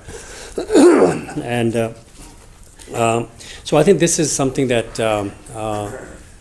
that they will be developing a policy. But again, there are some guidelines, like 154.37, it's a new section, which provide that where a worker and employer disagree, then the board must determine, number one, whether a worker is fit to carry out suitable work or fit to carry out the essential duties of the pre-injury work, and B, whether suitable work is available. So they will be making a determination, is the worker fit to return to work to a pre-injury job, or whether there was a suitable work available, and that will be the employer's responsibility. Then it goes on to, ensure that the return to work process is not frustrated when a worker and employer disagree on whether the worker is fit to return to work or if suitable work is available. Whether an employer and worker have reached an impasse, WorkSafe BC must determine the fitness of the worker to carry a suitable work, carry out the essential duty of the pre-injury work, or whether suitable work is available.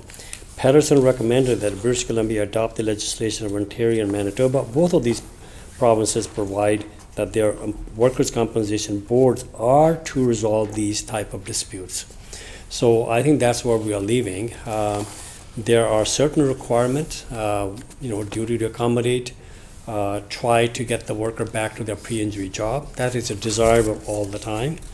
But if that job is not available or the worker is not capable of doing that work, what other alternative job is available based on the fitness of the worker? And those determinations will be made if there's an impasse, if there's a disagreement between the worker and the employer. Then the WorkSafe BC ultimately will be making some decisions whether the worker is not fit to work or whether the employer has not created a suitable work. And then there are all kind of I think action that can trigger penalties to the employer, and including I think the workers to be paid compensation as far as the wage loss is concerned. So I think there are certain remedies, but this is the process, and they will be developing that policy, I'm sure. Member. Okay, thank you, Honorable Chair. I appreciate the response from the Minister. I don't know that it necessarily provides much confidence, because it looks like everything's going to be left up to WorkSafe BC, which I guess the Minister appears to be okay with. So I've got a few other questions on this section. It's still concerning to me that the definition of undue hardship is not articulated in any fashion. And as I've stated before, that the determination of undue hardship would be different for different companies based on size and profitability, even location. Now, the Minister did reference the fact that there's been a carve-out where employers that have less than 20 employees at this particular section will not apply to them. I'm just wondering, is that also consistent with other jurisdictions across Canada? And what, I guess, thinking or thoughts went around determining that 20 was the number? Is that the average that other jurisdictions across Canada have utilized? Was there some other formulation or thought process in determining that 20 employees was the number? And then also, is that 20 employees employed at any given time, or 20 employees in the aggregate over the course of a year? Just want to get a bit better understanding of, with the reference to that 20, if there's any other kind of nuances to that, or any other further definition, or is it just as it is stated and then going to be up to interpretation by the board?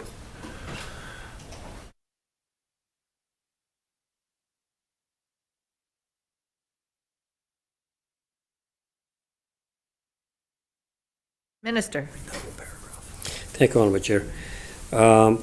Patterson recommended in her report that employer with fewer than 20 employees be exempted from the duty to accommodate or duty to reemploy, which follows the exemption in Ontario and similar to the exemption in Manitoba for employer with less than 25 employees. So Manitoba has, the way I read it, 25 employees, and the employer with the 25 employees or less, and the Ontario is with 20 employees or less.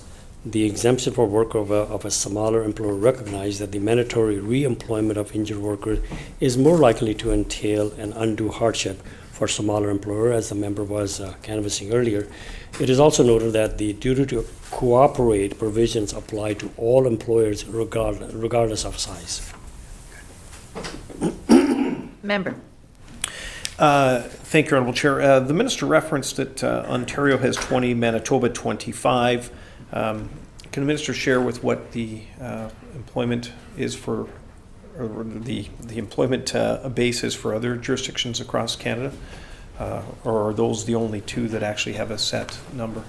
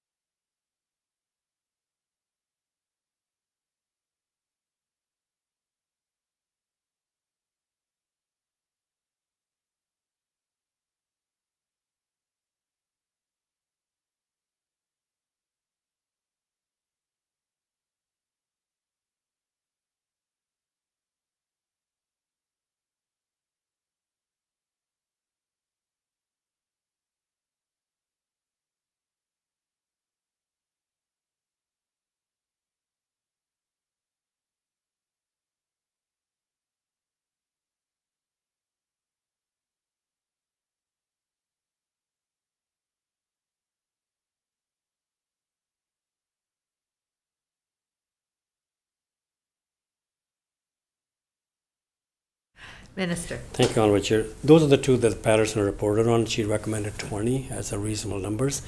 We can check, but all other provinces, if you look at the cross jurisdiction, they have a duty to accommodate. But we can check whether there's any limit on size of the employer in other jurisdictions, but we don't have that right now.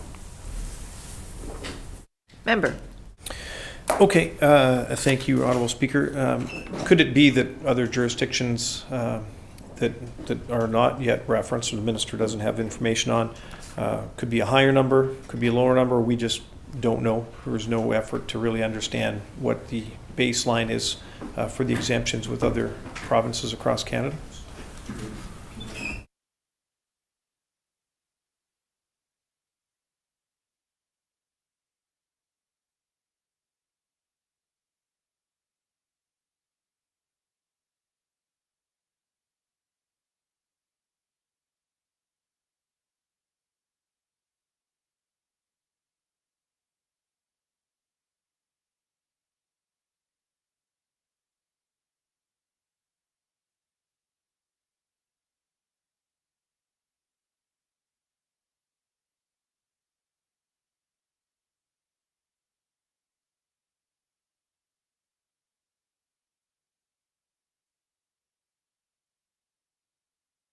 Minister. Well, you know, as I said, you got to learn to depend on capable staff, and that's why I would rely on WCB staff to implement all the changes we recommended. Well, right here, the member asked, and they were able to pull some numbers. Member Quebec has 20, PEI 20, Nova Scotia 20, and as I mentioned, Manitoba 25 and Ontario 20. And that's the quick numbers that we were able to pull. Member. Great, thank you, I appreciate that. And through you to the minister, when they determine employers with 20 or less, so an employer that has 20 employees, is it 20 or less, or is it less than 20? And then the other question would be, how will this impact seasonal businesses? We've got lots of seasonal businesses across BC that may be 20 or 25 employees seasonal, but not full-time year-round. And is there a determination or an expectation that this would only apply to companies that are based on 20 or more year-round full-time employees? I even just think about maybe small vineyards or small farming opportunities that could have 30 full-time employees for a very short amount of time for harvest season. And so just wondering through you, Honourable Chair, to the Minister, if the Minister can clarify if the determination of these 20 employees is based on full-time year-round, just to make sure that it's not unnecessarily maybe impacting the agricultural sector or the tourism sector.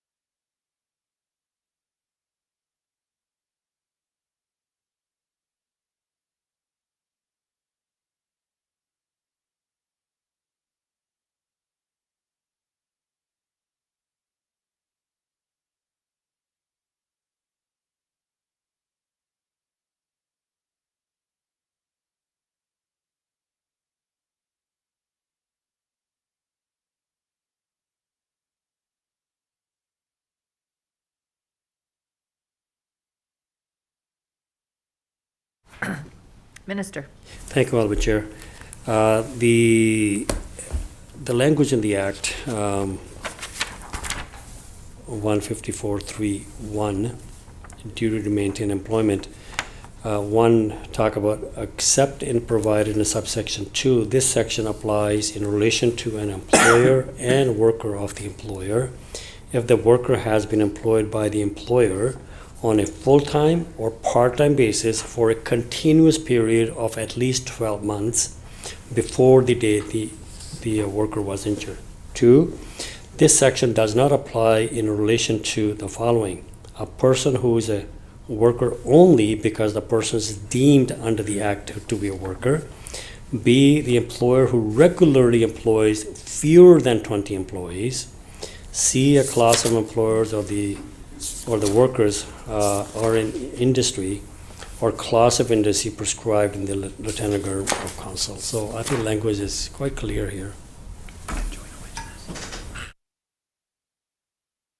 To add on, as a reminder, which I neglected to mention, under the occupational health and safety requirement, the employer who has 20 or more workers, they are required to have a health and safety committee. Fewer than 20, they're not. So I think so the number 20 kind of it's kind of is the norm that is being used. Thank you. Member. Great, thank you very much, Honourable Chair, and I appreciate that clarification from the Minister.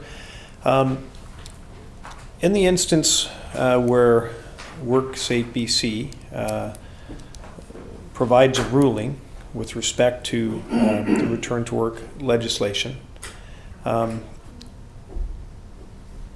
if the determination is that the employer would be under undue hardship to make those provisions in order to accommodate the return of that injured worker. Is the worker still entitled to then still go to the Human Rights Commission if they feel that the decision of WorkSafe BC was unjust? Or is it one or the other? Or could we see with rulings being undertaken by WorkSafe BC only then to find out that it's then being challenged by the Human Rights Commission? And could that cause any grief for WorkSafe BC if that was the case?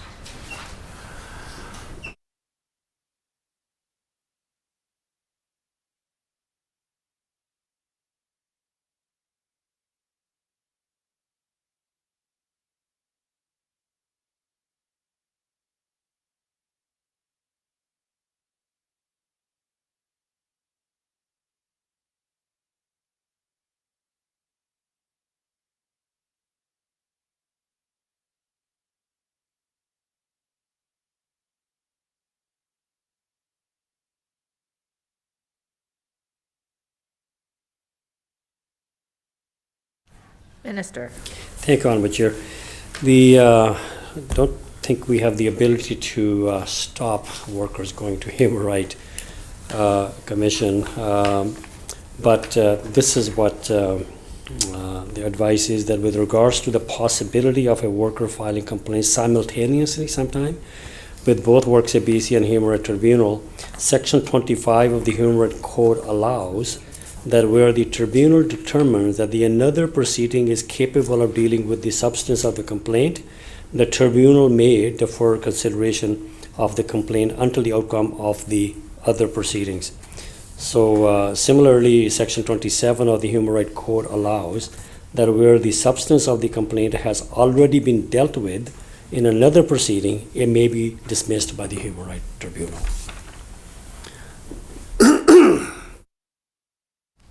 Shall clause 4 pass?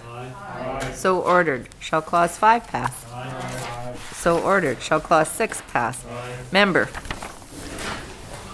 Thank you, Honourable Chair. I believe you had referenced that there may be a break that's imminent, and this might be a perfect opportunity, seeing we're right close to 6:30.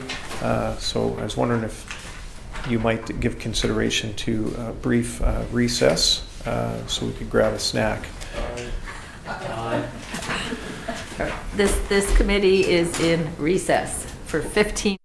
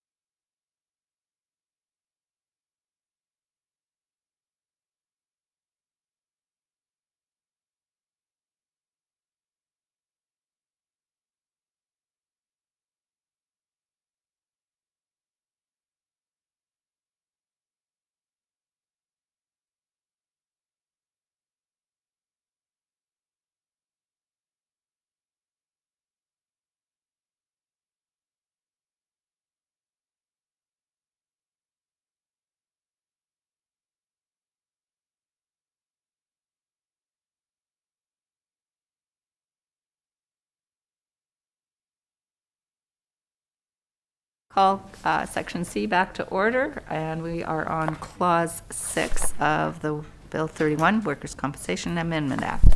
Member. Well, Chair, can the Minister just confirm that section or Clause 6 is consistent with the recommendation 29 of the Patterson report?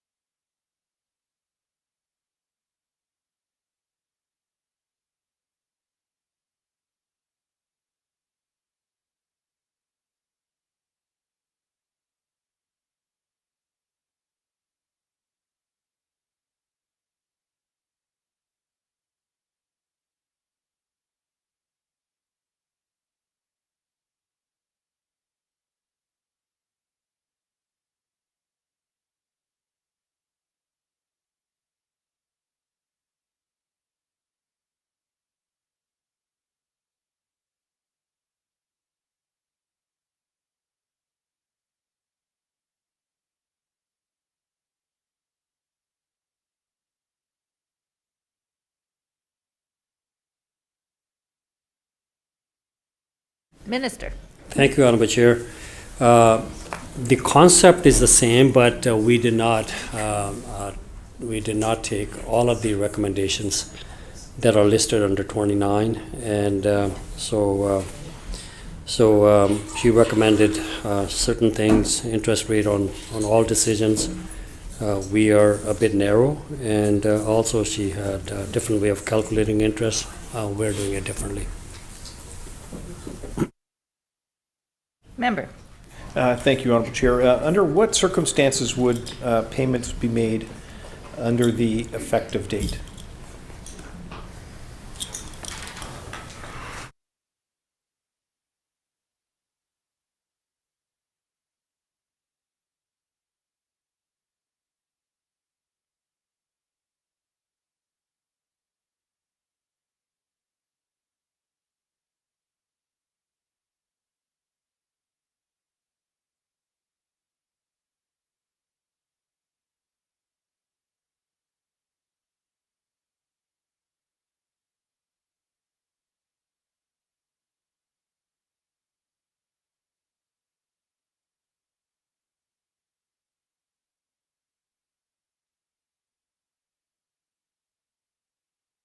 Minister. Madam Chair, so subsection 1 clarifies that reference to effective date in this section means the date on which worker first became entitled to compensation, as determined by a review officer or workers' compensation appeal tribunal. That's one thing.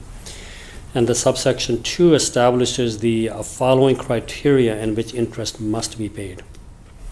The compensation must be awarded in a decision by WorkSafe BC review officer or by workers' compensation appeal tribunal, and the decision must determine that the compensation is owing for 180 or more days since the effective date determined by the review officer or the worker compensation appeal tribunal. Member. Thank you, Honorable Chair. Can the Minister share with this House what the interest rate would be if it was calculated based on today's marketplace with today's CPI? There's reference under in section 334 is amended, and it goes into quite a lengthy dissertation on how the interest rate would actually be calculated. So maybe just for clarification, if the Minister is able to provide what that interest rate would be today.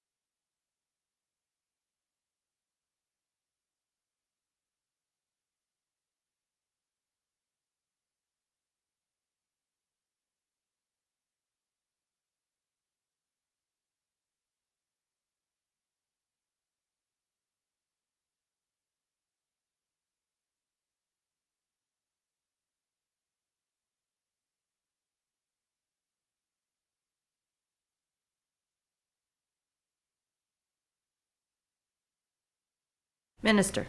Thank you, Honorable Chair.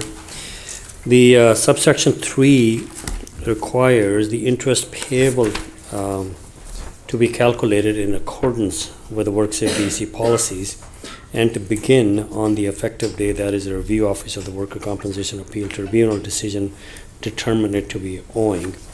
And then the previous WorkSafe BC policies have paid simple interest at a rate equal to the prime lending rate of the banker to the government. Member. Thank you. So just at the prime rate. The Patterson report recommends a rate that would be more commensurate with the board's return on investment. So there must have been some consideration on going with the straight interest rate and not the recommendation of the Patterson report. Just wonder if the Minister could share with us what the thought process was around arriving at just the prime lending rate rather than the rate of return that WorkSafe BC may be receiving on their investments.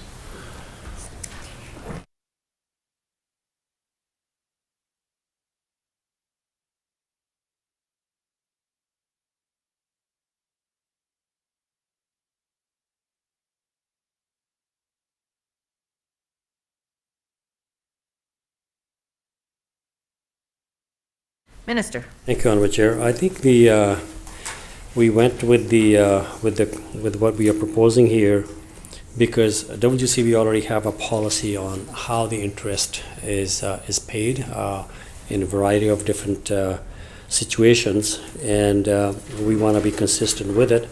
And so they already have a policy, and that's why we said we thought that that would be the right thing to do. And also, what Patterson was recommending is the market return. And market return could be negative sometimes. So I think this is reasonable. It is also manageable and predictable. Member. Thank you, Honorable Chair. In the cases where interest payments are identified to be payable for a claim, will those costs be borne and attached to the actual total claims cost and attached back to the employer? Or will those costs be borne otherwise within workers' compensation?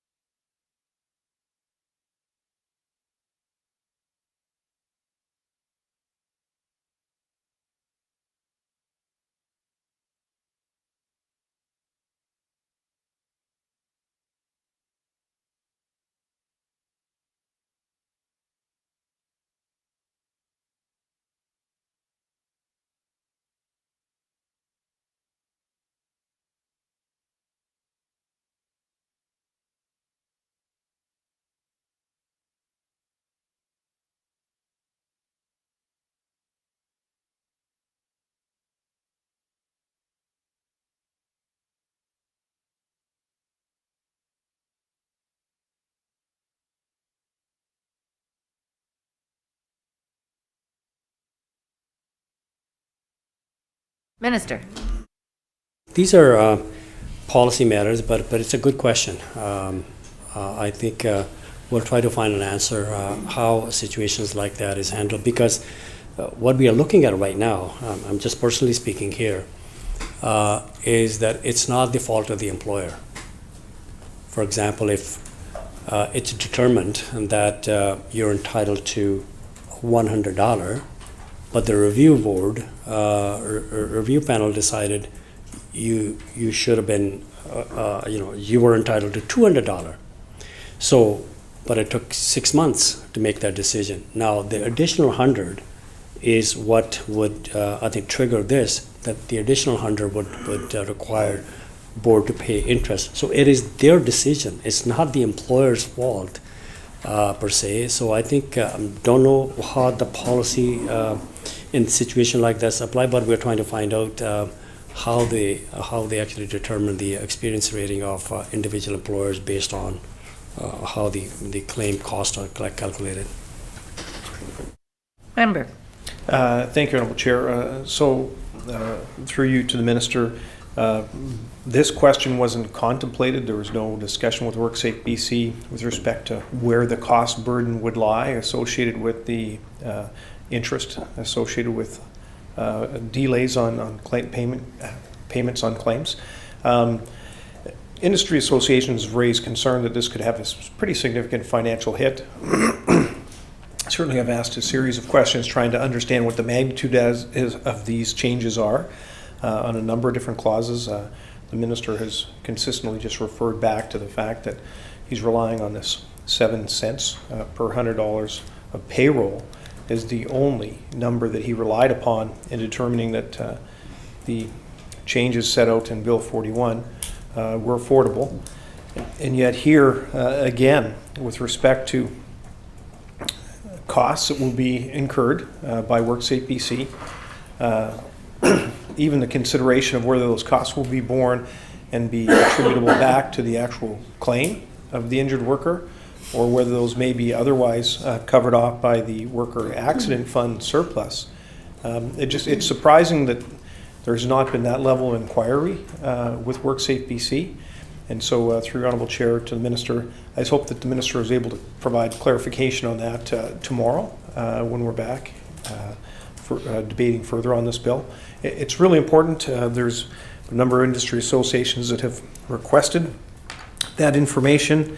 As recently as November 1st, I know the Retail Council of Canada put out a news release highlighting their concerns with government being able to provide information on the costs relative to this particular section, this particular clause that's changed in the under Bill 41. And so certainly hoping that at least by tomorrow, the Ministry will have an opportunity to reach out to WorkSafe BC and to provide some of those fulsome answers on the actual magnitude of all of these cost changes that we've been talking about here now for 2 days. So I know that WorkSafe BC will have those numbers at their fingertips. For them, in order to calculate and provide the 7-cent number that the Minister continues to rely upon, WorkSafe BC would not be able to provide that number without first determining the full magnitude of the cost impacts of all these different sections. So again, through you, Madam Chair, I respectfully request that the Minister can provide that information for us tomorrow. Minister. We certainly will try. Shall Clause 6 pass? Aye. So ordered. Shall Clause 7 pass? Aye. Member. Thank you very much, Honourable Chair. What changes have been undertaken in the Act that would require this consequential amendment?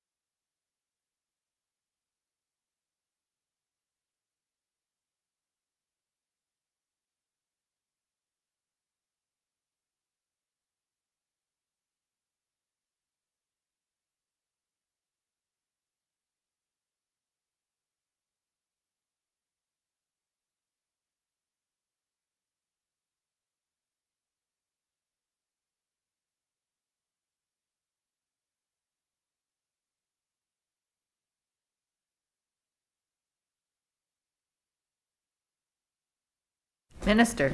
Thank you, Honourable Chair. The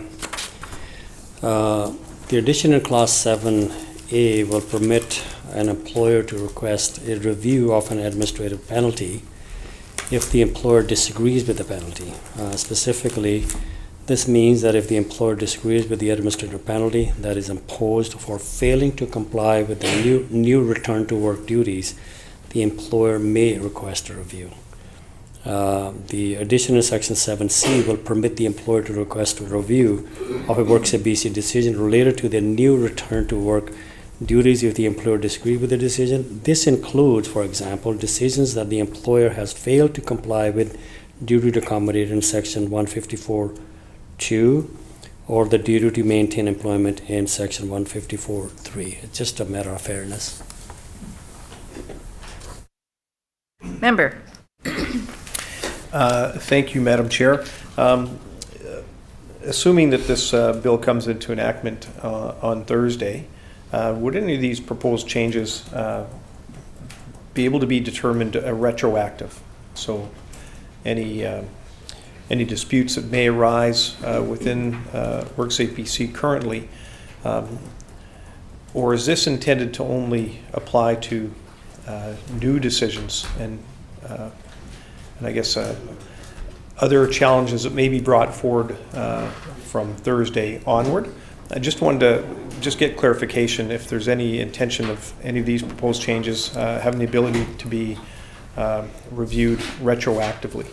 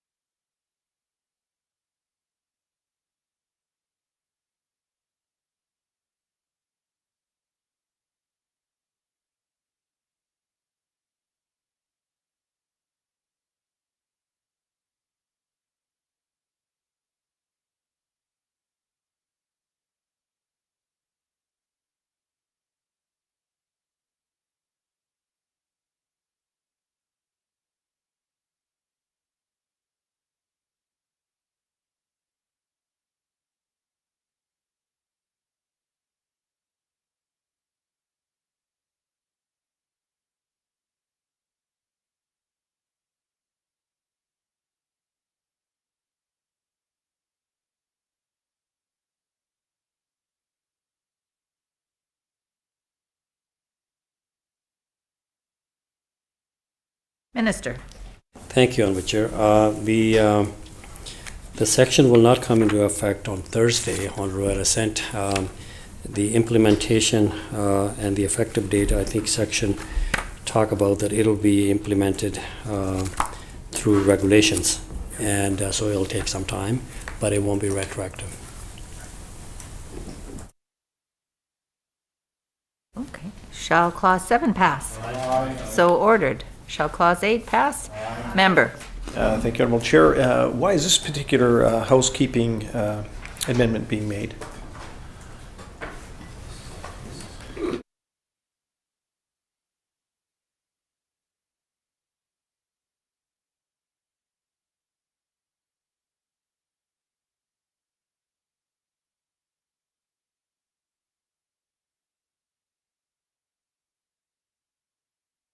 Minister.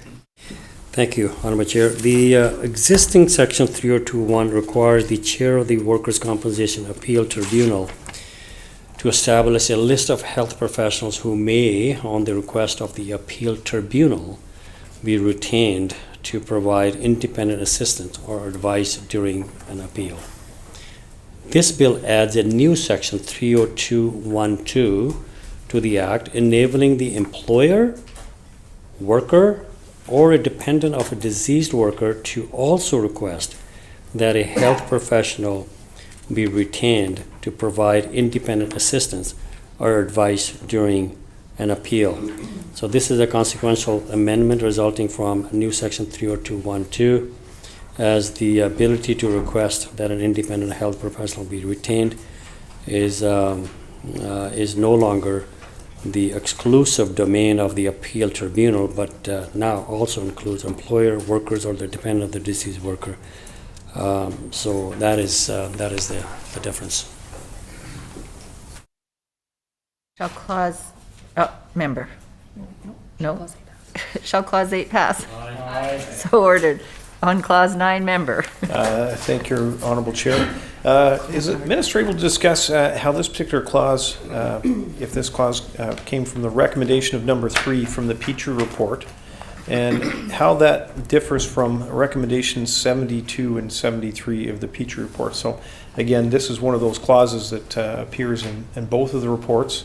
And just again, if through you, Honorable Chair, to the Minister, can the Minister just share with this House if there was extra weight provided to the recommendations that appeared in both reports, and then how the recommendations of those two different reports differ and culminated in clause number 9 that's actually before us?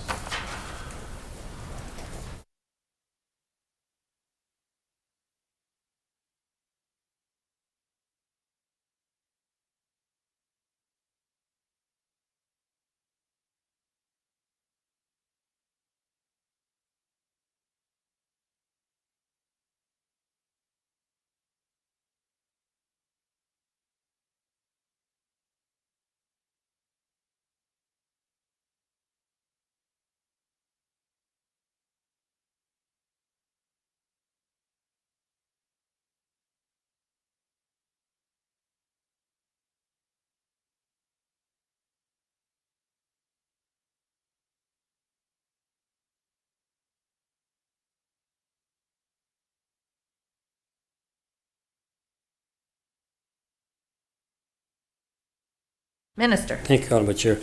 So yeah, Petrie also recommended in his report, but that was not the way he his recommendation wasn't required of legislative changes. The board could make those changes through policy and procedures, but Patterson did recommend this. I think again it is about fairness and improving the confidence of both employer and the workers. And you've heard many stories in many MLA's offices where workers, a physician says one thing and the WCB's physician says quite the opposite. And so there's a medical dispute between the two professionals. And many times workers have argued that the WCB doctor has not physically examined them. They are just going by what the reports before them prepared by the case managers.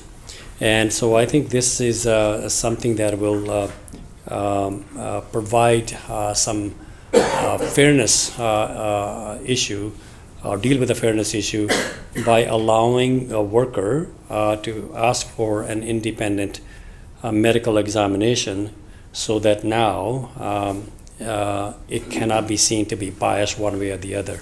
And same thing, I think same right is available to the employer.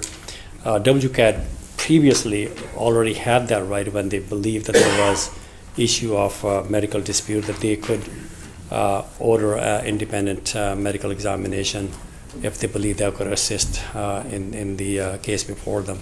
So I think now it is about employer and worker having the same right, asking for independent medical examination. Member. Thank you, Honourable Chair. Can the Minister share with us what the instance or the frequency of the request of WCAT to seek an independent medical evidence? This change will now provide the opportunity both for workers and also employers to make the request. Just wondering, just to get a bit of a context on how frequently this provision was utilized even by WCAT. As the Honourable Chair to the Minister, does the Minister have any statistics or information on how frequently WCAT found it necessary to reach out for this independent medical advice?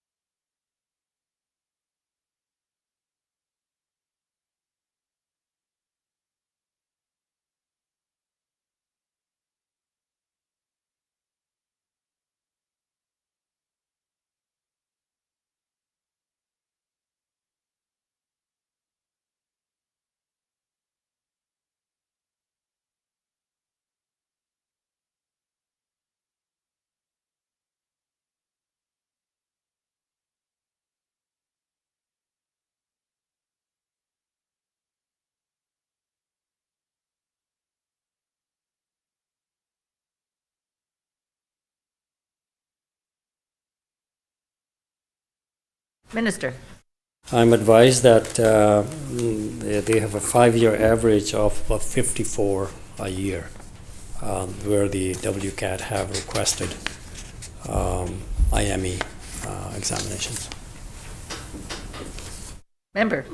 Thank you, Honourable Chair, and through you to the Minister. In instances where the average of 54 times a year where that independent medical advice has been sought, is the board obligated to rely upon that entirely in their determination, or is it just, again, just additional information that they would review as part of their consideration before making a decision?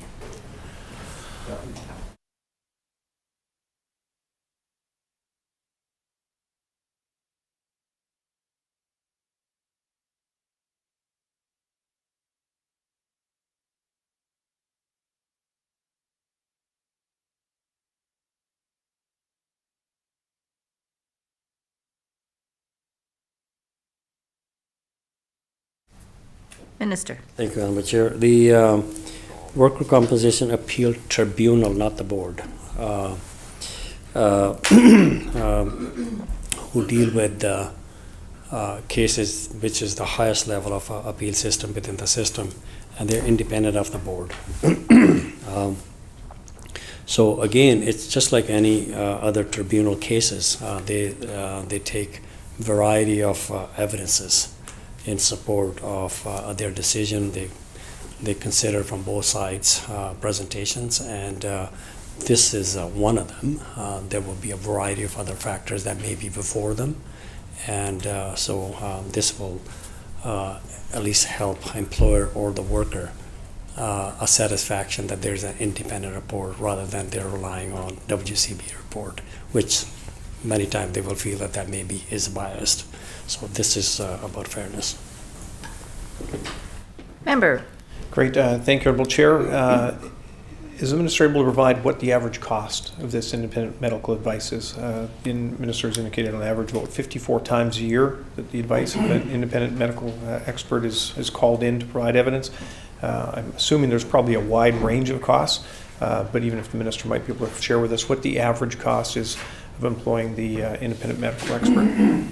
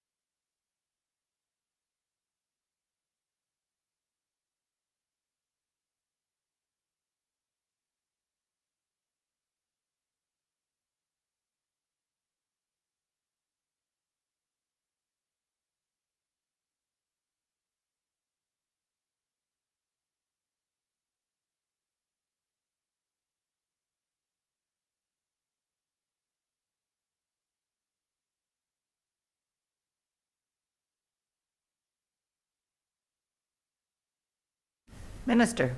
The information we received is that the fee per IHP, they call it, I think it stands for Independent Health Professional, is about $2,133.61.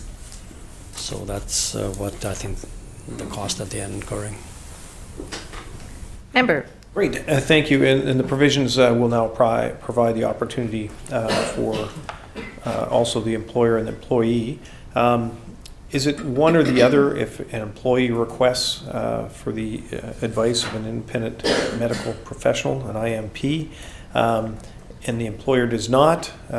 Is that okay, or could they both be asking? What does the Minister anticipate happening if WCAT request an independent medical professional to provide opinion, and you have the employer and the employee also requesting? Does that mean that we're going to have a tripling in effect of requests, or is there a hierarchy on who determines the selection of who is going to be that IMP?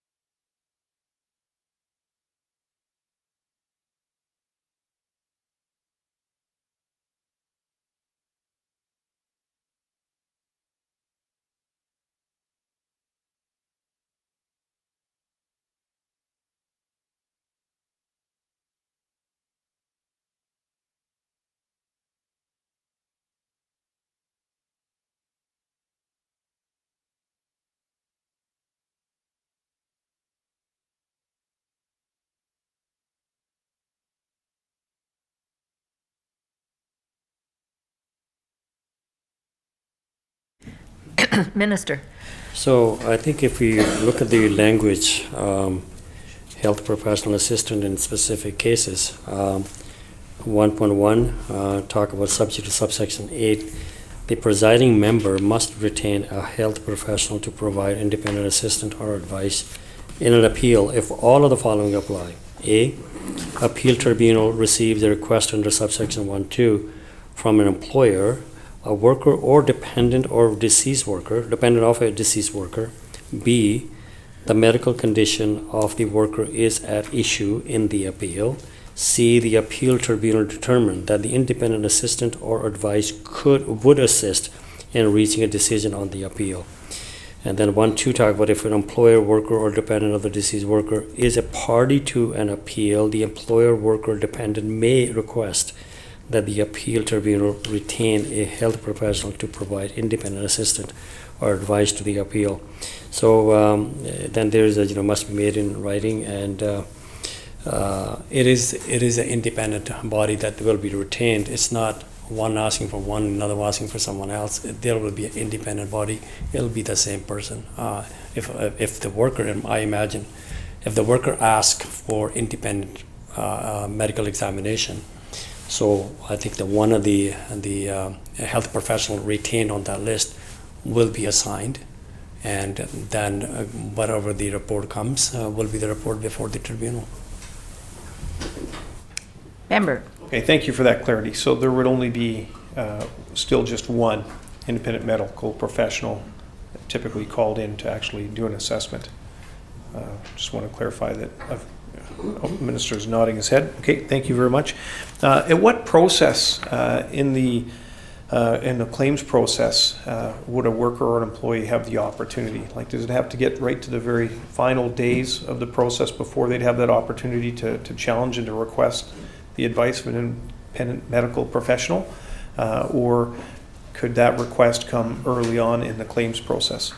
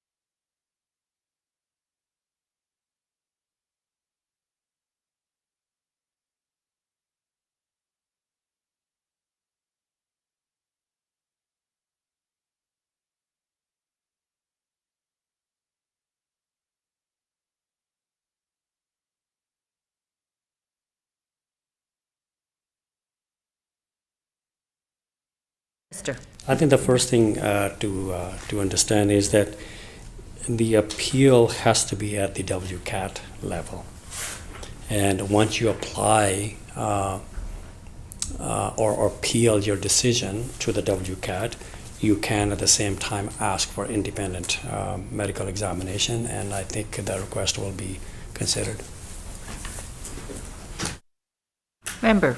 Great, thank you very much. Now, the Minister referenced the average number of times being at 54 right now that independent medical professionals are engaged. Has there any work been done or any estimations on the increased frequency that we'll actually see with this new legislation? Is there an anticipation that every employee that's concerned about the outcome is going to automatically and consistently always ask for it? And what kind of an impact might that have either on the availability of independent medical professionals in order to conduct the work, and additionally the actual cost associated with it?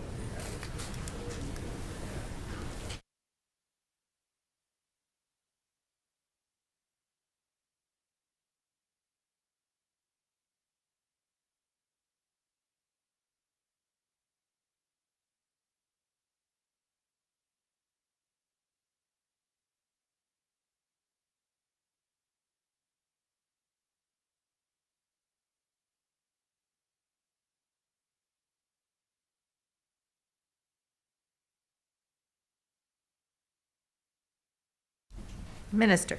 I think the short answer to the member is the chances of those 54 numbers to go up, there is a chance, because now only WCAT decides when to ask for independent medical review.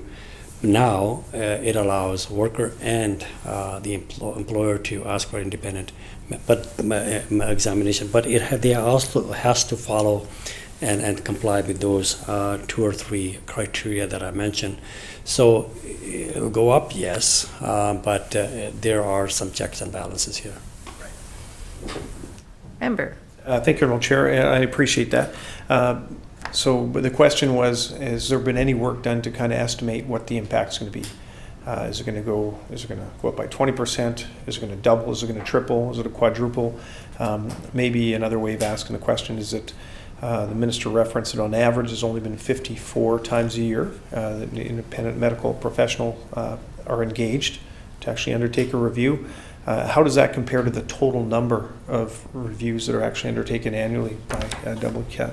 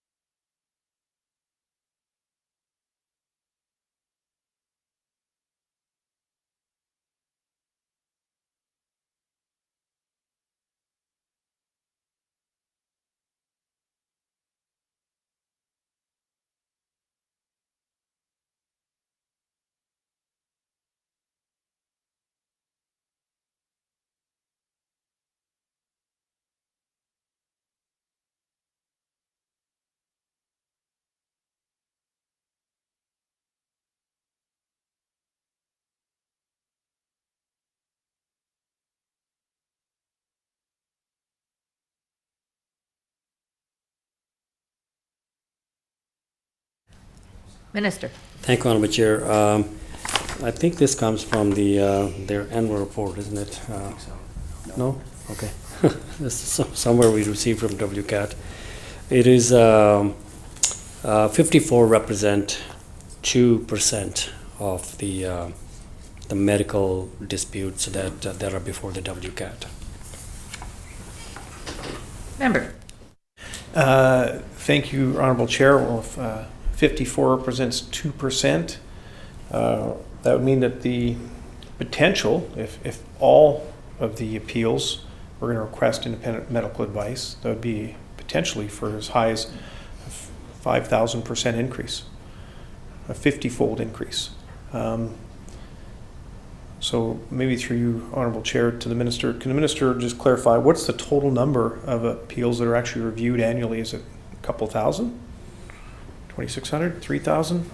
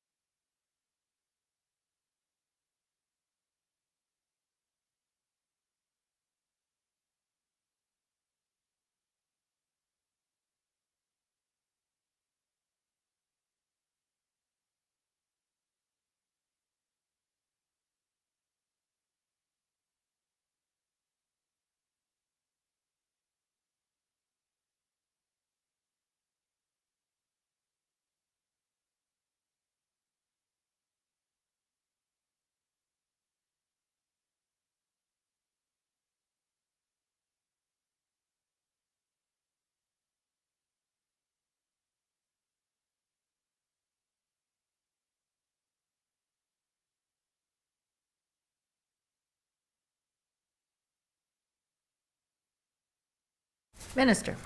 Thank you, Honorable Chair. I'm advised that the WCAT handle about 3,000 hearings, conduct about 3,000 hearings a year, and about 2,600 of them are for compensation. And then there are some out of those that are could be medical disputes, and as we said that on average about 54 a year is what WCAT asks for independent review, and so it's those are the kind of numbers. I don't think that if it's 3,000, some of them have nothing to do with the medical, and others have different issues also, may not have anything to do with medical. So I think any time there's a medical dispute and that criteria is met, as I read earlier, that's when employer or worker can ask for independent medical examination. Member. Thank you, Honourable Chair, and I appreciate the additional information from the Minister. Is the Minister able to share with us how many of those approximate 3,000 appeals a year relate to those with the concerns around the medical piece that might avail themselves to this? The Minister certainly shared that there's only been 54 a year, which only represents about 2%. I'm supportive of this clause. I think it is important for both employers and employees to have that opportunity to maybe reach out and look for that independent medical professional advice with respect to a claim that's been appealed. But having said that, the other important factor is one is to fully understand what the cost magnitude may be. The other piece would be to have a look at what the availability of services. I don't think that there's anyone here in this room, or even WorkSafe BC, would say that that injured workers are really happy with the current timeframes for having their claims adjudicated or going through the appeal process. So my concern is that if government hasn't given thoughtful consideration to the potential increase in the reliance on these independent medical professionals, and if there hasn't been a huge staffing up or availability of contractors to provide that, and we see a 3 or 4 or 5-fold increase, what that might do to the actual length it's going to take for these appeals to actually work their way through and to provide a final determination of a claim for an injured worker. So I think these are valid and very important questions. So a couple pieces. One, the Minister mentioned of the 3,000 claims, there's only a lesser number that might be available or avail themselves to the use of an independent medical professional. So first question would be is how many are estimated that could potentially avail? And I appreciate that not all will. We know that now it's only 2%, but I'm assuming that the Minister's agreed that it likely is going to increase. We don't know the magnitude, but if we could have an idea or a bit of a sense from the Ministry on what the potential total number could be. And then with that also, if the Minister might be able to provide how many independent medical professionals does government avail themselves to? I'm assuming these are not government employees. These are probably independent professionals. They might have to have some level of training or certification. So if the Minister might also be able to provide, how many people are currently on that list? If there's only a use and reliance on 54 times a year, maybe it doesn't have to be a very large list, but just wondering also what efforts might be being undertaken to ensure that that list is large enough to potentially accommodate what we certainly will see as an increased number of reliance on these professionals.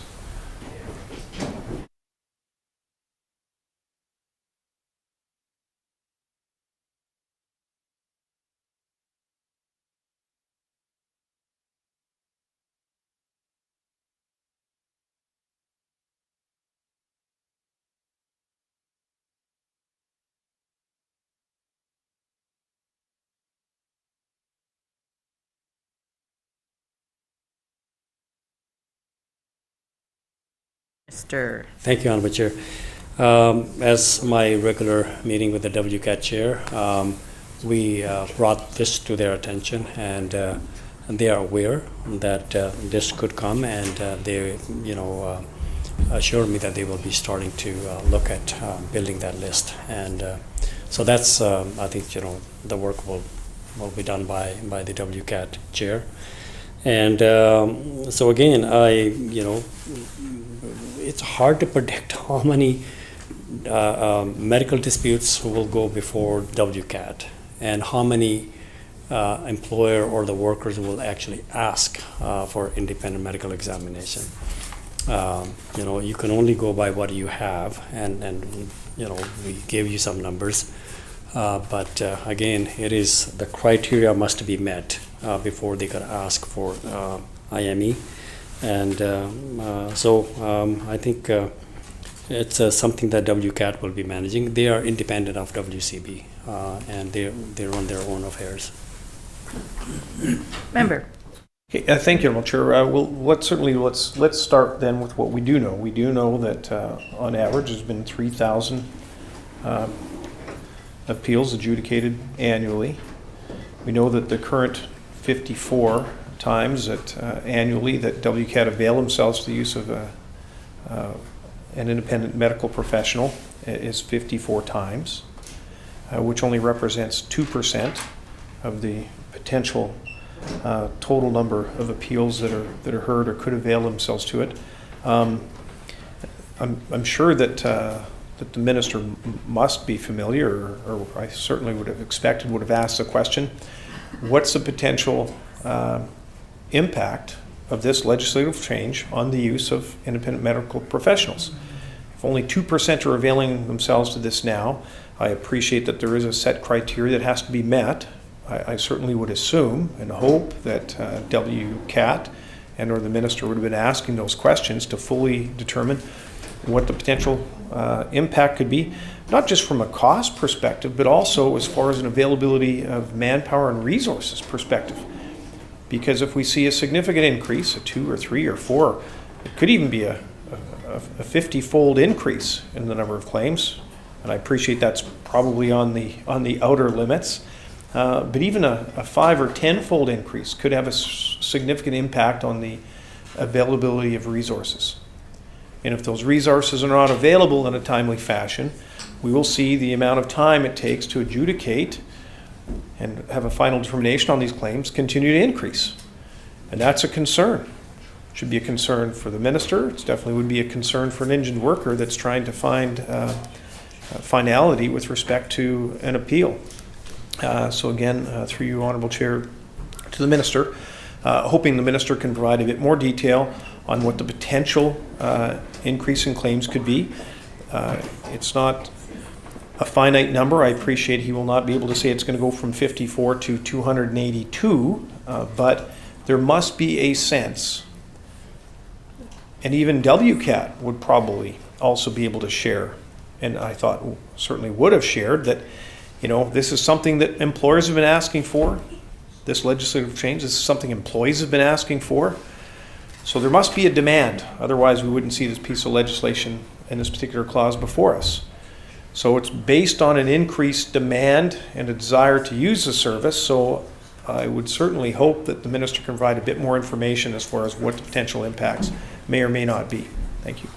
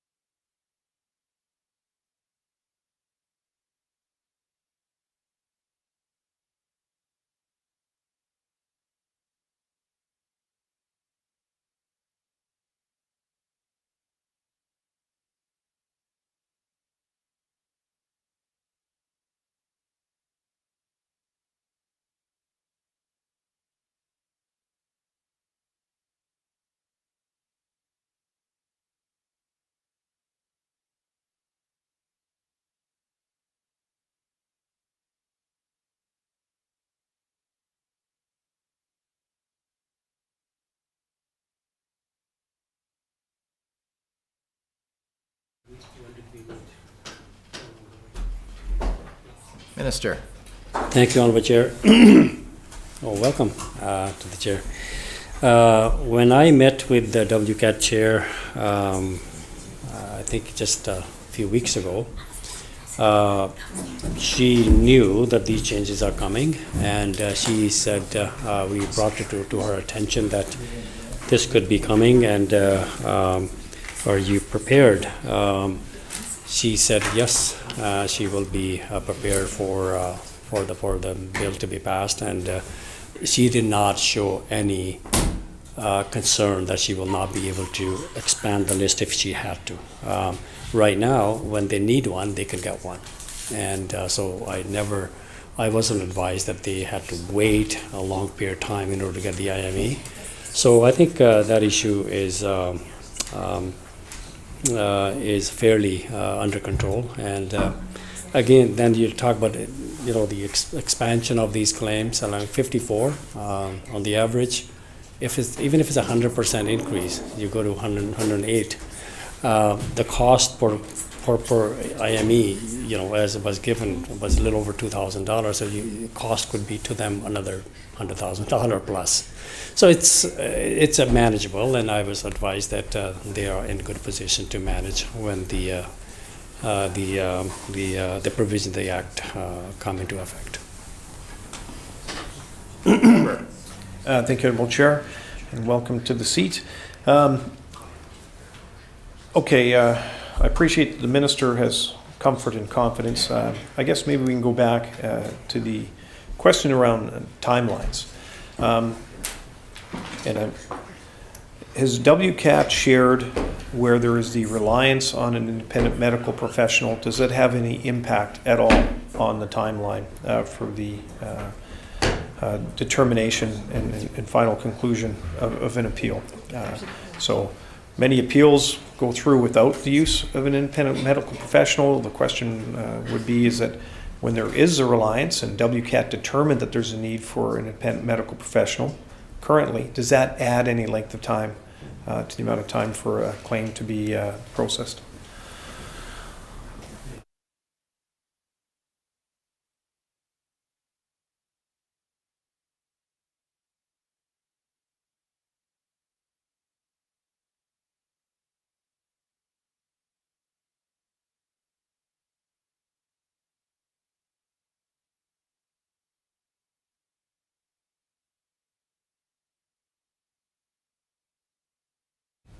Minister.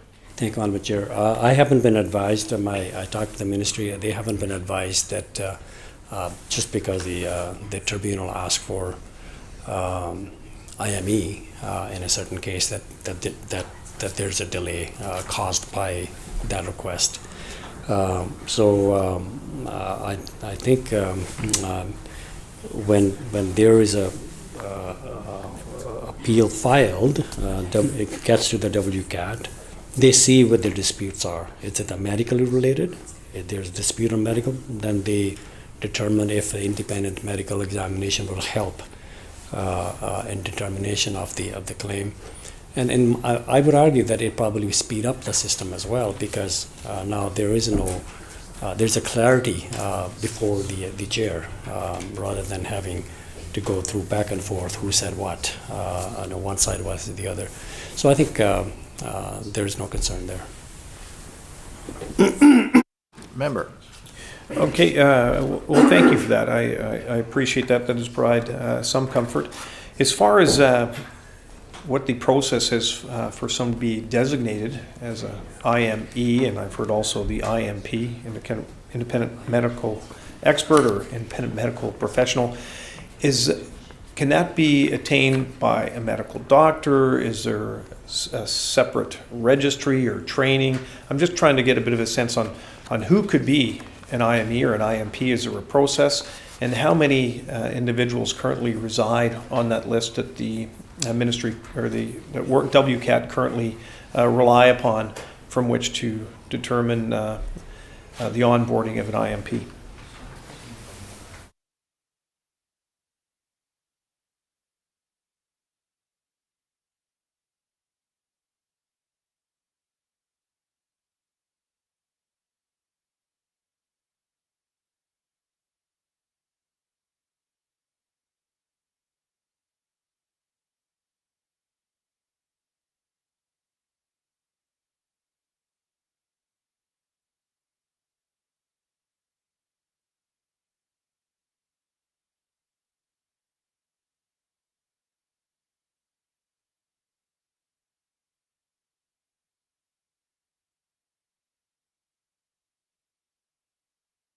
Minister.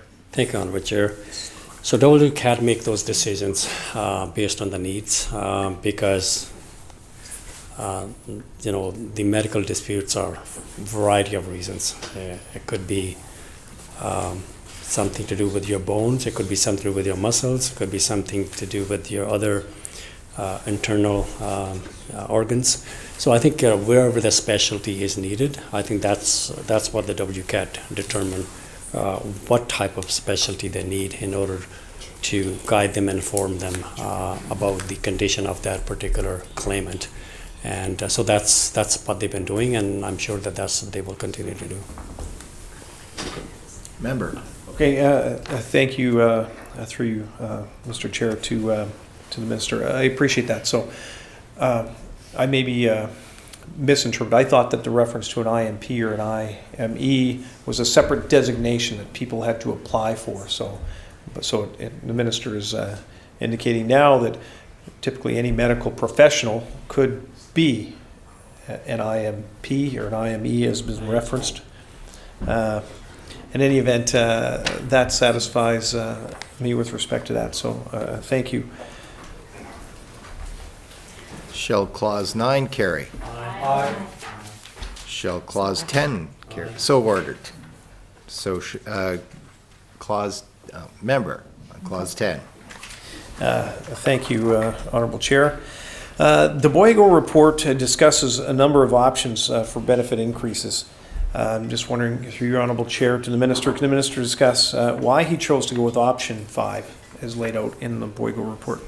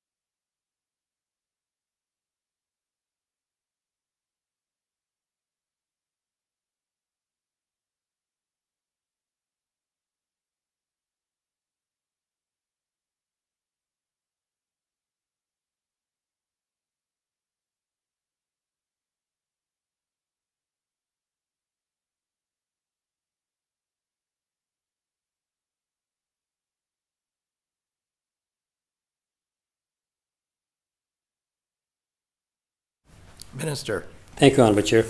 The Bojo made recommendations, and there were some other recommendations by Lisa Help. So we gave that to Jeff Barr to go around and talk to different stakeholders and come back with the recommendations.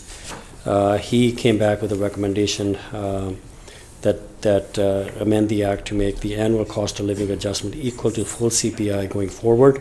The amendment should also retain the current 0% floor and 4% cap on cost of living adjustments, provide WorkSafe BC authority to apply a cost of living adjustment of up to 1 percentage point less than CPI if the funding level at WorkSafe BC is less than 100% when full CPI is less than 5%.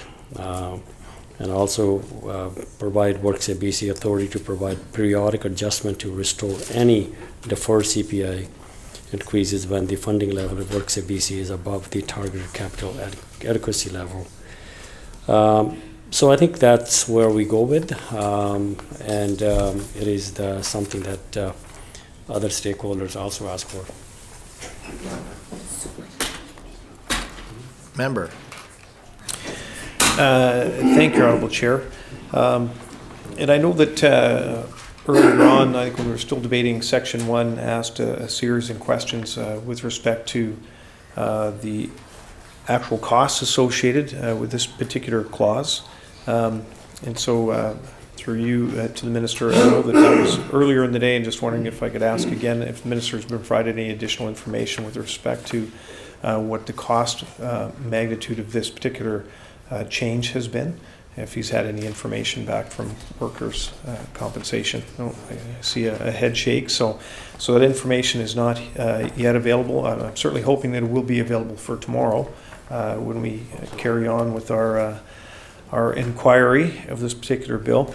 But through you, Honourable Chair, to the Minister, just want to confirm, or if the Minister can confirm this House, that my understanding is that the 12-month average for CPI as of last month was 6.9%, that the current legislation would require an adjusted rate for injured workers at a rate of CPI minus 1%, so based on the 6.9%, less 1%, that the rate increase would be, if calculated today, would be 5.9%. So if the Minister can clarify that, I'd appreciate that. Minister. Thank you, Honourable Chair. Even currently, there's a cap of 4%. Member. Excellent, thank you very much. So I appreciate that. So the current legislation has a cap of not to exceed 4%. Okay. And this legislative change will provide the opportunity for the board to make a decision if the rate of increase is above 4%. Okay, thank you very much. And I'm just seeing a head nod over here. So with respect to that, through Honourable Chair, to the Minister, is the Minister able to confirm what the estimated rate of increase will be for this current fiscal? I appreciate that WorkSafePC has already come out and actually fixed the rates or capped the rates or indicated the rates will remain consistent for employers for this next 2023 calendar year. But just wanted to get a bit of a sense on what the actual cost of the CPI change would be in this fiscal, should the board give consideration to increasing the rate on January 1st.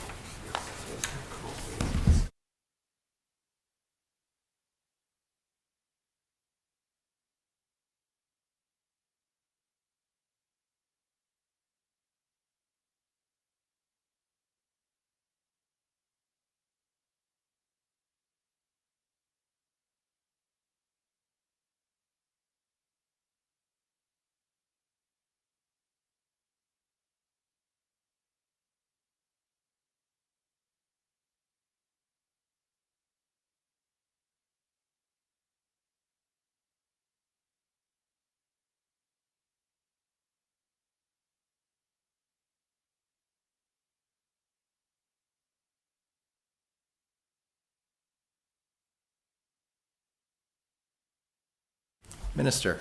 Honourable Chair, thank you. The way the numbers are going, I can guess that it'll be at least 4% because that will be automatic if it's higher than 4%. But the board will make a decision if they have the capacity to go higher, but that would be their decision. Member. Thank you, Honourable Chair. And so if we can just assume that the rate of CPI for this current fiscal is 6.9%, could the Minister share with us what the maximum rate that the WorkSafePC board could establish and attach to the increase?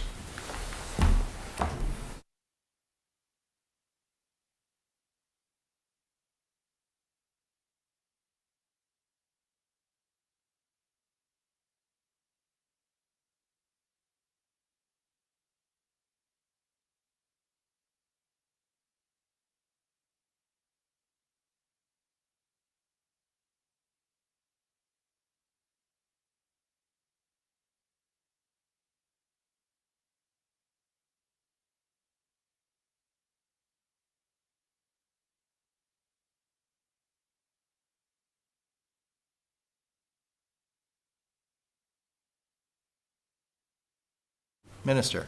Thank you, Honorable Chair. Under this change, or the changes that we are talking about here, and as for the members' floating number 6.9%, so under that scenario, maximum they could go to 6.9.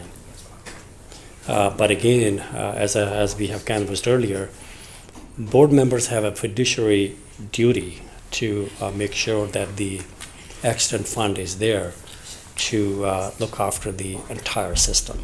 So they will be making those decisions. And do they go all 6.9%, or they would make some other adjustments? My expectation that they will be devising some policies around this going forward.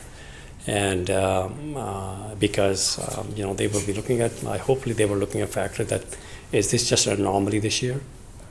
How is that going to be impacting the future increases? So I think all those consideration, I'm hoping that they will be taking into consideration. They're responsible people. Their responsibility is to the system, and I expect that they will be making the right decisions. Member. Thank you, through your honorable chair, to the minister. I appreciate that. So, just to be clear, the minister has now clarified that there's the current legislation. It's CPI minus 1% with a maximum cap of 4. So in this current fiscal, the maximum rate that could be applied would be 4% under the current legislation. The new proposed legislation, assuming that 6.9% carries through, and I appreciate that things might change over the next month or two, but assuming that it was 6.9%, that the board would have the latitude to determine a rate of increase as high as 6.9%, or 2.9% higher than what is currently available under the current legislation. So, through honorable chair to the minister, I just want to confirm that I've got that correct. Minister. I think that theoretically that is correct. Member. Great. Thank you very much, honorable chair, and I appreciate that confirmation from the minister. We spent an inordinate amount of time at the outset on Clause 1 was trying to understand the cost magnitude of some of the changes set out in Bill 41. And unfortunately, I wasn't able to actually determine from the minister what the actual cost magnitude is. This is something that's very concerning to employer groups from across the province. Not that they're necessarily all opposed to many of the changes, but I think it's important with it, in contemplating any change, to understand the full cost magnitude of those changes. In inquiring about the costs associated with Bill 41, the minister did share that the single largest cost contributor to the changes that are proposed out, that are set out, largely relate to this particular clause. And I see the minister's nodding his head in agreement.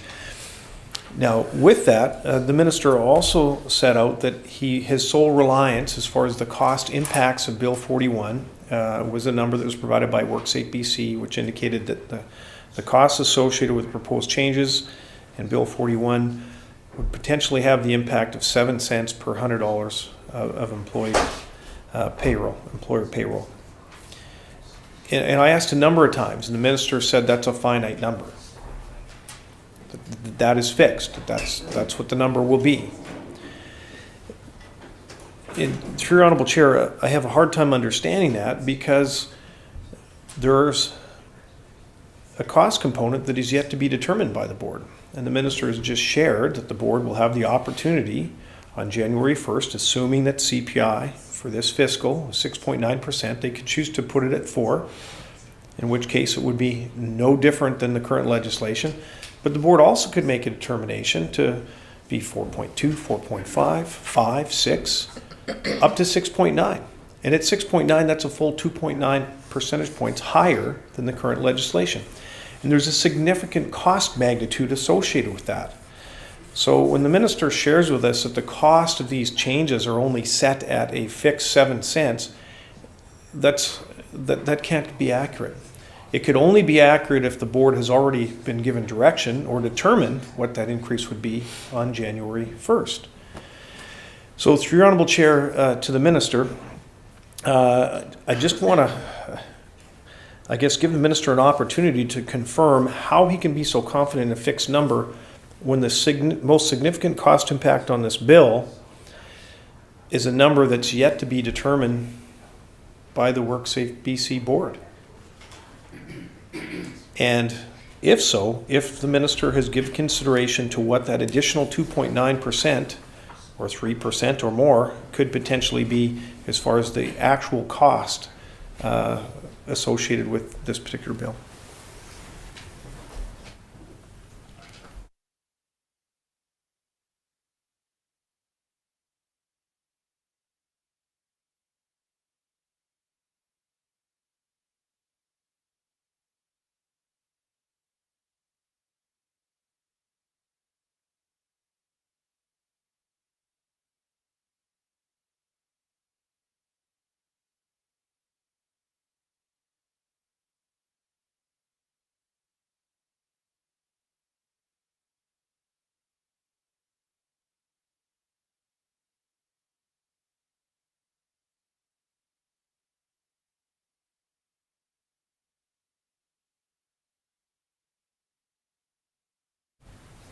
Minister.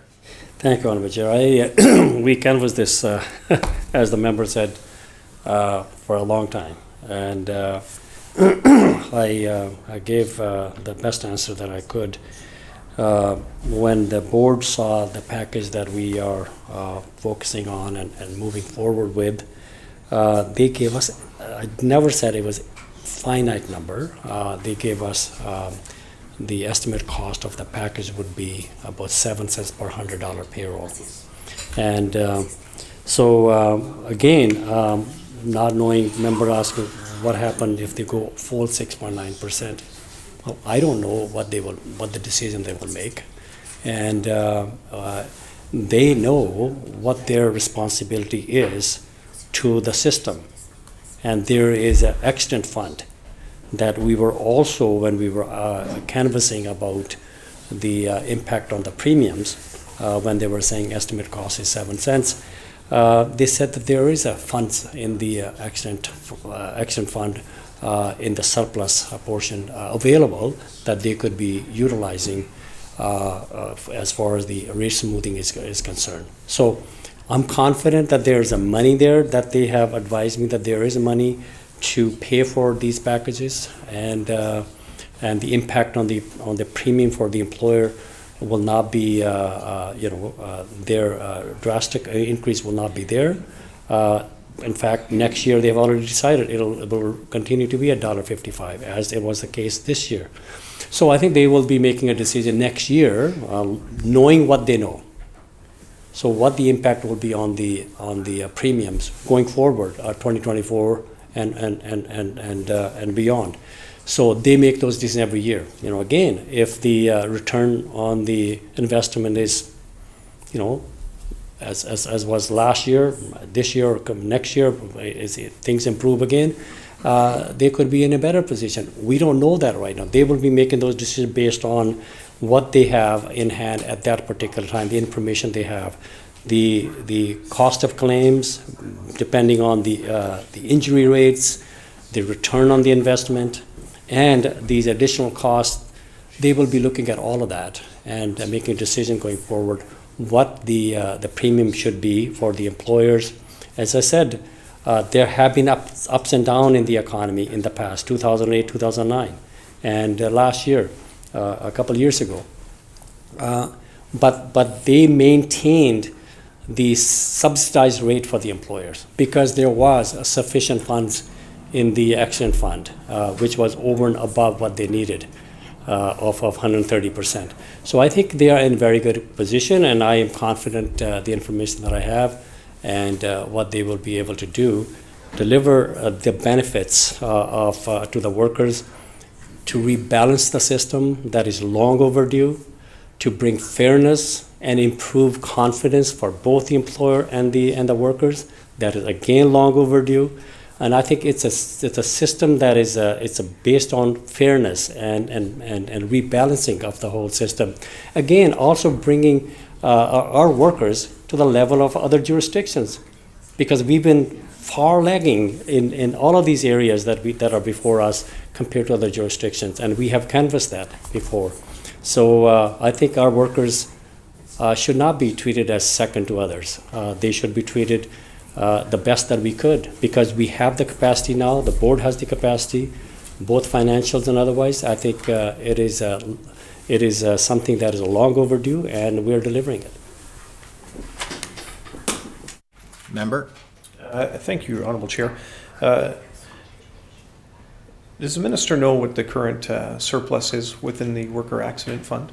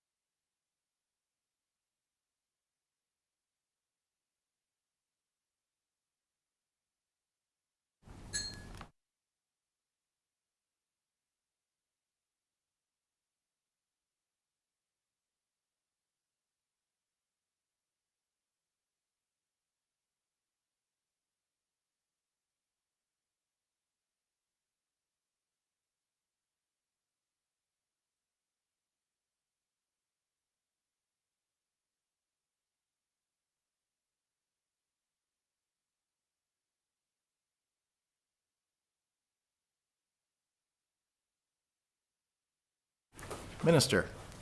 Thank you. Information we have is the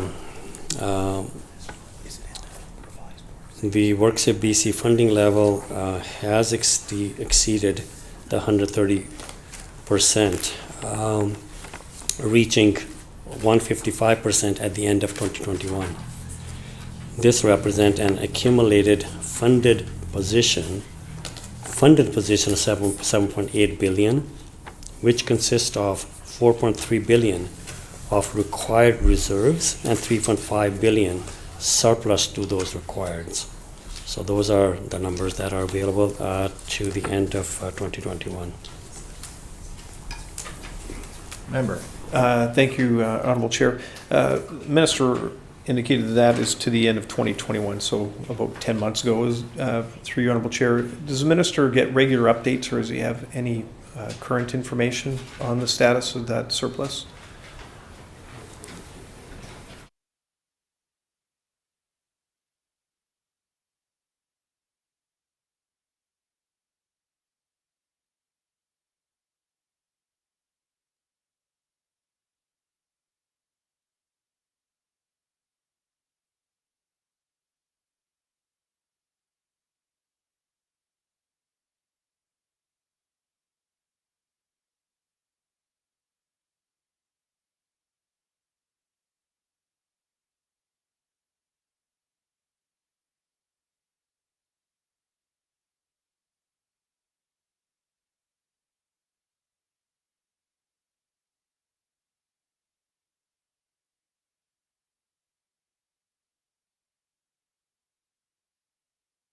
Minister?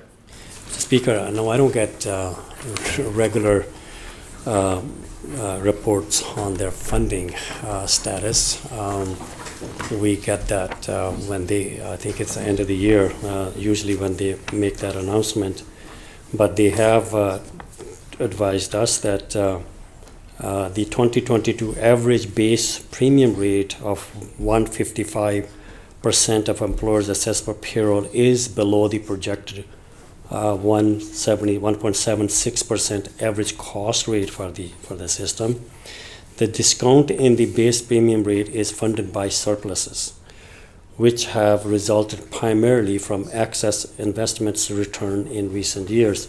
And they go on to tell us that between 2018 and 2022, WorkSafe BC projects that 1.4 billion of surplus will have been used to discount rates for the employers. So obviously, if they are continue to give a discount to the employers even this year, it just tells me that their accident fund is in good shape. Member. Thank you very much, and I appreciate that additional information from the minister. We talked a little bit earlier about investment returns, and I think in one of the earlier clauses I give reference to the fact that in estimates this past spring, the minister shared with me that investment returns for fiscal 2021 were a stunning, I thought, 11.1% return rate, which was fantastic. We do know that rates have gone in the opposite direction this year.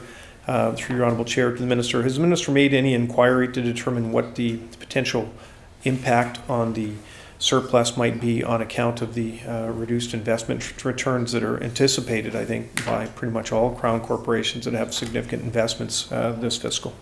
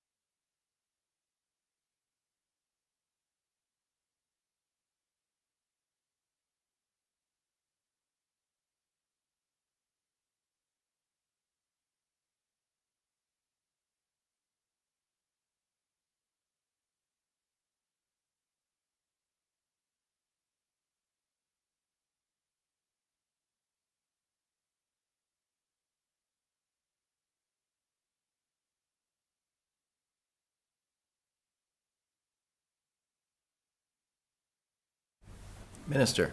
Thank you, Honourable Chair. The only thing that I was advised is that the board said that the return on their investment may be lower this year compared to last year, but they are performing well relative to the market as a whole. So I'm confident that they're doing well. Member. Great. That's certainly reassuring news. I think that most folks are probably seeing a 10 to 15% reduction in investment returns this year. So if the minister has confidence that they're doing well, that's definitely great news. Back to the questions that I raised earlier about the cost magnitude, and I certainly do hope that the minister is able to get some of that information directly from WorkSafe BC, because the provisions of this bill has provided the latitude of WorkSafe BC to make pretty considerable decisions that have a significant cost impact on the worker accident fund.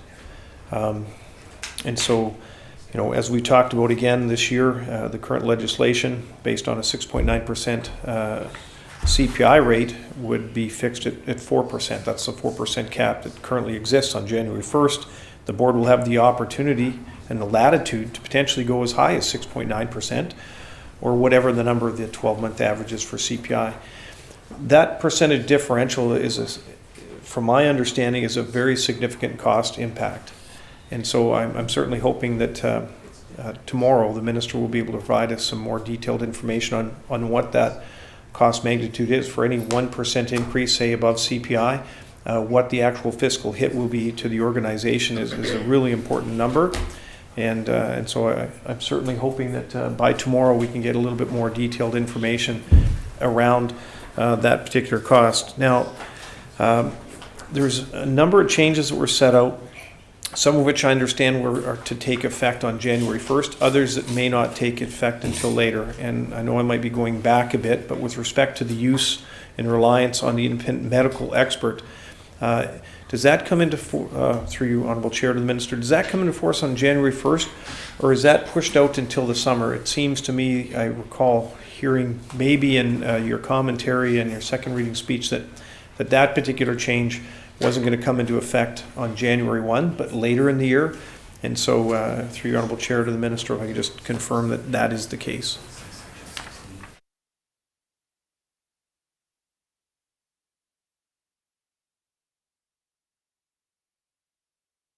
Minister.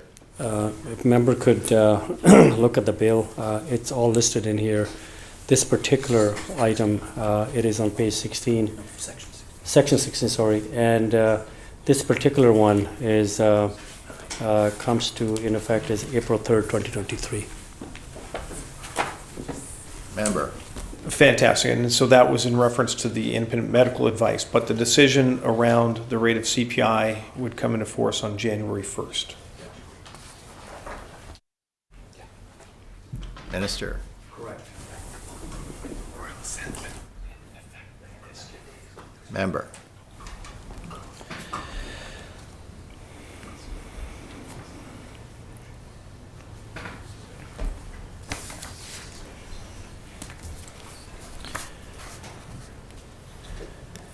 Thank you, Honourable Chair. And I've probably belabored this enough, but the current surplus that was reported as of December 31st last year at $3.5 billion, has the minister been provided any updates at all throughout this last year on some of the other previous legislative changes, the changes to the dual pension reform, or any of other changes have been legislative on what the potential impact on costs has been to rates over the last year? Some of the legislation had to do with the rates for COVID, for example, and just wondering if the minister's provided any advice over the last year on what the costs associated with some of those legislative changes have been over the last fiscal.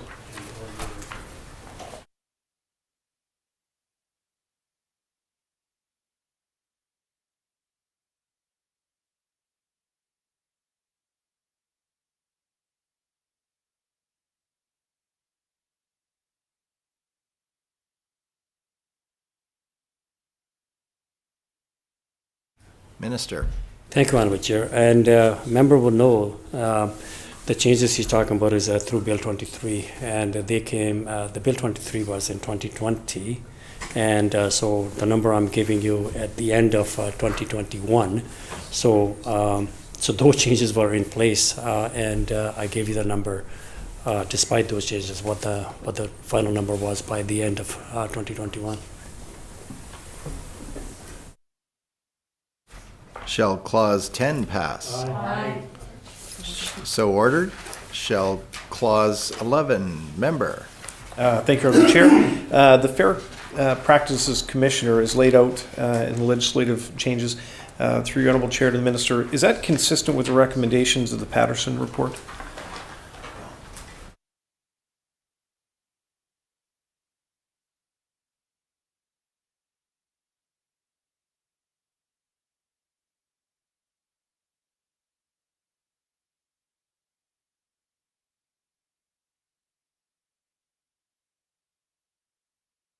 Minister.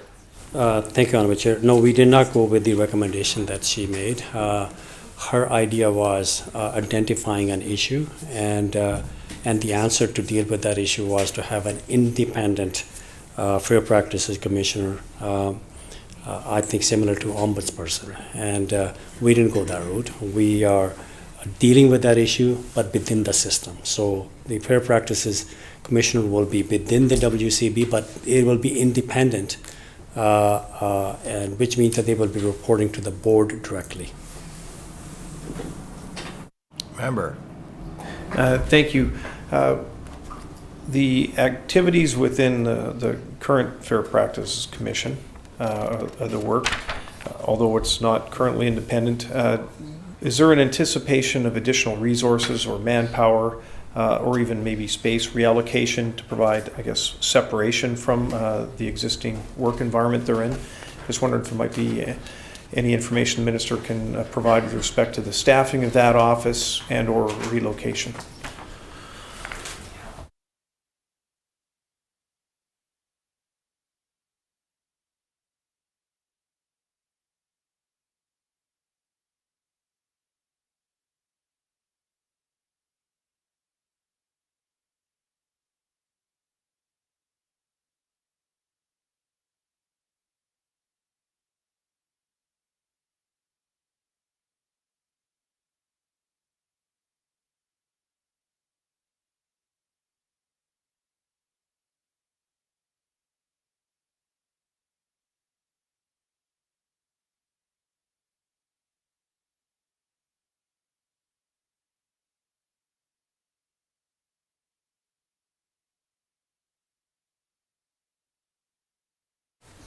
Minister. Honourable Chair, we addressing an issue that was raised by a number of stakeholders and some of the reports here, and we're going to leave it to the board and through the terms that are some of the requirements under the Act. They will be the one who will be determining. My expectations is that there is sufficient resources for them to do the work that they need to do, investigate individual complaints, make recommendations, and also making annual reports, which would be perhaps if they were looking at systemic unfairness. So I think that is probably a welcome, I think, approach by both employer and the workers. Member. Thank you, Honourable Chair. Will any recommendations that come forward from the Fair Practice Commissioner, will those stay and only remain as recommendations, or will those recommendations be binding and enforceable?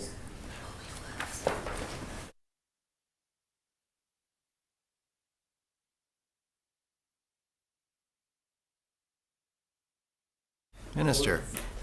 Those will be the recommendations to the board, and then I'm sure the board will be looking at and examining those recommendations because I think it is the best interest of the board as well to understand where the unfairness is, and if it's brought up by the commissioner, then I think my expectation will be they will proceed with fixing the unfairness issue in the system, because it is to their best interest to make sure that the workers and the employer have a confidence in the system.